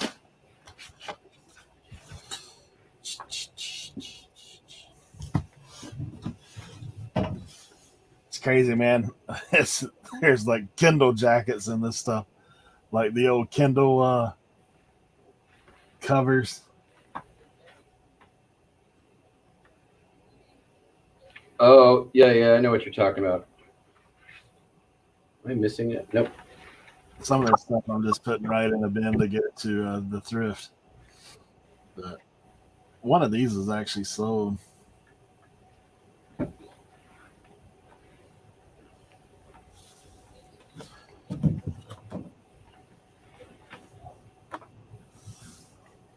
$100? God, come on. That has to be somebody collecting. You cannot make money out of that. There's nothing interesting.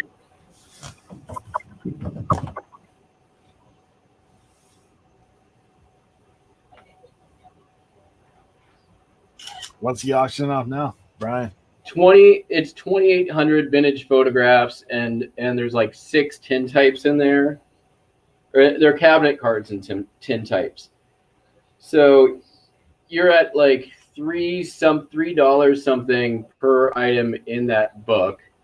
The book's got a little bit of value, but it's all like baby pictures and like nothing really super interesting in the lot. So it's not going to really have appeal to piece out. I guess if you had a antique booth somewhere, you could probably put it out for $200 and make money, but it's not something you would want to put on eBay. Oh man. Oh well. A keeper. Well, that's the interesting thing you find in auctions. Like there are some that resellers that come in to do that, but then once you get pushed out, people start seeing it. Yeah, I mean, I do a lot of online estate auctions. Yeah, and I do pretty well with them. But the worst is if a collector enters into the bidding. yeah. Then So, you need to figure that out quickly because you're screwed. yeah, it's over then if you get one of those guys in. Hey, any of you guys ever seen one of these before? That's pretty interesting, huh? That looks familiar. It's a telephone tester. Oh, that's cool. Yeah, this come out of Radio Shack. It's actually got some value to it. So they were asking about bottleneck earlier. Here is mine. Every time that photo booth goes on, this guy wants in. Yeah, I can see that. At least he's white, huh? If I'm doing like smalls, I'll leave him in there, and he's easy to crop out, and I can contrast him out a lot of times.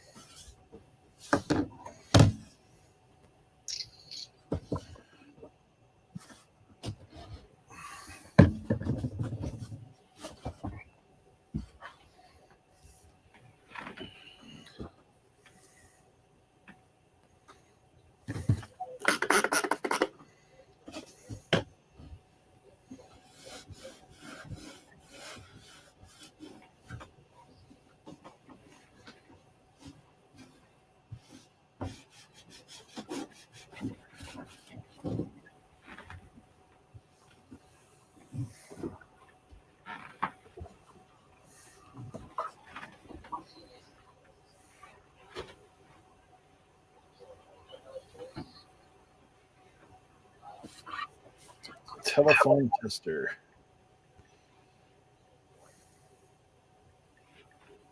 I actually tested this while I was over at Radio Shack before I brought it home.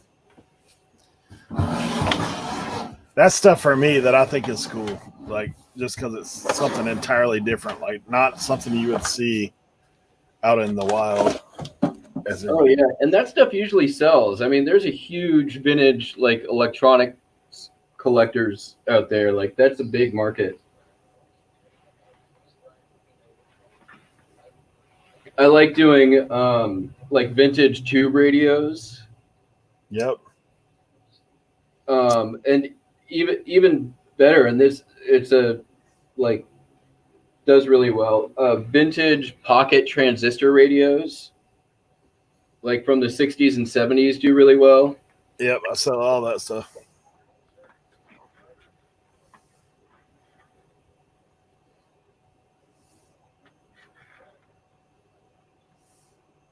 Do you tinker with it at all, or try to fix it up, or do you just? I'm fixing to start messing with that some. I was telling the guys the other day on my live on Friday night that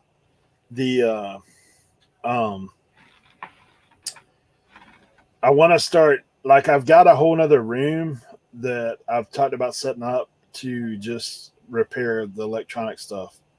because I find like record players and stuff like that all the time. All they need is belts and things like that, or like some of this stuff. Like I talked to the guy at Radio Shack actually about a lot of the electronic stuff. He said, "Man, a lot of that stuff, if you take the cover off and just clean it good, like you'll be shocked at how much it will come back." So, Yeah, that's about the extent of my technical expertise is cleaning a thing and replacing a belt. yeah, I mean, I'm not a solder guy or anything like that, but you know, there's I've tinkered with it a little bit. Like, honestly, man, I'm one of those people. Like, I'm like I can do just about anything. To be honest, like if there is a if there's something to be done, then easily I can figure stuff out. Like I can work with my hands, all that kind of stuff. So Yeah, I'm just not. I don't really have the mindset for that. like I owned a Subway restaurant for a little while. So I would have people come in to do repair for me, like, like refrigeration and stuff. Basically, I would watch those guys, a lot of the stuff they did, and next time around, I wouldn't be calling them. I'd just fix it. So, I mean, I'm definitely like a learn by doing, but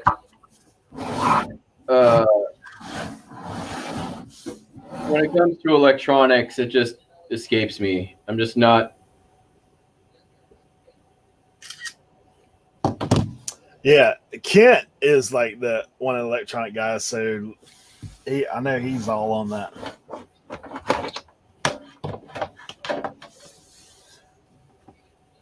But I do really enjoy like buying and selling record players.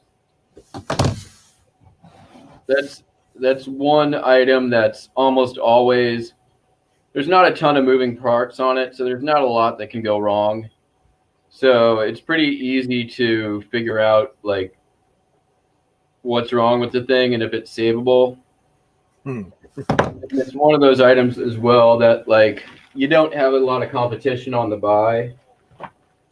So yeah, I mean, I've got some nice record players lately for next to nothing, but they need belts. Nice. So I was like, that's not a big deal. You can find belts for like $2 and $3 on eBay. Oh, yeah, it's so easy to change them. And I swear there is a YouTube video on how to change the belt on just about any record player model. Chad says he tells people he's a jack of all trades that holds a master in none. Exactly.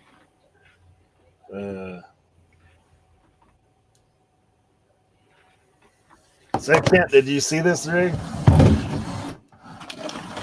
I think you saw it the other day when I was at Radio Shack. The old telephone tester.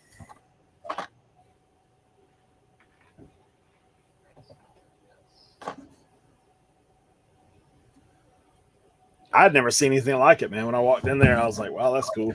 It sells for like $75. We'll take it.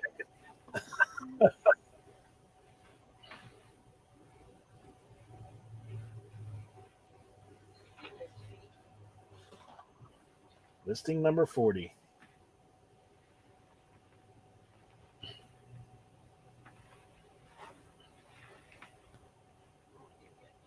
Yeah, it's hard. Remove screws.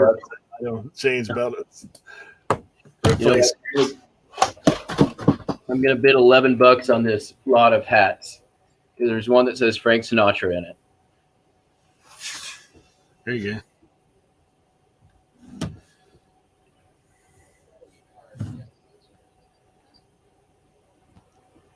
She might have, man. Hey, I did found, dude. I'll pull that one in from the car because I got something else to show you about the telephone.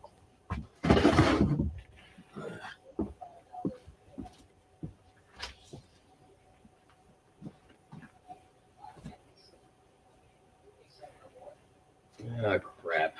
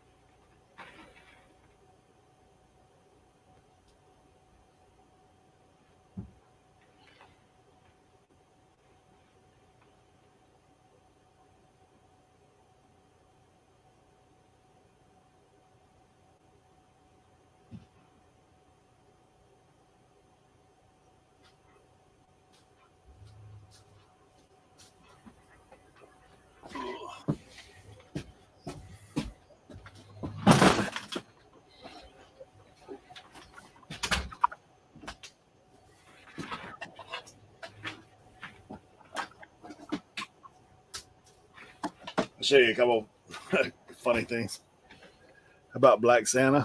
I got one of them. This is that right here, so.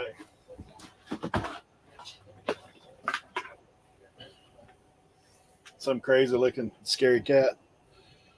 I don't know what's up with that. Oh, that's cool. Yeah. Did you hear the news story this year? There was it made some national news about the family that put a black Santa out on their lawn, Oh yeah. and then somebody put a letter in their mailbox that was like, please take down your black Santa. We don't want to give our children misinformation. Blah blah blah. And the local news station did a story on this, what had happened. Oh, that's really cool. Yeah, all these are And the animatronic. whole neighborhood put out black Santas. Where did they find them? I don't know. But I was like, all right, there's still some hope. I do have a couple rotaries that were in there.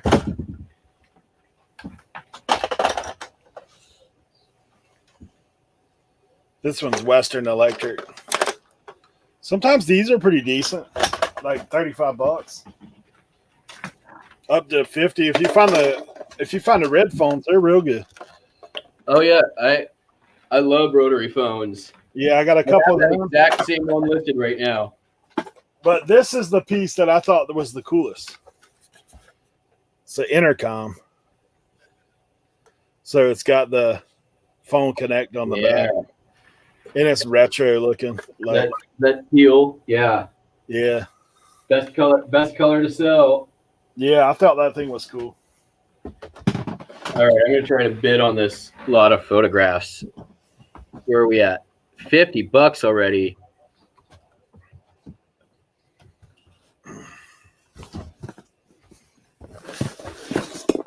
This is good. These are good though. Charlie's Angels.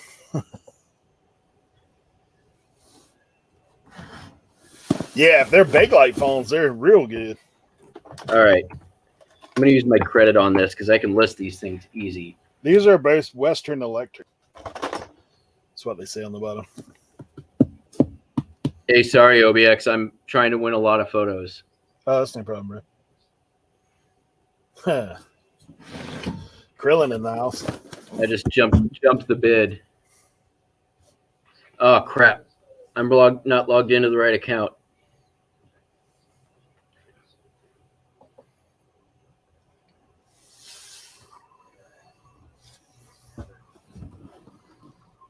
I also have this electronic work center. Something I picked up.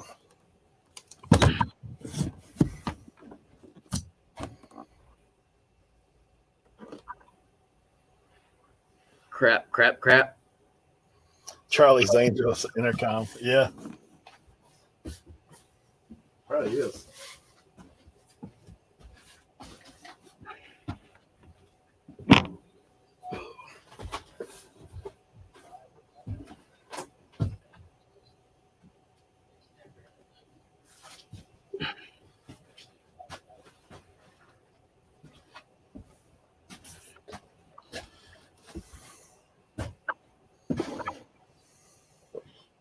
Come on, load. Yeah, solder station. You're exactly right.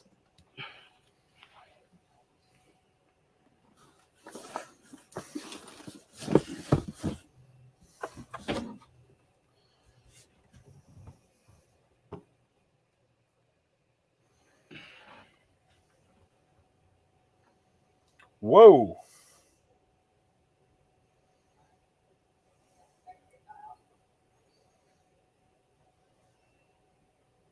Man, the first listing popped up and said $90. I was like, what?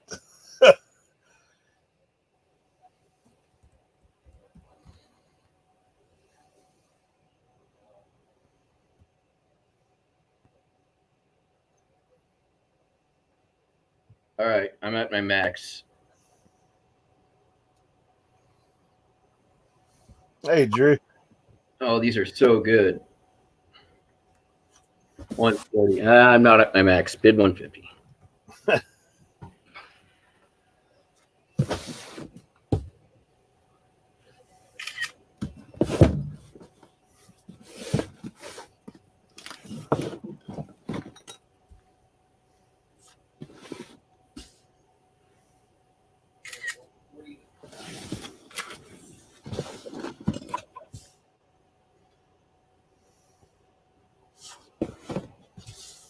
There's like photographs of like Raquel Welch and concert photos, USO photos. Hey, Dana, good to see you.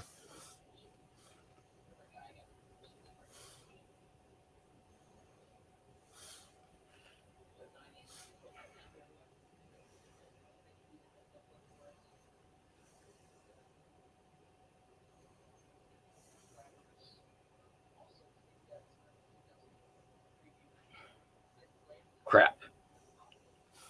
Kind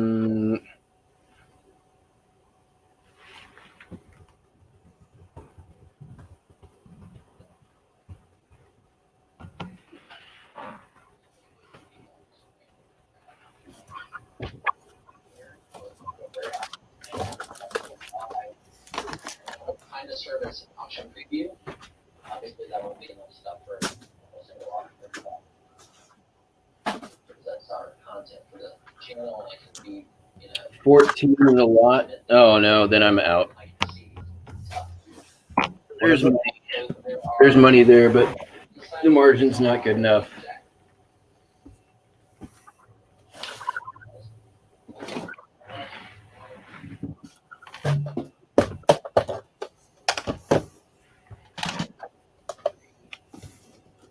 Yeah, I will say this: Buys a lot auctions since the summer, prices have skyrocketed. More competition. Way more competition.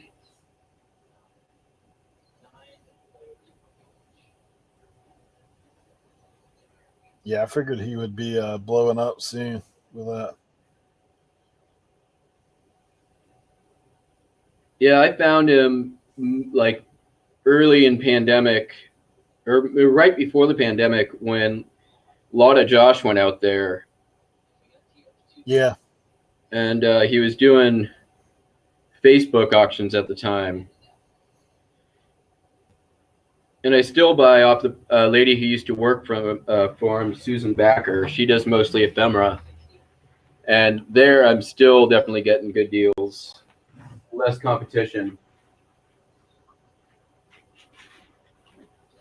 Hey, 3Gen Hustle. Good to see you.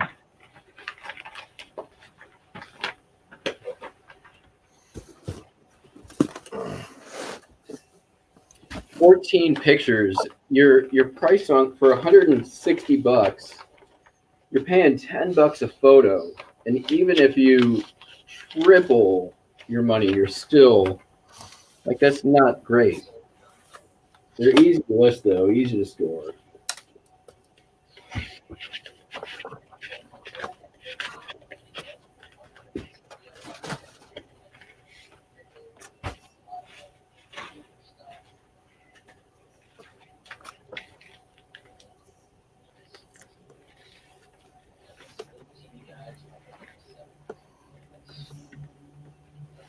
Yeah, that's what I haven't really bought anything. I mean, I've bought a couple from estate sale auctions online, but I bid a few times in some auctions, but my problem, I know I could get in trouble in an auction because like I went to a live auction. Well, I used to go more often, but there was something I wanted. I ended up paying way too much for it because it's like that competitive drive comes out. Yeah, I mean, and I definitely have a bit of that as well. But I mean, at the same time, like some of my best buys ever have been auctions. Yeah, Like I was at an auction, it was end of the night. They had all these books and you know, it was the last lot of the night because they did the books last. right. And they said, "Okay, everything left one price." And I bid, opening bid was $5. I bid no competition. And all the books were the really nice hardcover, and the majority of them were London Folio Society books. And I mean, London Folio Society books, total bolo. Like low end, these books sell for like $30 a piece. High end, they can go well into the hundreds. Hmm. So I got all of them, probably like 15 boxes of books out of this for $5. I was selling off, and they were pretty much all London Folio Society. I probably made $15,000 off that buy. Also in there, which I didn't even realize till I got it home, was a stated first print of Truman Capote Breakfast at Tiffany's, sold for $1,000. Oh well. Which you don't get that kind of opportunity very often, but outside of a live auction scenario.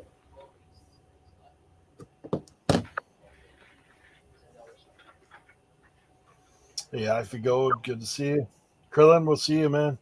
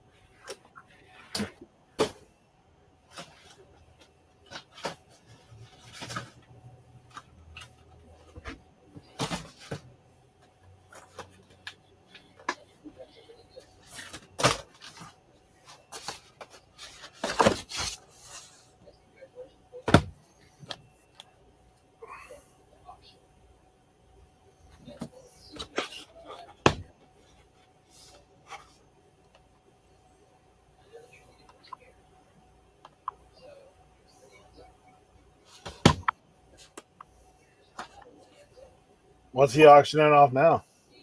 TV guides, Uh, which can do good if you've got the right issues, but I don't need any of that stuff right now. You ever seen this movie? Clint Eastwood and an orangutan? yep, for sure. I have never seen it. Is it good? Really? It's along the lines of. Did you watch Burt Reynolds, like the old? What's that movie, man? Cannonball Run. Yeah. It's It's like similar to that. screwball comedy. Yeah, it's got a little comedy. There's some action in it. Like it's not your typical Clint Eastwood stuff, but it's funny. Like the orangutan's hilarious. I'll check it out. I'll add it to my like old movies to watch queue. Yeah, every which way but loose. But similar genre, like 70s trucker kind of thing. Like kind of along the lines of that, or like Over the Top. You watch Well, that? they ripped it off in. I know they ripped it off in Jay and Silent Bob Strike Back. Like they pulled from every which way from loose heavily. Yeah. I heard Kevin Smith talk about it. Yeah, Mike quoted from the movie there, Left Turn Clyde.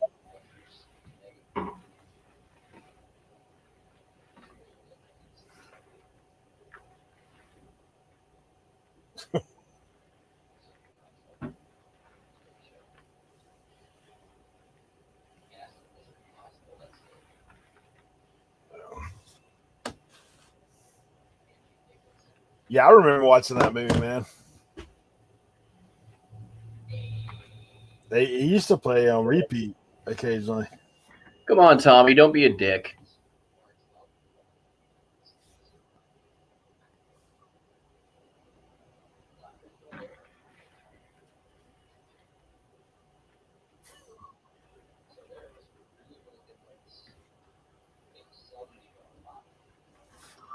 For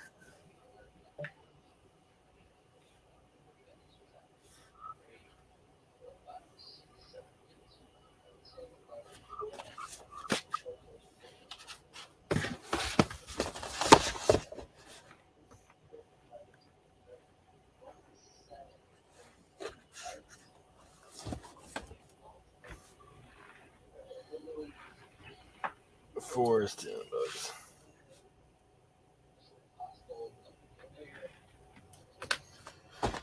All right.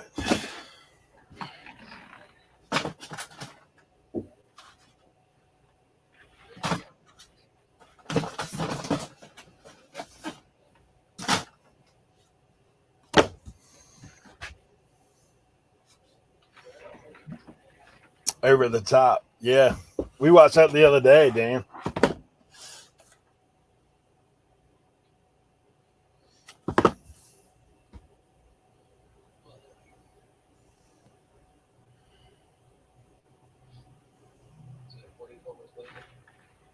My wife is a big Stallone fan.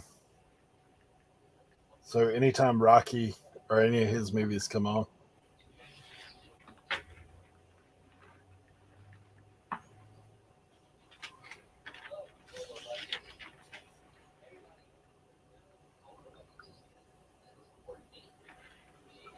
Over the Top.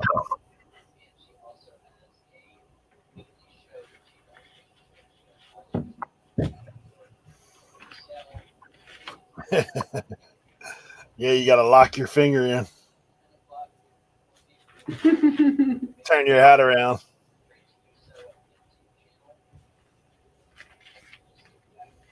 I prefer the Jeff Goldblum method.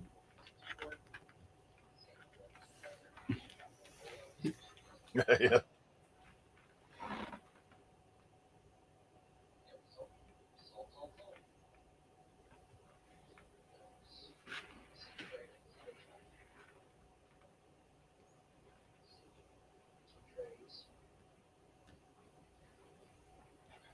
I'll tell you what's crazy is when I was younger, man, I did used to do You know how like Stallone always had the racquetball.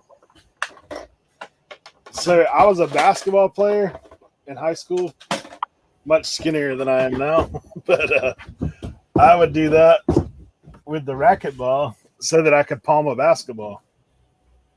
I just squeeze it all the time. I got to where I could palm a basketball off the dribble. Those hand strength. But yeah, I'd always have that racquetball.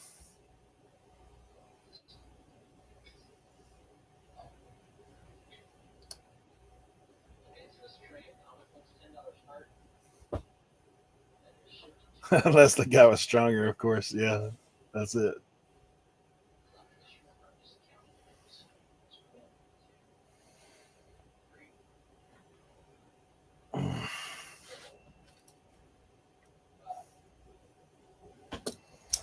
$43.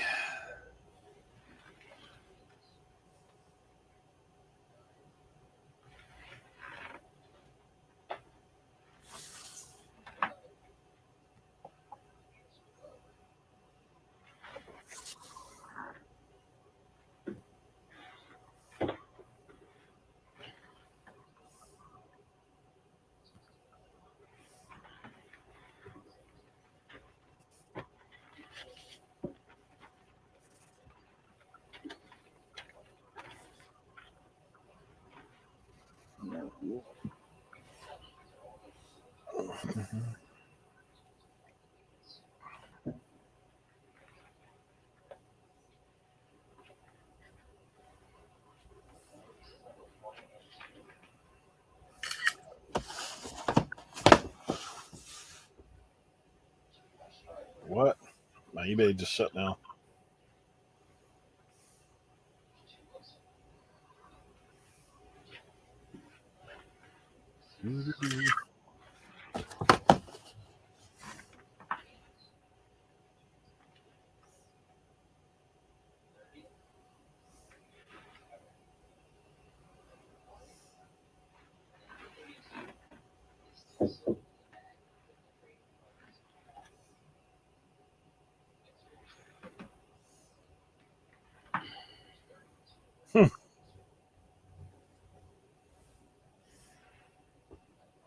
That was weird.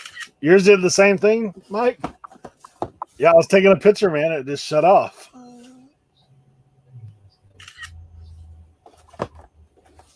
Okay. Mine didn't like crash completely, but it went.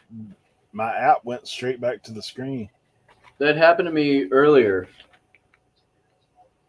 Weird.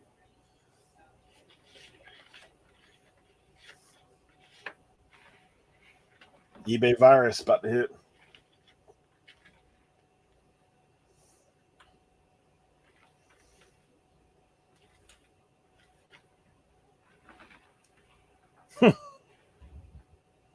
Chunk Trader just sent you a cha-ching.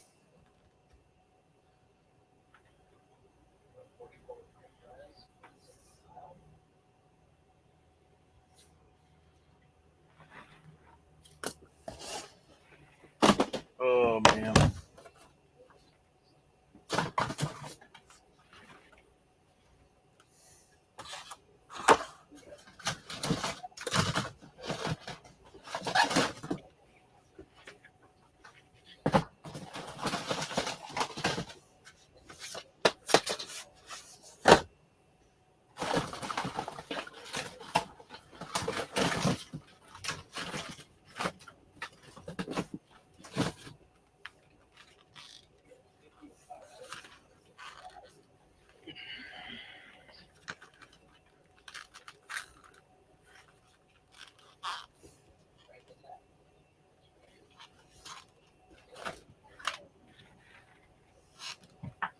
Yeah, I got Harley Davidson iPod cases. Do people still own iPods? I don't know. I've sold some old ones. I actually sold a Nano a while back. Are they considered a collectible yet? I would think. I don't know.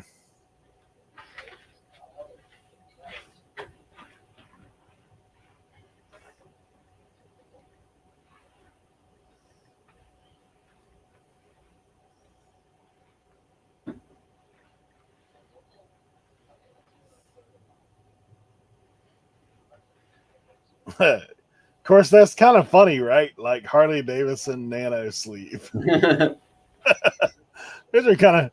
Let me put my purple Nano in here. Harley Davidson case. John Trader says she still uses her iPod Nano.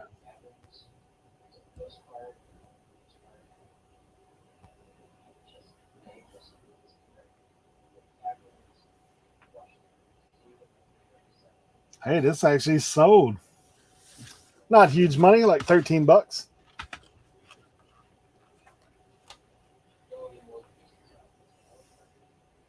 I do look for iPods if I see them out anywhere, man. Because some of the old ones are good.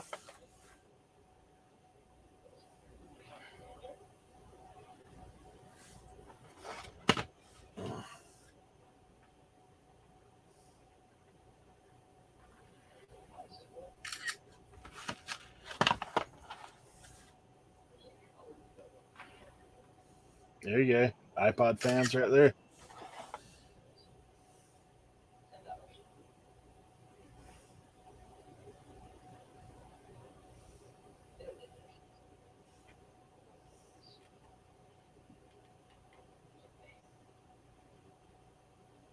Well, if you need a leather Harley Davidson belt clip, there you go.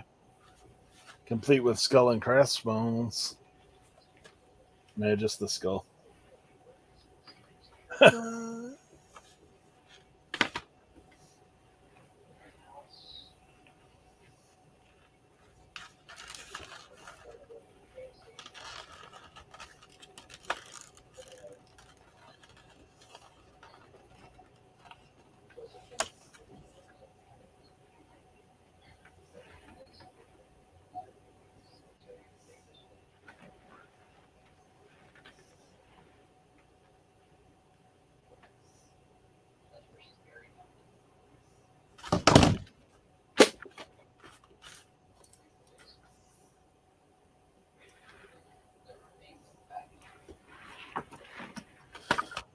Alrighty.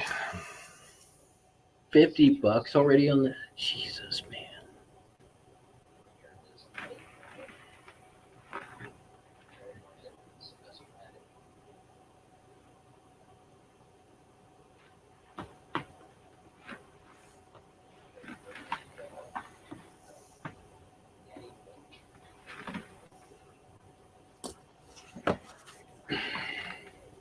Anybody messing with Bitcoin?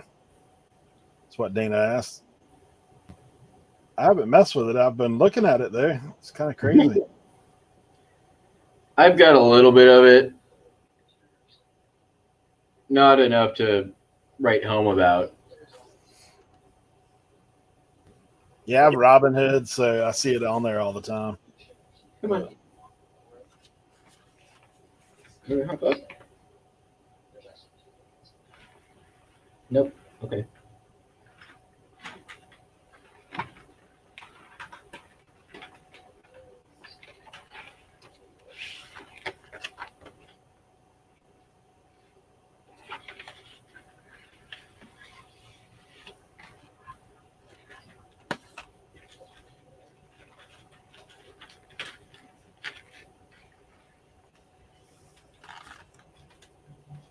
I know a guy who was mining it for a little while, man. Their electric bill was like $600. Yeah, I know a guy who had, I don't know if he still has it. He had a pretty big size mining operation. And I'm pretty sure he probably still has it. And the cows definitely came home on that one, I think. He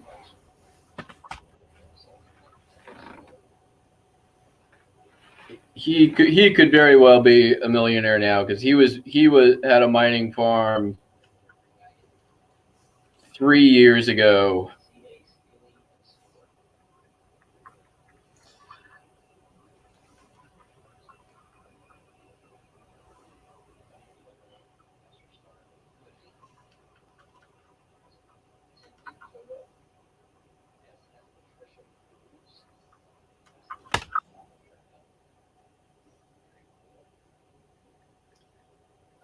Yeah, the only thing I always worry about, man, is better get out. At some point, you got to get out because, like, that could disappear. You know, like, Yeah, I mean, it could disappear in an instant. yeah. And what do you got? Like, you really don't have no security about it. There's nothing, there's nothing securing that value except Right. everyone just agreeing that it has value, which is really any currency, but Man, Mike, he sold 10 coins to come on vacation in 2010. Most expensive vacation ever at today's rates, and lost the last 10 when he got hacked. ooh, Yeah, Mike messes with computer stuff.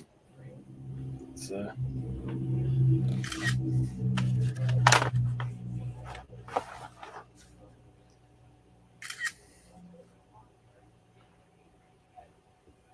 yeah, I don't have a lot in mind, but like I said, I don't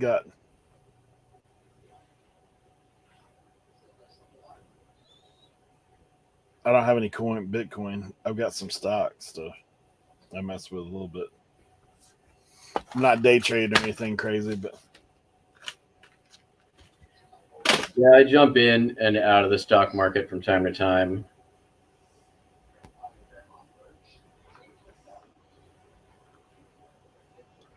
I don't know. I feel like right now is not really the time to buy in the stock market just because everything is so inflated.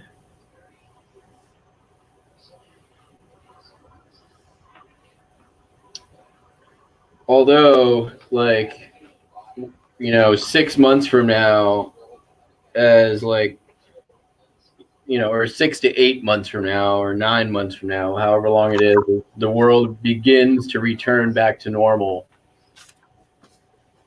I think there's going to be like a pretty big spike in economy and markets and all of that.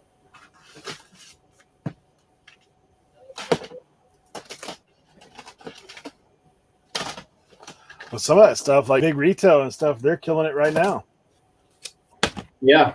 You think of like Walmart and all those places, dude, they're probably having banner years because of the pandemic. They're the only ones allowed to be open.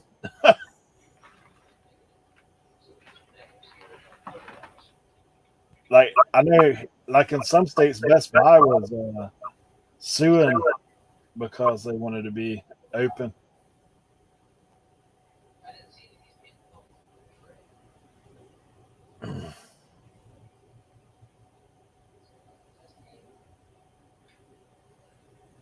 Wow. Mike said back in the day, it only took 2 days to mine a single coin. Wow. Now it'd probably take you 2 months. Like, what do you know? Like, what percentage of the coin is still out there and unmined? I don't have a clue about that stuff, but some of these guys, man. I'm wondering, yeah.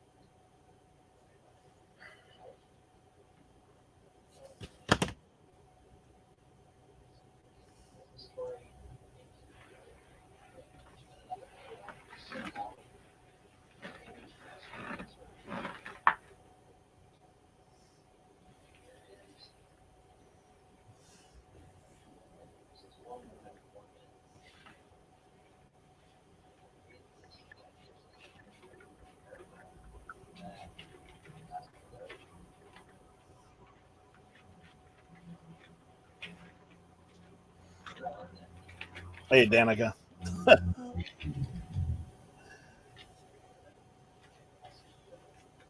21 million max. 18.6 million has been mined. Wow.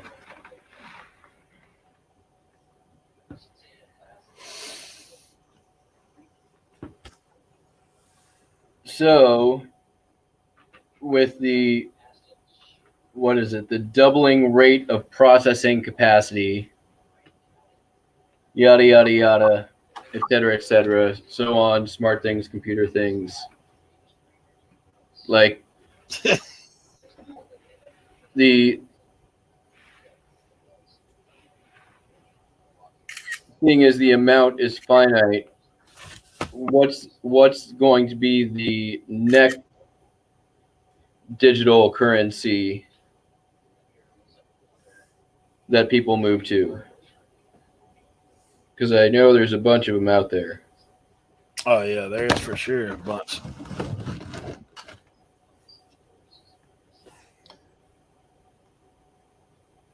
The inventor supposedly has 900,000 coins in his wallet. Dan says 2.2 million bitcoins are still left. About 88% have been mined. Dana coin. Yeah, I mean, I've got all my savings in Dogecoin. I'm really hedging that that's going to be it. Yeah, see, I don't know anything about that stuff. Dogecoin was the basically like the fake Bitcoin invented by the internet as a joke, and it actually trades. Oh, yeah. It actually has some value. You know, there for a while, and I'll tell you this is funny. Okay, so when I first opened my eBay store, I had somebody that had talked me into. You remember they had that app called Coin, and basically you would drive around and it would put like small amounts onto your coin, and eventually it would have value, like depending on how much you had. Well, they have these little things. They're like basically the thing that mines it when you drive around. So I had about 5 of those things, and that was my first item I sold on eBay. Was those little coin cache things? How much? Like $67. I was like, hey, Are they worth anything now? I don't know. I haven't looked at that thing in a while, but there for a while, like you get bombarded with that coin app stuff. Like people would be talking about the coin app. You get it on Facebook ads, that kind of stuff.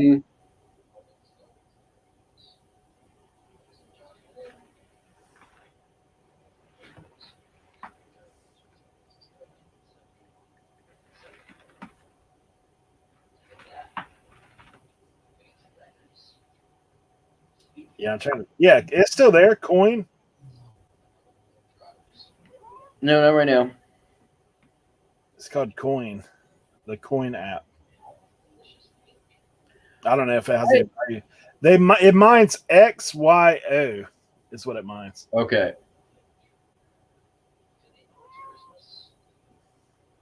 Oh my god. So XYO token is worth 0.2 of a penny.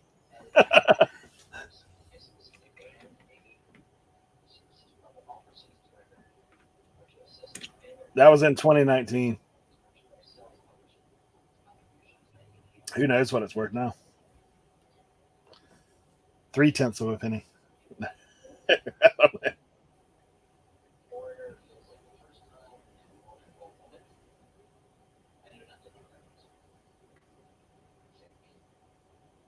Close. 0.4 of a penny. You would have doubled your money. Put. I didn't have any money in it. I had the thing. I was driving around collecting it. So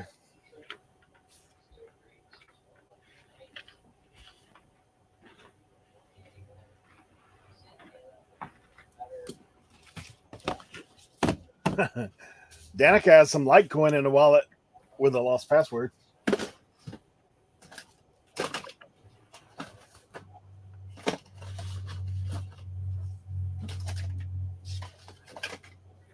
Mm.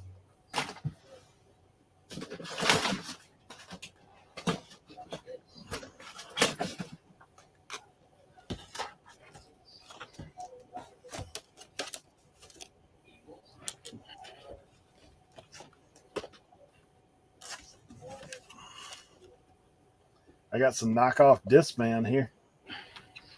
It's got a MP3 player in it. Whoa. Don't.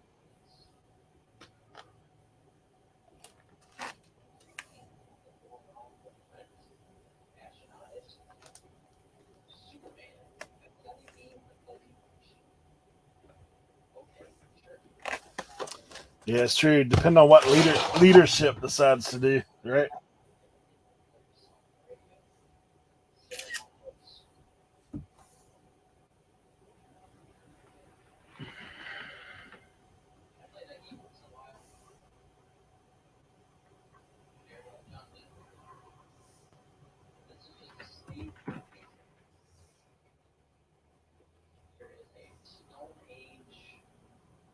There you go, Danica. She said she dumped her Bitcoin and paid off her car.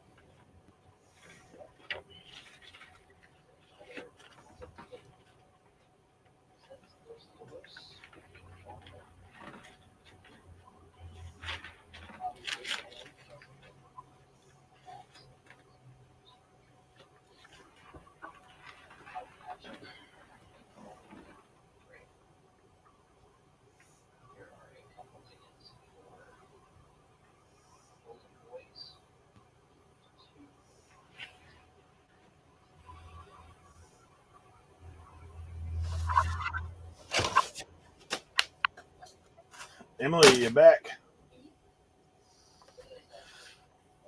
Did you get that ramen down?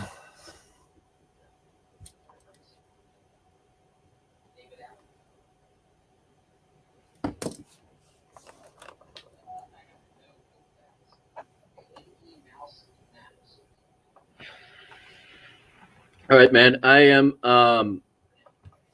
My phone's just about dead, so I'm gonna go set up, reset, and eat some food real quick, and I'll be back on with you in a little bit. It's no problem. I'm on the home stretch now. All right. Check you back in a few. What am I at? I don't even know.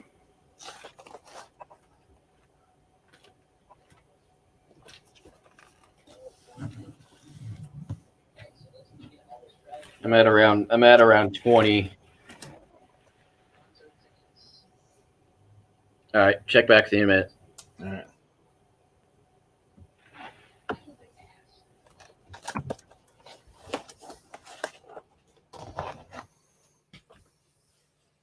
Emily, you got to get that green NyQuil. That's the one that works for me. Anyway, when I feel like I have the flu or cold or any of that stuff. Hot showers and green NyQuil. That's the way to go.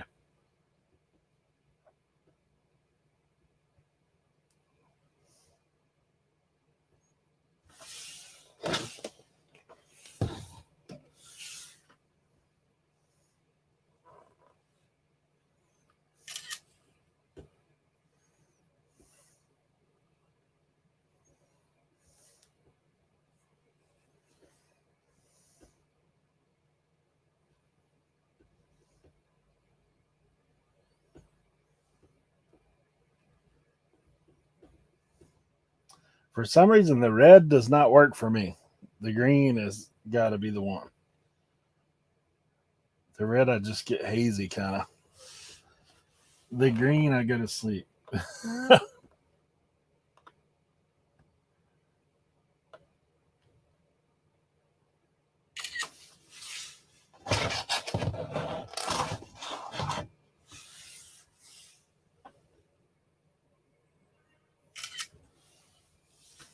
And yes, it does taste terrible, but it works.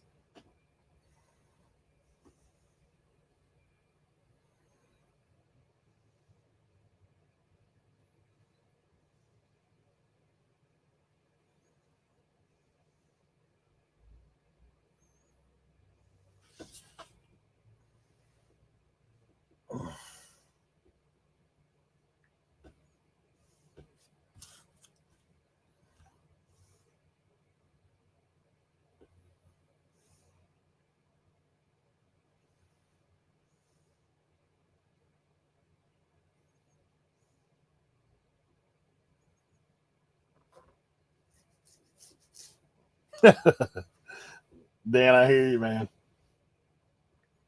That's what we were talking about last week was all the medication. Maybe it was me and Sam talking about it. You basically clear out your system a couple weeks ago. Yeah, the older people used to say if you take laxative, that'll clear up your cold. Didn't know about that.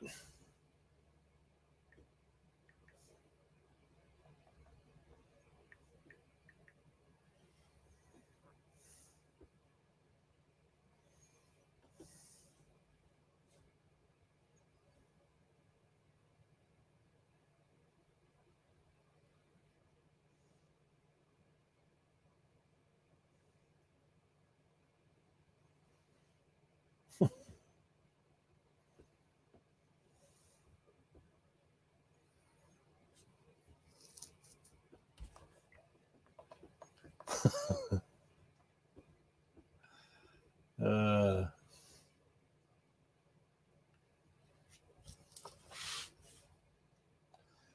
Sudafed.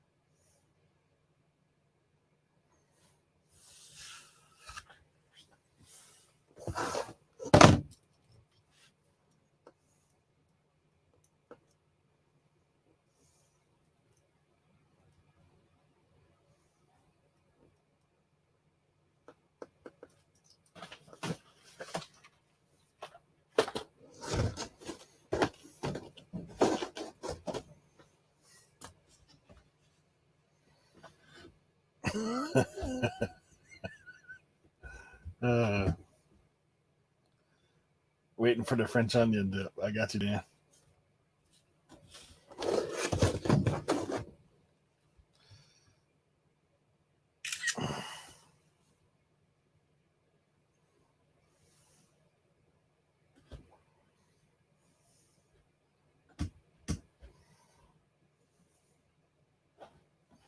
French dip sandwiches. I'll be waiting for that.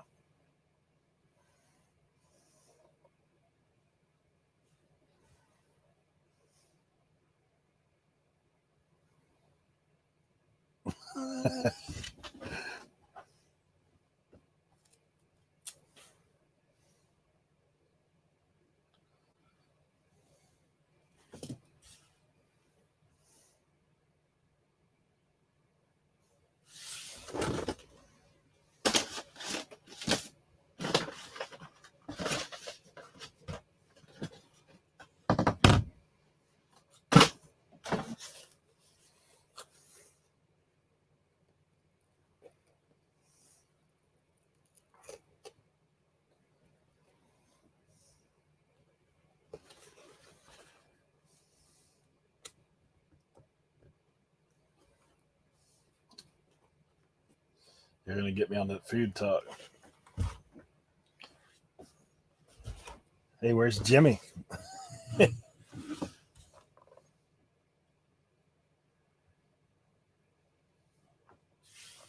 When we get on that subject.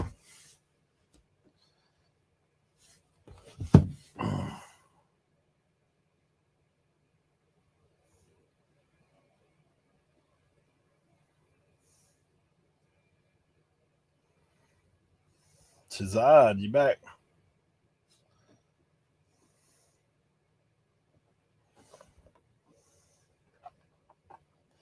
Any of you are welcome to jump in the chat.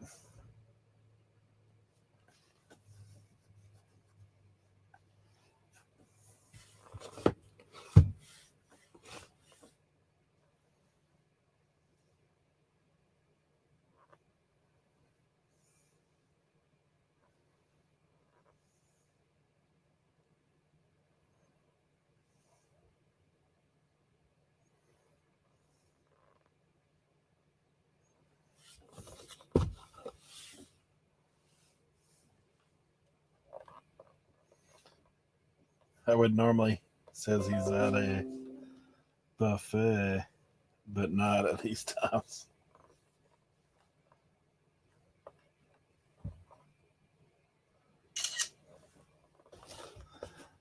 You found the mask?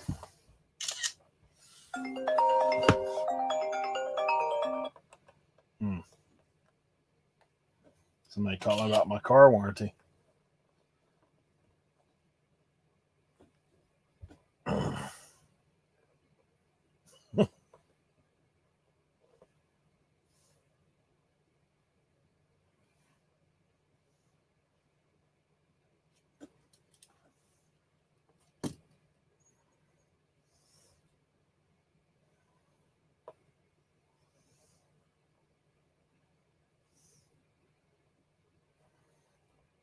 I'm actually on the final countdown. We just cracked 50 listens.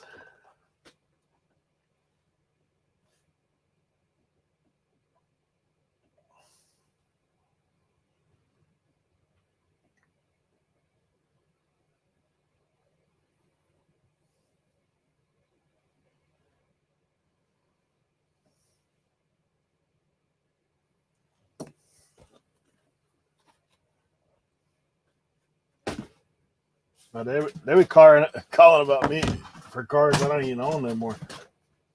Trying to get a warranty.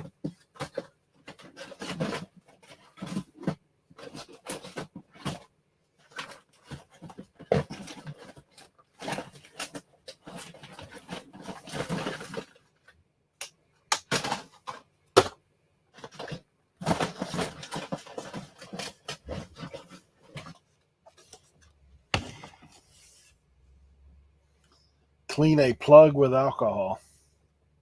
I would think so. As long as it ain't plugged in.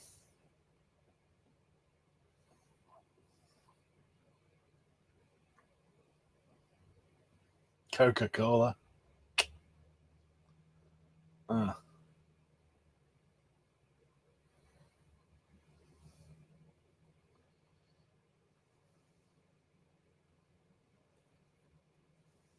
I mean, I clean electronics with alcohol because it evaporates so quick.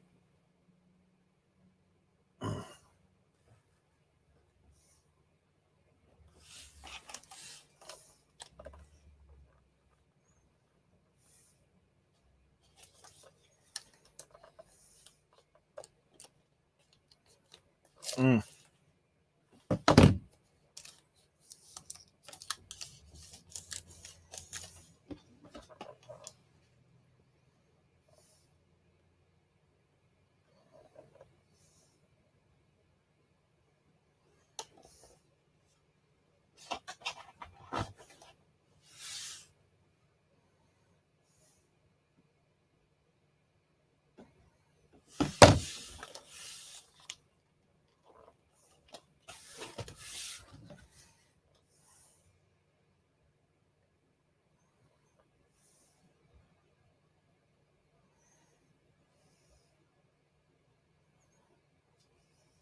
Yeah, I would try it.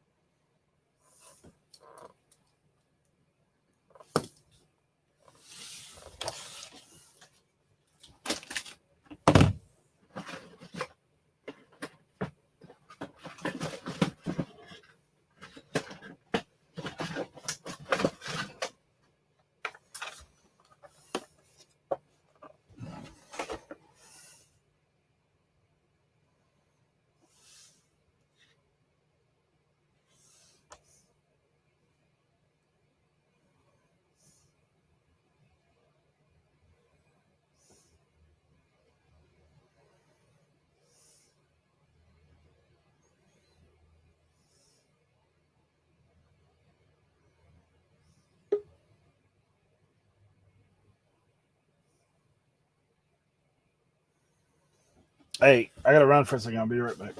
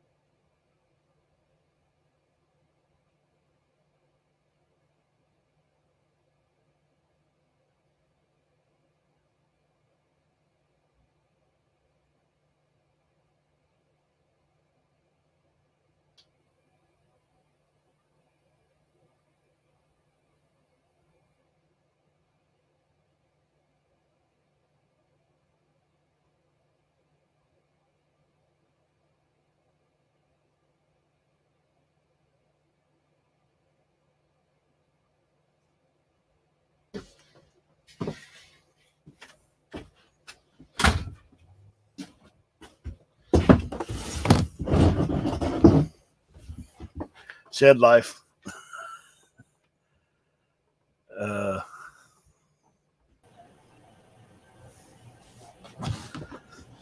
That's all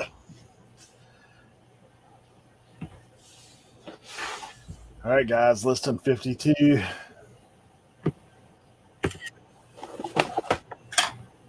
I can hear the final countdown playing in my mind.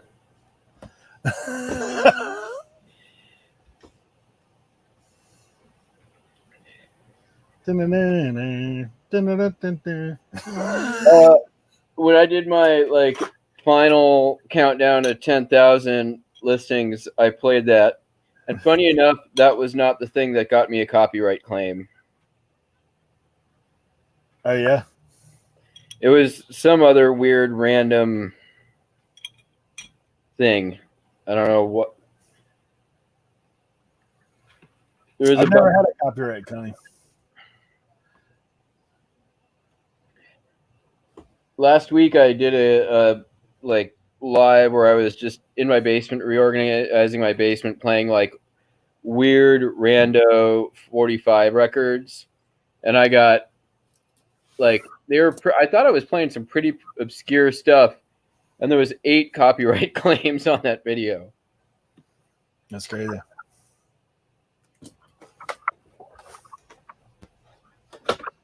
Yeah, I haven't fooled with any of that stuff yet. Of course, I don't play music, so.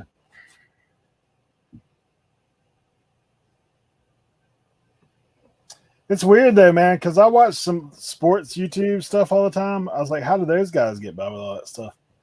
Like, they're playing all kinds of stuff in there.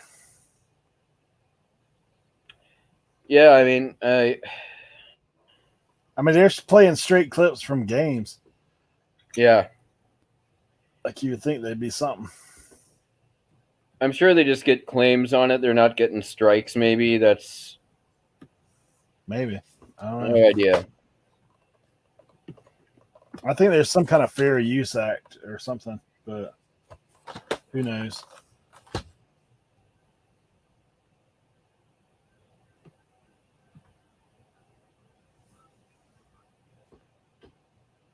Who knows? All right, 53. Let's go. I got to go back to Radio Shack after this.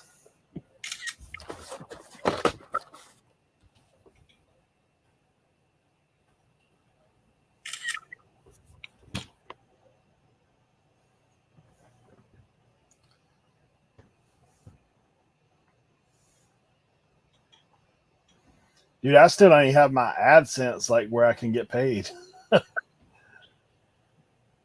Yeah, I've been trying to set it up for like a while. Every time I get to enter my bank account information, it gives me errors. And so I've chatted with people back and forth, like still haven't got anything straight.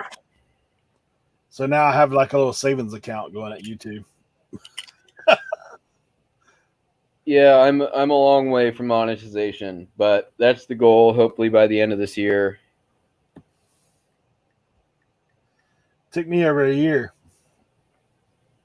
Yeah, I mean, I started in April this year, but I took a few months off while I was trying to like scale the store.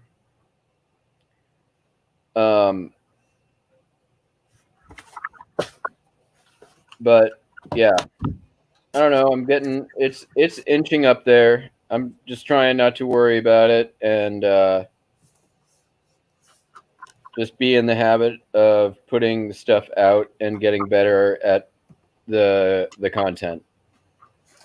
So Dana said she.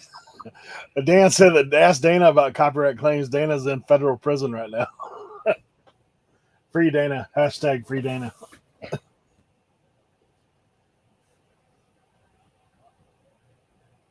It's crazy. Some of that stuff as well. Trump's last laugh was given the Copyright Office legal authority in the stimulus bill. damn. That'd be wild.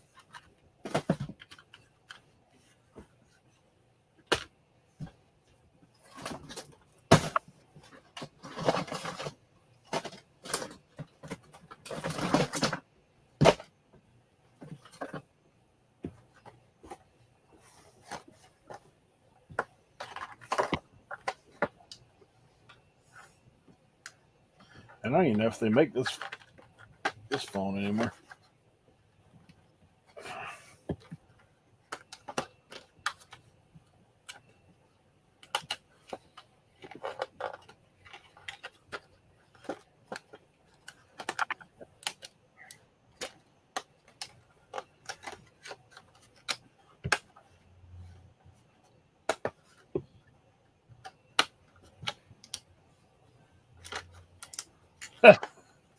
Dana. Oh man.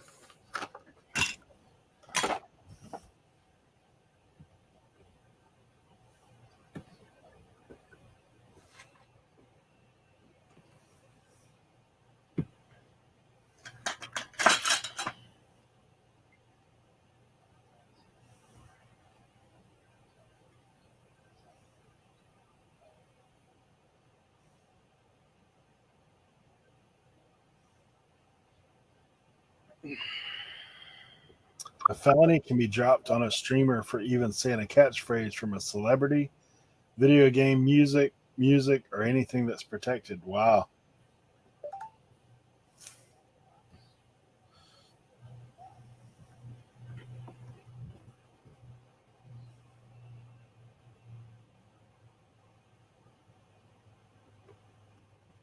That's crazy.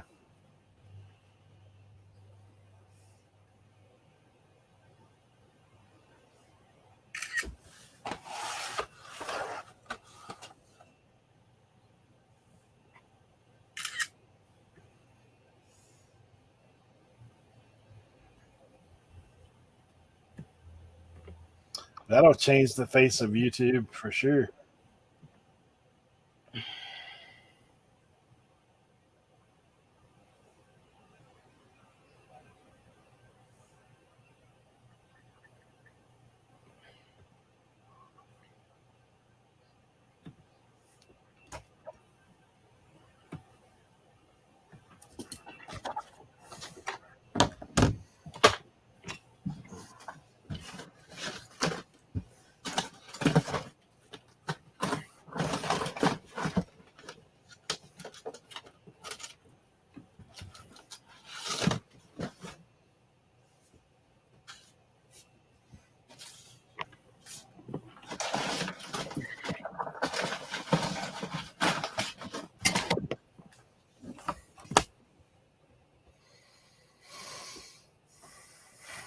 Dan said he's copyright. Let's go, baby.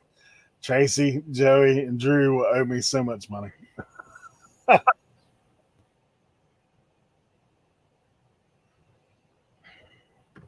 Oh, man.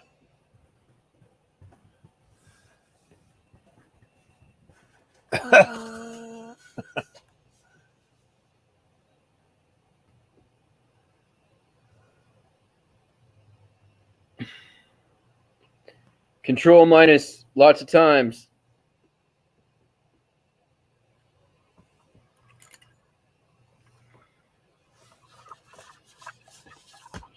Yeah, that's crazy.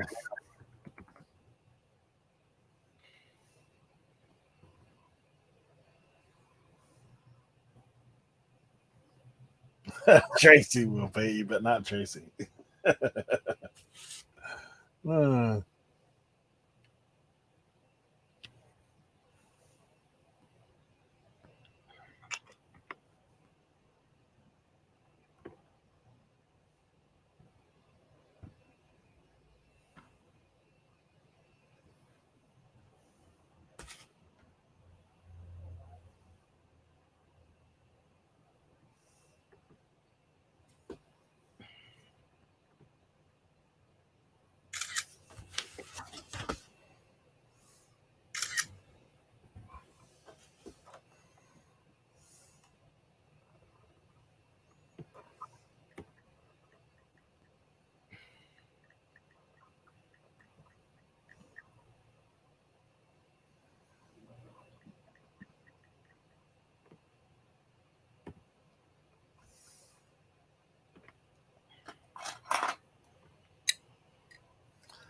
yeah,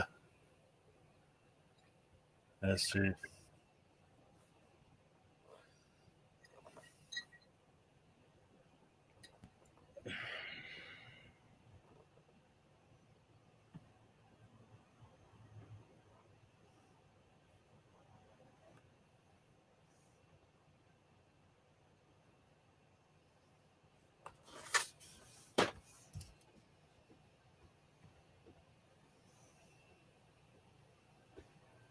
All righty.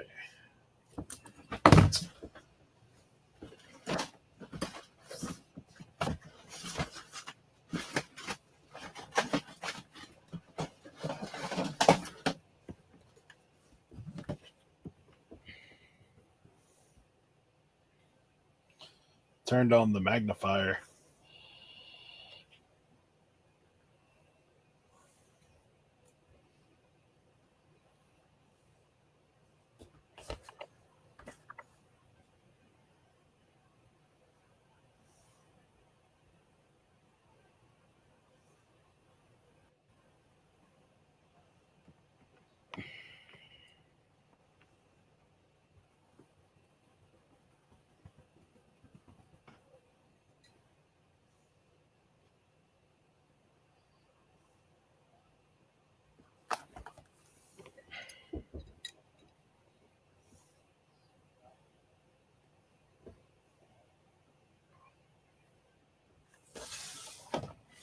Oh, my sun has changed. Sunlight coming in the window.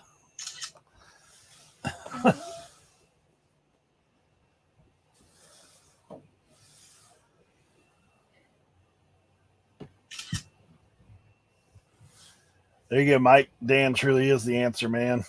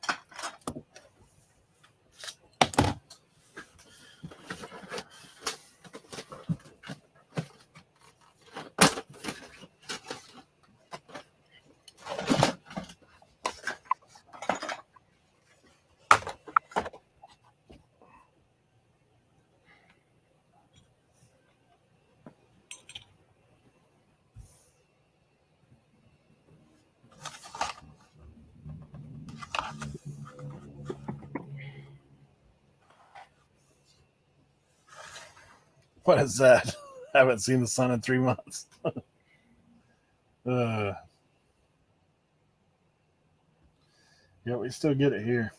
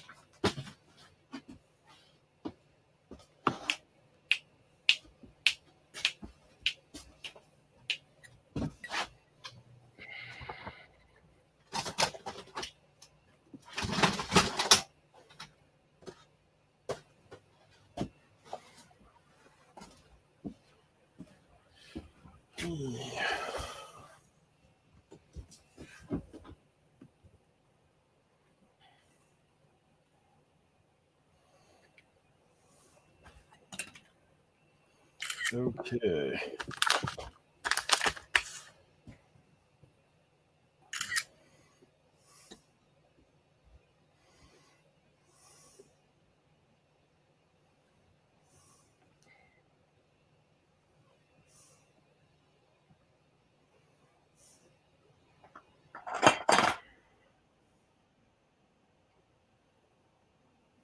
Anyone out there with the initials HLS or knows somebody with the initials HLS? I don't know anybody. Me, neither do I.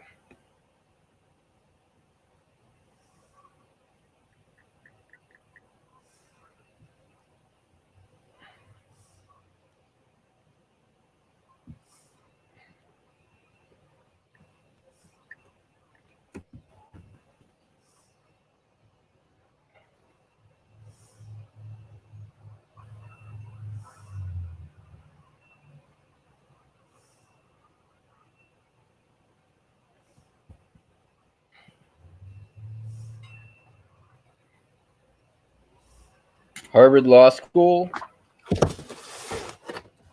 There you go. That seems like the selling point right there. I don't need to look any further. There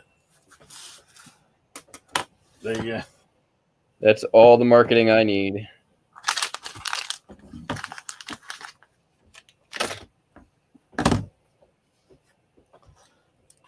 You can send it to What the Hills.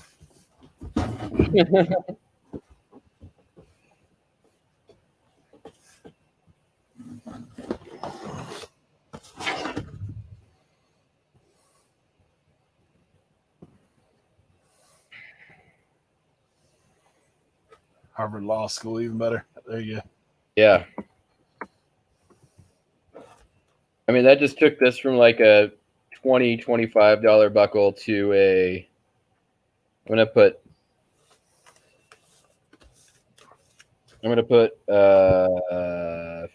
$60 make offer.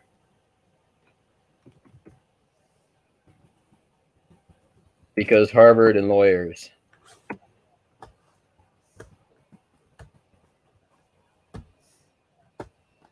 Let's see if I got any competition.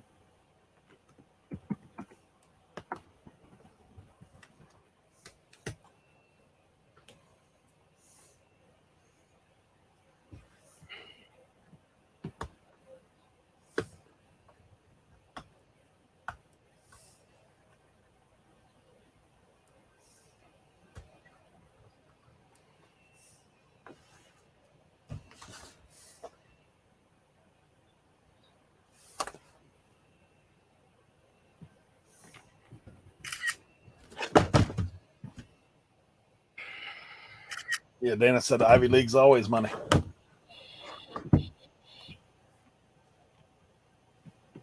You know what? There's nobody out there. Harvard Law School stuff I know sells well. Wendy, I'm busy. There's the other cat. She's the cuddler. Oh, I got you. And she's moving in. Hey.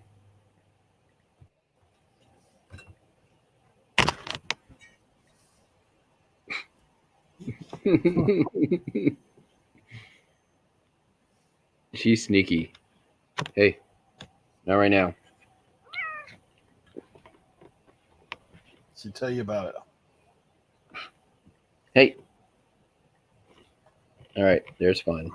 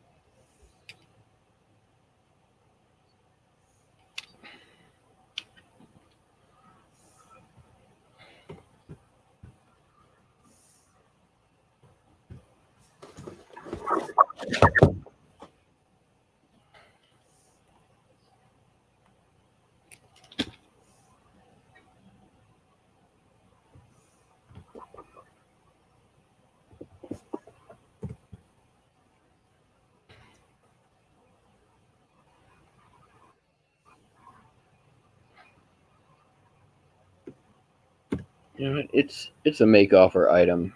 I should start higher.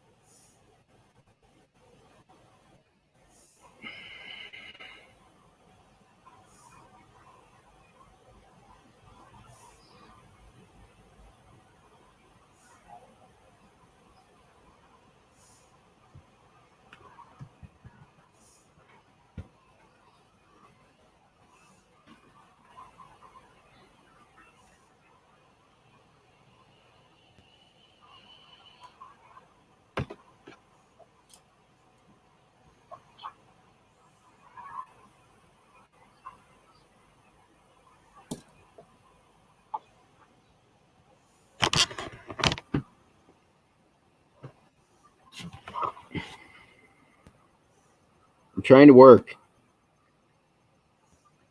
You're making things very difficult, and you're clawing on White Snake.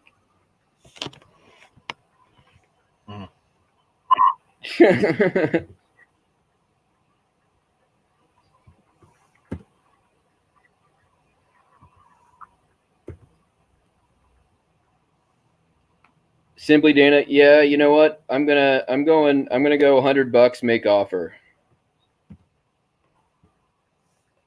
You know what? You can always go down. You can never go up. I'm not seeing anything ever sold. There's nothing on Worth Point. There's nothing besides like a not Harvard, something livestock company for HLS.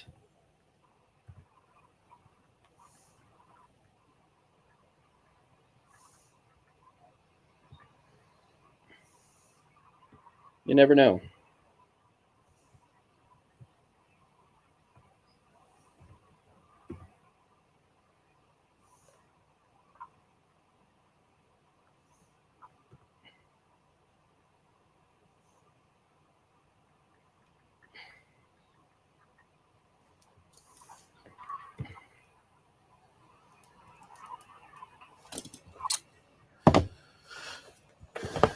All right, 60 in the books. Nice. What's your store at? I think you said earlier. I don't remember. It's a little over 18, I think. How much? 1,800. Nice. I think somewhere around that. Let's see. You know, Yeah, 1838. one of the keys I think always is having the inventory on hand to do it. So, and with your Radio Shack pickup, Just more poles on the water, more lines in the water. That's what I figure. you got vintage marijuana leaf, solid brass. It's a good one. All right, well, I'm probably fixing a dip. I gotta be at back to Radio Shack this afternoon to finish hauling out some trash. Cool. Well, thank you very much for having me on. Yeah, no problem. You have a good one. Thank you, everyone. All right, guys. So today, 60 listens, $2,295.23. So Nice. if I could do that in a day, awesome.